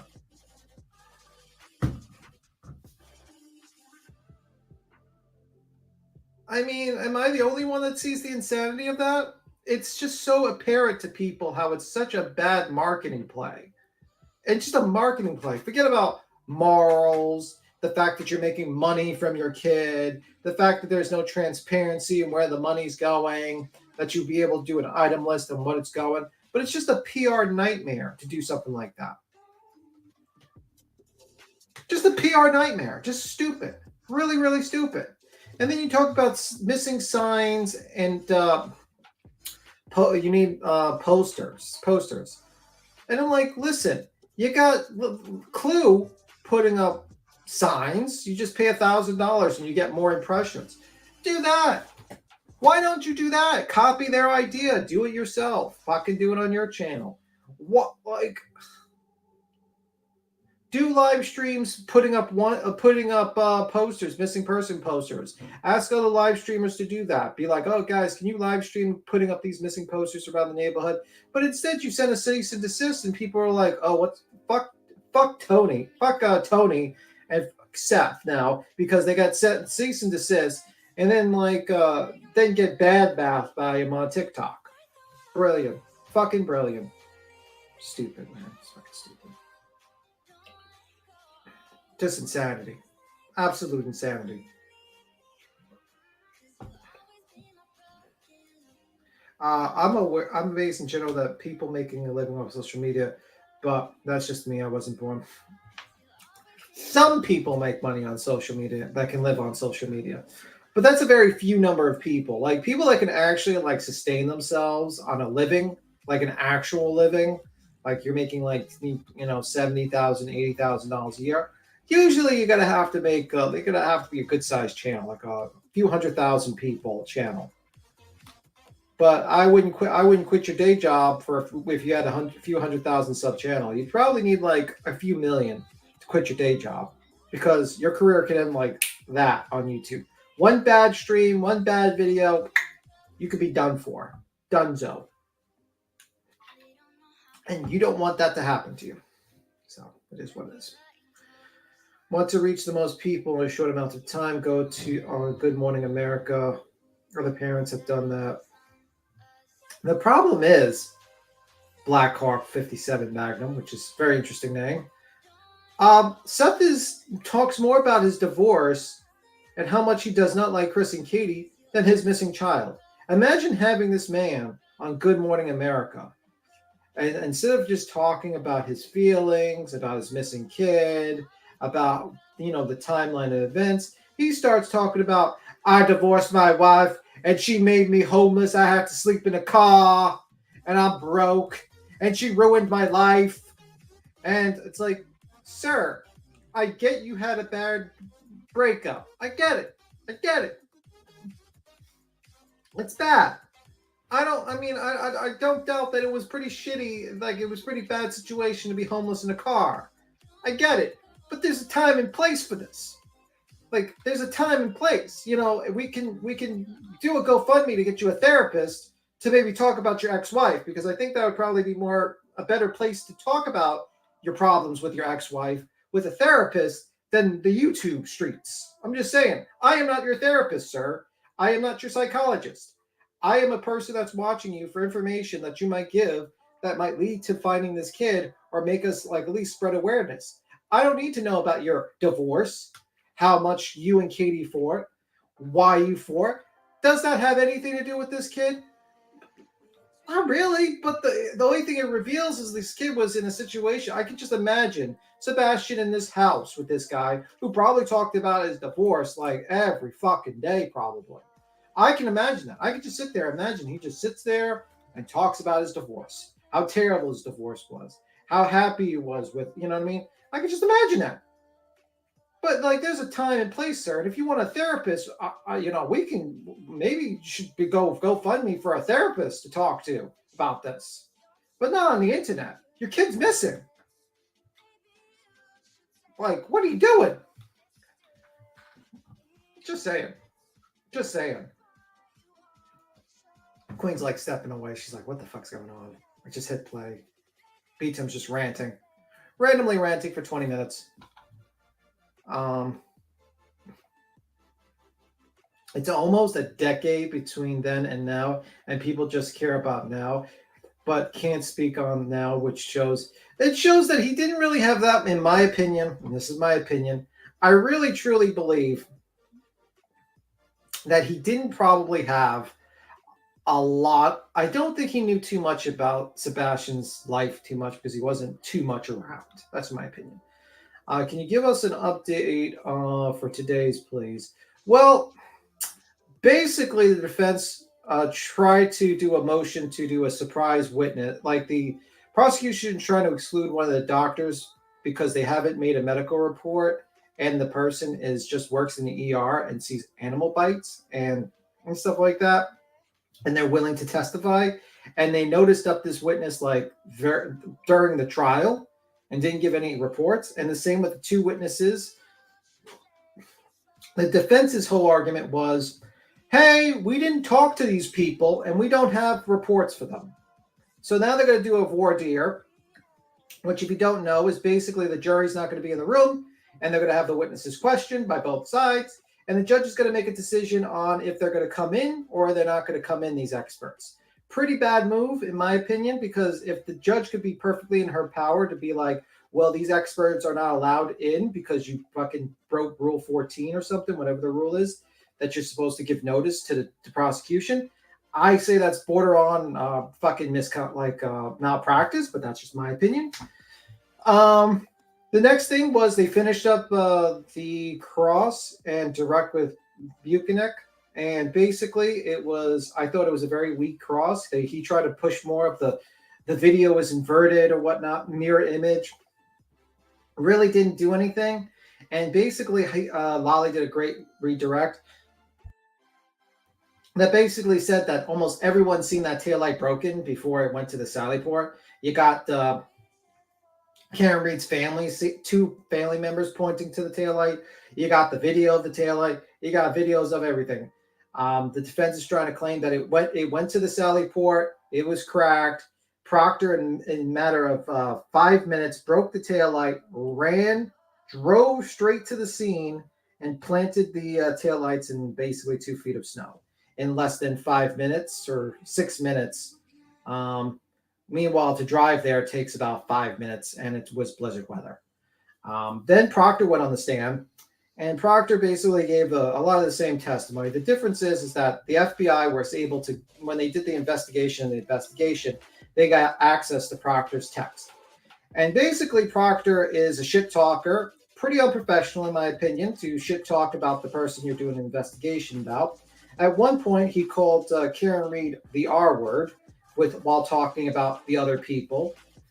He also said, I think someone said to the result of like something about her shitting her pants, and some other comments that was very crude and something I would not say. Now, could you say Proctor's a shitty person? Yeah, it was a shitty thing to say about people, I agree. But would that really point to a conspiracy that he attempted to plant evidence and cause a cover-up? No, it just says that he's a shitty person when it comes to comments. And now Jackson is starting to go, and the first thing Jackson goes into is just the text. Not the conspiracy, but basically how mean it is. Now, Jackson, if you don't know, specializes in defending people that are not that great. Let's just say that much. One statement in which he was addressing a witness that was accusing Weinstein of, I think, of rape or whatever. I think sexual thing. Jackson takes off his jacket and says, while he's approaching the witness, "Don't worry, I'm just taking off my jacket." So for him to kind of go at sensitivity of an officer is kind of weird. Who is this? Alan Jackson. And also I'm talking about... I was just say, I came back in. Okay, Karen Reed. Okay. Yeah, because I talked about what is going on. I ranted for about 20 minutes, and then about how insane it was to have memberships. And then someone said, talk about Karen Reed, and I talked about it for that's crazy. I can't fucking believe he even said that. Memberships, my ass. Okay, so you got to pay a membership. First of all, I'm going to send you a cease and desist so I don't want you talking about my son. But if since people are going to talk about him, I'm going to charge you money to get updates on him. Yeah, it's pretty bad. Your memberships. That's about the most insane shit I've ever fucking heard in my life.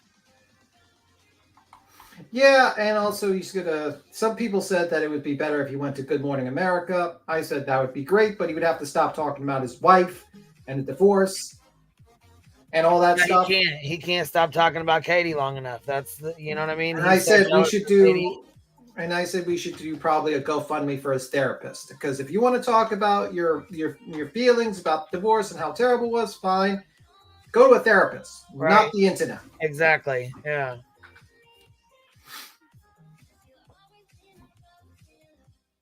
Yeah, he would have to stop talking about himself. Yeah, that would probably be a good thing. How about you talk? I just honestly, he'd have to stop talking about himself. He'd have to stop talking about all them personal and private things about his son that he just can't seem to keep his fucking mouth shut about for some goddamn reason. And I don't know what the fuck it is, but it's disgusting. The way he talks about Sebastian and his private fucking most, personal fucking private things that he's going through. well, I think he just really doesn't know that much about Sebastian. I really think he didn't really have a lot of communication. Yeah, I think you're right. And so he spouts off with anything he fucking knows and, the little bit that he does know. And yeah, and I think he spouts off about it. And I think he really doesn't know too much about him because he sees him maybe like what? Twice a month? Twice a month, yeah. And he's at work most of the time. Well, yeah, I mean, then he leaves. Then we find out he leaves him at home by himself. The fucking why he does go to work, why he does have him. Yeah. So I mean, what the hell? And then and like I said, he said he had the fucking internet after he said he didn't. He fucking said he didn't have Gmail, but he set him up the goddamn Gmail, so he knew he fucking had it. Yeah. So it makes me wonder. You know what? He didn't have and you know what else makes me wonder? Why the fuck is this neighbor lady coming out 3 months later? You know why? 3 months later. So you're coming out 3 months. You expect us to believe you after you're coming out 3 months after the fact? Really? Really? Well, I'm expecting her next cooking channel to come up. Maybe she's gonna. Yeah, start that's cooking. what I was just thinking. Does she have a channel yet? Is that what this is about? Because I mean, that's what it seems like it's about. Maybe she's gonna start a cooking channel next on TikTok. I don't know. Something, man. I don't know. It's getting real fucking ridiculous. I know that. Real fucking ridiculous. I have a question for you, Queen. This is yes. Are you doing your nails? Yes. So I'm hearing it like I'm hearing it. Filing my nail. Yes, I am. Because I'm pissed off about this, and my nail was already irritating me anyways because it was like long on the side, and I don't like that. But she's like, yeah, I'm fucking smoking a blunt doing this nail, and I'm also a little bit, you know what I mean?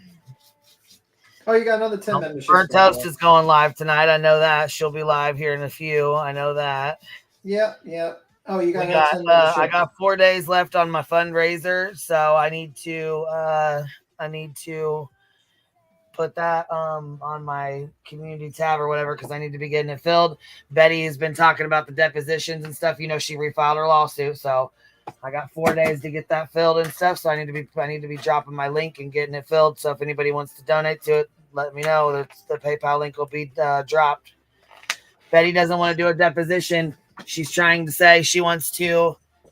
She doesn't want her love life or her personal life. She doesn't want me to ask questions about it. But see, she failed to realize that she brought that up. She brought that up when she put Dolly in JLR in the lawsuit. Well, if she wants to drop that part of her lawsuit, then you don't have to ask her that. Well, that's on her. I mean, thank you, Miss Katie K, for gifting 10 memberships, love.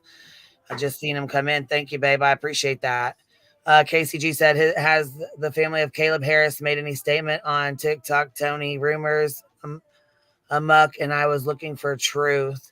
I did hear they found his cell phone, but again, like I said, there's so much on TikTok going on that I don't really know much about it. So, not too sure. That's something we probably should look into that. Yeah. Have the neighbor's done her homework? I don't really think she has, though. I think she just went out and, made some, she said what the little bit she knew, the little bit she heard, because she heard this and she heard that, and then she made up the rest. That's what I think.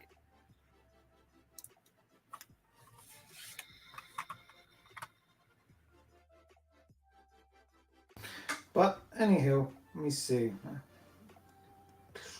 But yeah, you'll get through it. You'll get through that shit. That's right. It's just BS bullshit at this point. She even refiled the stuff that was dismissed with prejudice.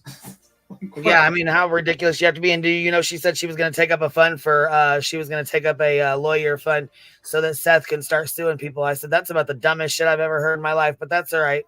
We can do the same for Chris and Katie. We can take up a fund and help them so that they can start suing content creators that make t-shirts about them and, use their names and, say defaming shit about them and, stuff like that. The problem is with that statement is that to run a defamation lawsuit, you'd have to have cases of defamation, and then you pay $50,000 to $60,000 or more, depending on the case, and you have to basically deal with that for 2 years. So you're trying to tell the father of a missing kid to waste his time on litigation against YouTubers for when there's no clear defamation that's being said about this guy. There isn't. No, anything we've said has been right off paperwork. Right off paperwork, or it's been out of his own mouth. That's simple as that. Very simple. So you're talking about you want this guy to do that. It's just not a smart move. Really isn't. And it's not really something constructive at all. At all. What I would be telling Seth is exactly what I said before. Do the YouTube channel that way, where you invite other parents of missing kids on. Stop talking about your wife. That would be great. The divorce, about Chris. Put information about your son. And then they give other people with missing kids an opportunity to do that. Go on the channel. Do it maybe like twice a week, maybe every day. Who knows? Tell Tony stop using Sebastian's Army's channel to just sit there and act like a fool. I don't know why he does that, because to me he's actually like acting very foolish there. It just seems silly to me at this point. I would get rid of Tony, to be honest with you. You're better off without Tony. Hell, you'd probably have better. Don Wells would probably be a better PR person at this point. Hell, maybe even invite Don Wells. I don't know. I actually forget about that. Don't invite Don Wells. He needs to stay off the internet. What? No, I said Don something. Wells don't need to be on the internet at all. They've been doing fun. They went through hell. Yeah. I corrected myself. I said, forget about Don Wells. But like invite someone else who has a missing kid, and invite them on the channel. Absolute hell. Yeah. But yeah, as simple as that. That as simple as that. Sebastian Drunk. Rogers. Yep. So Burnt Toast is going live, 8:30 today? I think so, yeah. 7:30 my time. Okay, cool. I think that'll be a very interesting show. Very interesting show. Yes. I think she's actually going to go over the refile. She is, but of course you're going to be accused of having control over the internet. Yeah, because I control her, and I control Savage Live Media, and I control Blank Screen, and who else is it she said that I control? JLR, yeah, that I'm working with him and SF Investigates and all kinds of, all this weird ass shit. I'm like, what the hell? Yeah, if you were controlling all these people, you should probably get more views, man. You should be getting like fucking 7,000, 8,000 people live. Come on now. You better contact Mr. JLR and get him to send us some of these views here. Guy gets 7,000 people watching him live. Sometimes 15,000. Right. Okay, sir, ma'am. He's not taking orders from Queen Bee. I'm sorry. It's a little ridiculous. I think that's not happening. And Savage Live is definitely not taking orders from us. They do their own thing. They do their own thing. They don't work in coordination. It's just an SF. She knows that. She's just putting that, you know what I'm saying? She's just putting that in the filing just to put it in there because she, got shit else to put in there. It's just a bunch of garbage that she keeps putting in there, a bunch of shit. Yeah, man. It's just so But she refiled her lawsuit, but then she wanted to come out with this motion for a limited deposition. And matter of fact, this is exactly what she was saying. She doesn't think that I should be able to request. She's requesting the court to help stop some of this defaming material and information from being defamed across social media. Because she's saying I will try to pry into her personal life and put details on the YouTube channel or give them out. But you know what? I'm not the one suing me with a frivolous lawsuit. I'm not the one where the judge said, throw it out. It's shit. This is nothing. This is a fucking frivolous lawsuit and dismissed it. And you turned around and refiled again. So you are the one who brought up your personal life. You are the one who continued to refile after it was already thrown out. You don't get to pick and choose what gets asked of you at a deposition. I'm sorry, that's not how it works. Well, I mean, it is what it is, and I'm sure. And you know what? A whole community, my whole entire community helped. They all stood behind me. They still stand behind me. They still help out. They've still donated to my legal fund. Whether you see it or not, you may not know it, but they still are, and that's okay. Because you know what? I'm still gonna keep going. I'm still gonna keep fucking fighting with you about it. I don't really give a shit. I'm not backing down. So. Yeah, I mean, at the end of the day, you'll get through this, and it's just a more BS that you're going through, but we'll get through this stuff. You know, we just got to. You want to do depositions? That's fine. We'll do them. I mean, that's fine, but you don't get to pick and choose what gets asked of you. Well, that's for the judge to, the judge reads it. We'll see what happens. That's right. They'll see what happens there, and you have kids. Yeah, Ramo, she did. She put personal details in. She put my kids' pictures out. Absolutely, she did. I had to send YouTube a copy of their birth certificates to get them down. Yes, absolutely, she did. Yeah, and I guess that will be decided by the judge. But I think, honestly, she doesn't think that any questions should have to be asked of her. She doesn't think any of her personal life should be asked of her. But you know what? The whole thing with the whole situation with Dolly is why that has to be asked of her. She added them to the lawsuit, not me. Yeah, and they act like it's like a threat to be like Dolly might be called as a witness. No, it's not a threat. That's who you should be calling as a witness. That's who is, because that's. I mean, she can't keep control of her life. Her car's broken the fuck down. She can't keep control of her fucking life. She didn't pay her house taxes. She's got better things to worry about than to keep filing frivolous lawsuits that she can't keep up with. Yeah, I mean, and I just think that she has, she doesn't know what she's doing. In my opinion, that's just my opinion. I don't think she knows what she's doing. Not how this works. She's basically trying to waste money. And I think it's going to be, I think the judge will make the right decision when it comes, in my opinion, Queen. And I think I do as well. And I think that, I'm hoping people realize that this has been a very trying time for you. You've been having this BS going on for over a year, almost a year and a couple of months, actually. With the same shit for an entire year because somebody got their feelings hurt on the internet. Yeah. And every time someone does something on the internet, you get blamed for it by her. You get Savage Live Media says something, you get blamed there. SF Investigating says something, you get blamed there. JLR gets into a fight with her, you get blamed. Well, she just adds it to the court filing. That's all she does. And like the judge told her, just because you write it down and put it in here doesn't make it true. Yeah.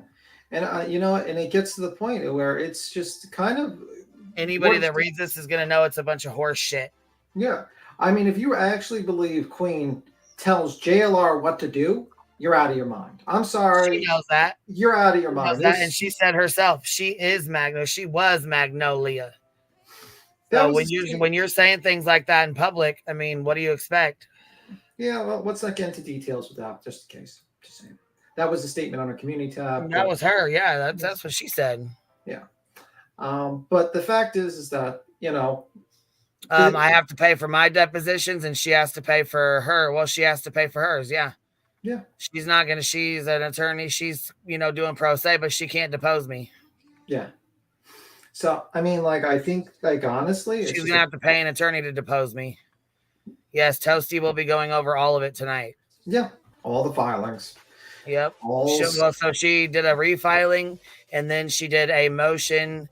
Like I said, she did a motion so that she could try to have the judge not ask certain questions, and that's not how this works. So yeah, and I think she's going to be educated by the judge. I think the judge is going to explain to her that is not how it works, ma'am, and please tell us, and please. Well, see, that's why I said I really hope Seth is paying attention. I hope he slips in and watches some bird toast so he can figure out, you're not getting the best advice. And who not to, because some people just don't know what the fuck they're talking about. Yeah, I mean, I would tell Seth, talking big game. I would tell Seth, get a new PR guy, get no PR guy, and just do it yourself. Because you did it. Stop acting like a fucking fool on here because you're not getting anywhere.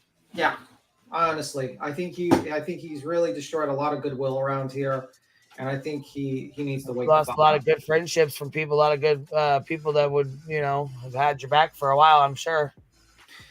Yeah, I mean, that's true, Rainbow. The lawyer's doing good, but you got to realize it's a battle of attrition at this point. It's a constant fight, and it's a very tiring situation. I mean, this woman has probably filed close to 2,000 pages worth of documents. Yep, just to file it, just to cost money. Yeah. You know, 2,000 pages of documents, multiple hearings. Lawyer gets paid per hour to deal with this stuff. You know, you're dealing with a lot of stuff to deal with, and it's just it's a very draining thing to deal with. Well, yeah, you can't say I made you lose income and then not show your income. You can't say that I, held your channel back for all this time when you've gained, say, 5,000 subscribers just from covering Sebastian's case. Yeah. To be honest with you, the only person that really screws You're making money, you have subscribers, so you're going to have to show that because you said that financially. You also put in there about Dolly. You're going to have to show all that too. Yeah. Well, sorry, I mean, it is what it is. I don't understand. I don't know what to tell you. I didn't do this. Like I said, you refiled the lawsuit. The lawsuit was already dismissed and thrown out. Yeah. You refiled it again. So, no, I'm not hearing this bullshit. You can't sit here and play victim anymore. Yeah, you're the one that's continuously filing and attacking Queen. You know, you're trying to do this stuff instead of just walking away and ignoring her and moving the fuck on with your life. You would think at some point it would be harassment. I mean, goddamn, how many times can you file on somebody and get the shit thrown out? 4 times. So they have to say this is fucking trash. This is bullshit. Refile this. Yeah, I think this is the 4th. This would be the 4th. Yeah, because she doesn't know what she's fucking doing. You know, you had. JLR was smart. He threw his out. JLR wrote the courts and dismissed his. He did the smart thing. Yeah, he dismissed it. He said, I'm not going to continue. He's fucking right. He dismissed his and moved on. Look at him. His channel's growing. He's doing good. Got his girlfriend. He's doing his own thing. Yeah. And what is Betty doing? She's got a broke down car and, she's miserable in my opinion. She's miserable. She claims that she doesn't travel, but she travels, but she's just, but it's very sad that you have to go through all this BS, and it's a battle of attrition. It's tough to basically, everyone makes comments about, oh, you have to raise money, like the constant asking for money for it. But it's like, you're in the middle of litigation that's constantly costing you money. Right. I wouldn't be asking for money if you wouldn't be filing frivolous lawsuits on me. And you know what? Like I said, I'm going to continue to keep fighting them. Yes, ma'am, I am. Yeah. Because you know what? If I fight you on it and take care of it, then you won't do this to nobody else.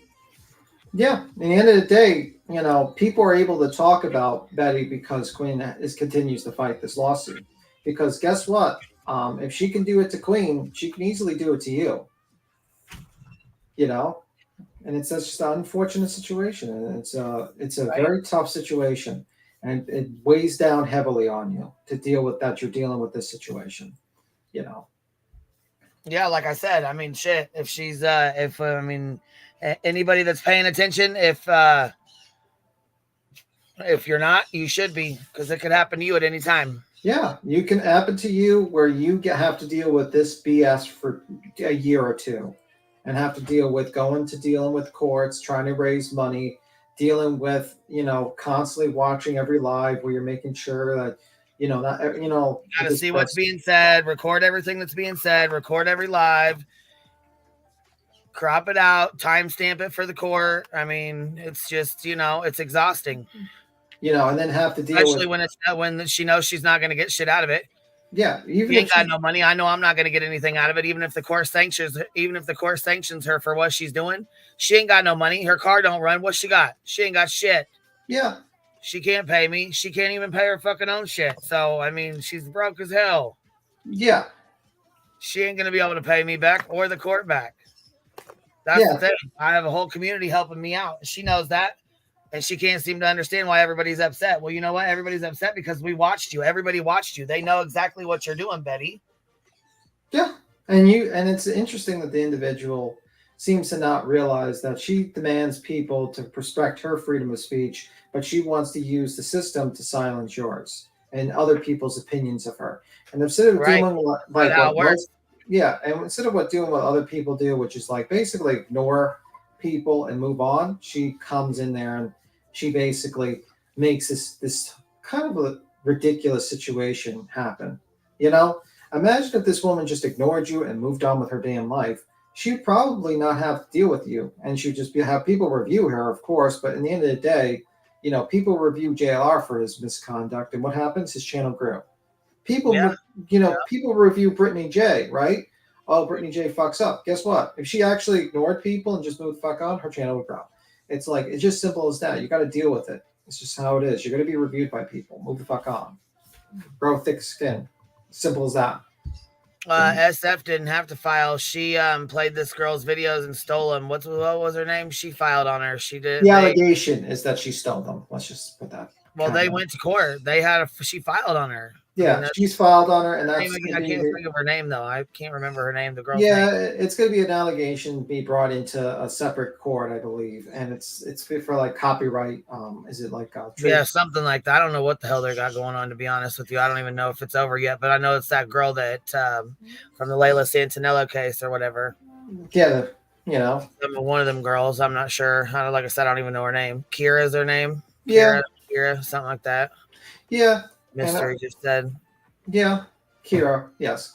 And I just think, like, honestly, in the end of the day, it's like she's the one that's bringing this on herself. I mean, like, ma'am, even let's say you sue Queen, like, you know, it's well, could you imagine the judge throwing the lawsuit out, dismissing it, saying this is trash, this is garbage, throwing it out, dismissing it, even parts of it with prejudice, so you can't file again on it. Yeah. And then have you turn around, refile again on it, and then start crying, sending in motions about, I don't want to, oh my God, I don't want her to ask certain questions. She shouldn't be allowed to ask certain, but this is a fishing expedition. She's just fishing for information. It's no, like, I'm not doing you. The lawyer, the fucking lawsuit was dismissed. You're the one fishing for information. Come on now. Yeah, like if you didn't file the lawsuit, then there would be no questions to you. Like there wouldn't be I don't think Queen wants to spend like $5,000 to $7,000 on $5,000 on a deposition on you, man. As much as it would be interesting to read I'm sure some people would want to listen or read the transcript, but the fact is, twist. Yes, you heard correctly. The judge threw it. Let me read you. Look, let me read you this. Yes, it was refiled. What the judge said. I'm gonna read you what the judge sent me. Okay, I'm gonna read it off to you. That's exactly what the judge sent me. Okay, I'm gonna read it to you right now. Yeah, because it was not all dismissed with prejudice. She could refile if it wasn't dismissed with prejudice. So some of it was matter. All right, I'm gonna read this real quick. Mm-hmm. This matter before the court on defendants 216, 2619, and 2615 motion to dismiss plaintiff's amended complaint filed October 23rd, 2023. The court, having reviewed these pleadings, memorandums, and heard arguments of the parties hereby assigns follows. Regarding defendant's motion, there exists a genuine issue of material fact regarding defendant's alleged defamatory statements on whether the statements are in the truthful or subject innocent construction and requires further discovery. Regarding defendant's motion, plaintiff's complaint in general fails to allege only ultimate facts which can be properly responded to by the defendant. Counts 1, 2, 3, 4, and 6 of plaintiff's amended complaint should be dismissed without prejudice, such that the plaintiff may replead using ultimate facts rather than evidentiary facts and or conclusions, and leave out unnecessary look, because she recites the law that don't even make resuscitations. It's resuscitation. Doesn't go with it, right? And of the subject. Okay, so count 5 of plaintiff's amended complaint should be dismissed with prejudice because plaintiff has alleged intentional acts of opposed negligent conduct. Okay, so this is what it says here. Therefore, the court orders as follows. Defendant's motion is denied. Defendant's motion is granted and counts 1, 2, 3, 4, and 6 are dismissed without prejudice. Plaintiff has 28 days to replead. Defendant's motion is granted on count 5 is dismissed with prejudice. So she had 28 days to refile. She refiled with 4 minutes left on the deadline. Yeah. And then she motions and says, I don't want certain questions asked about me. I want to limit them. And it's like, ma'am, number one, I don't even think most of these things are going to be surviving. I think so. She refiles the fucking lawsuit and then sends in a motion and says, I don't want you to ask certain questions, Judge. I don't want her fishing for information. I shouldn't have to answer certain things. Yeah. So unfortunately, that's how, and this is like going on for a while. But Seth, you pay attention because I'm gonna tell you right now, this is not something you want to get yourself into. Dealing with your missing son, you should just go on and deal with that. Don't get yourself into something like this. Yeah, whoever's advising you to deal with her, deal with anybody. And I wouldn't do it. Honestly, I'm serious. Like, just giving you advice from somebody who's been involved in something like this. I would not deal with it if I had a missing child. There ain't no way. I would focus my time and energy on my missing child. I would never focus my time on this bullshit, arguing with some irrelevant fuck that's just mad because their feelings got hurt. Ain't no fucking way. Yeah. I would deal looking for my son before I would ever deal with this kind of shit. Hurt my feelings all day long. Talk about me all day long. I don't give a fuck. I mean, honestly, I'd rather someone just call me every name in the book than to file a BS lawsuit, to be honest with you. I'd be like, whatever, man. Call me whatever you want, except for call me late for dinner. This is crybaby shit. Georgia, member for 10 months. Thank you, love. I'm not sure how you do these or whatever, but I know that they do them sometimes. I just don't know how to do them, and I'm not sure how to put your name on them and stuff, but I see you found the link or whatever to put it on there. Yeah, but it's to this point where it's like, you know, she's dealing with it, and, you know, unfortunately she has to continuously deal with this stuff. And then she complains that there's going to be questions asked of her. It's like, ma'am, you have the option of not filing, and then no questions would be asked of you. Shocker, right? You could have just moved on with your life, moved on to that, down the road, but now you've put yourself into a situation, and now you're going to have to, unfortunately spend money on stupidity. And even if you magically win, let's say you magically win everything, you get nothing. You get zero because she doesn't have money. I mean, even Molly gave her advice and said, hey, these people, I don't sue broke people. I think she said it in a much meaner way. She said, like, yeah, I was going to say, that's okay. Go big or go home is what she said. No, I'm talking about Molly. Molly Brecker told Betty, like, hey, why are you suing this lady? She's broke. Or something about you being something like that, which, like I said, she is. And she's only doing, like I said, she's only doing it to cost money and be friends. If you wanted to be my friend, baby, that's all you had to say. Hold on. Season says, so where's the party at when Queen wins? Girl, we're going to have a big-ass motherfucking party. But I'm going to get off here anyways, you guys. We've been on here for a while. And Bird Toast is going to be on here in a little bit. So you guys get your drinks, get your smokes, get your cigs, roll them, smoke them if you got them. By the way, we do not control Burnt Toast or what she says. Have no clue. Right, that's on her. Yeah, she's her own person. Burnt Toast does her own thing, just like Savage is her own person and she does her own thing. Just like JLR, just like SF Investigates, just like almost 15 other people you've accused Queen of having control over. Queen is not actually, just like Perplex said, Queen is not a queen, nor is she a bee. She is not the queen of YouTube. I'm sorry, guys. I'm sorry, guys. She's not a queen. It's just a name. I seen it, Georgia. You got a member for 10 months, baby. I see it. I seen you. I see it on there. I see you. You should look. You say, who dropped Burnt Toast's link? All right, baby. I got you. We'll go grab Burnt Toast link. I see you, Georgia. I got you, baby. It's up there. It says, Georgia, member for 10 months. You got 2 more months. You get your crown, girl. Thank you for being here, Dee Dee. I appreciate it. Hold on. Check out QB's community page from earlier if you haven't. Yeah. Yeah. Anyway, I'll see you, Queen. You have a good one. All right, baby. I'll see you over at Burnt Toast. All right. Bye. Catch y'all on the flip side. Thank y'all for being here. I will see you guys over there. Have a good one, and thanks for being here, y'all.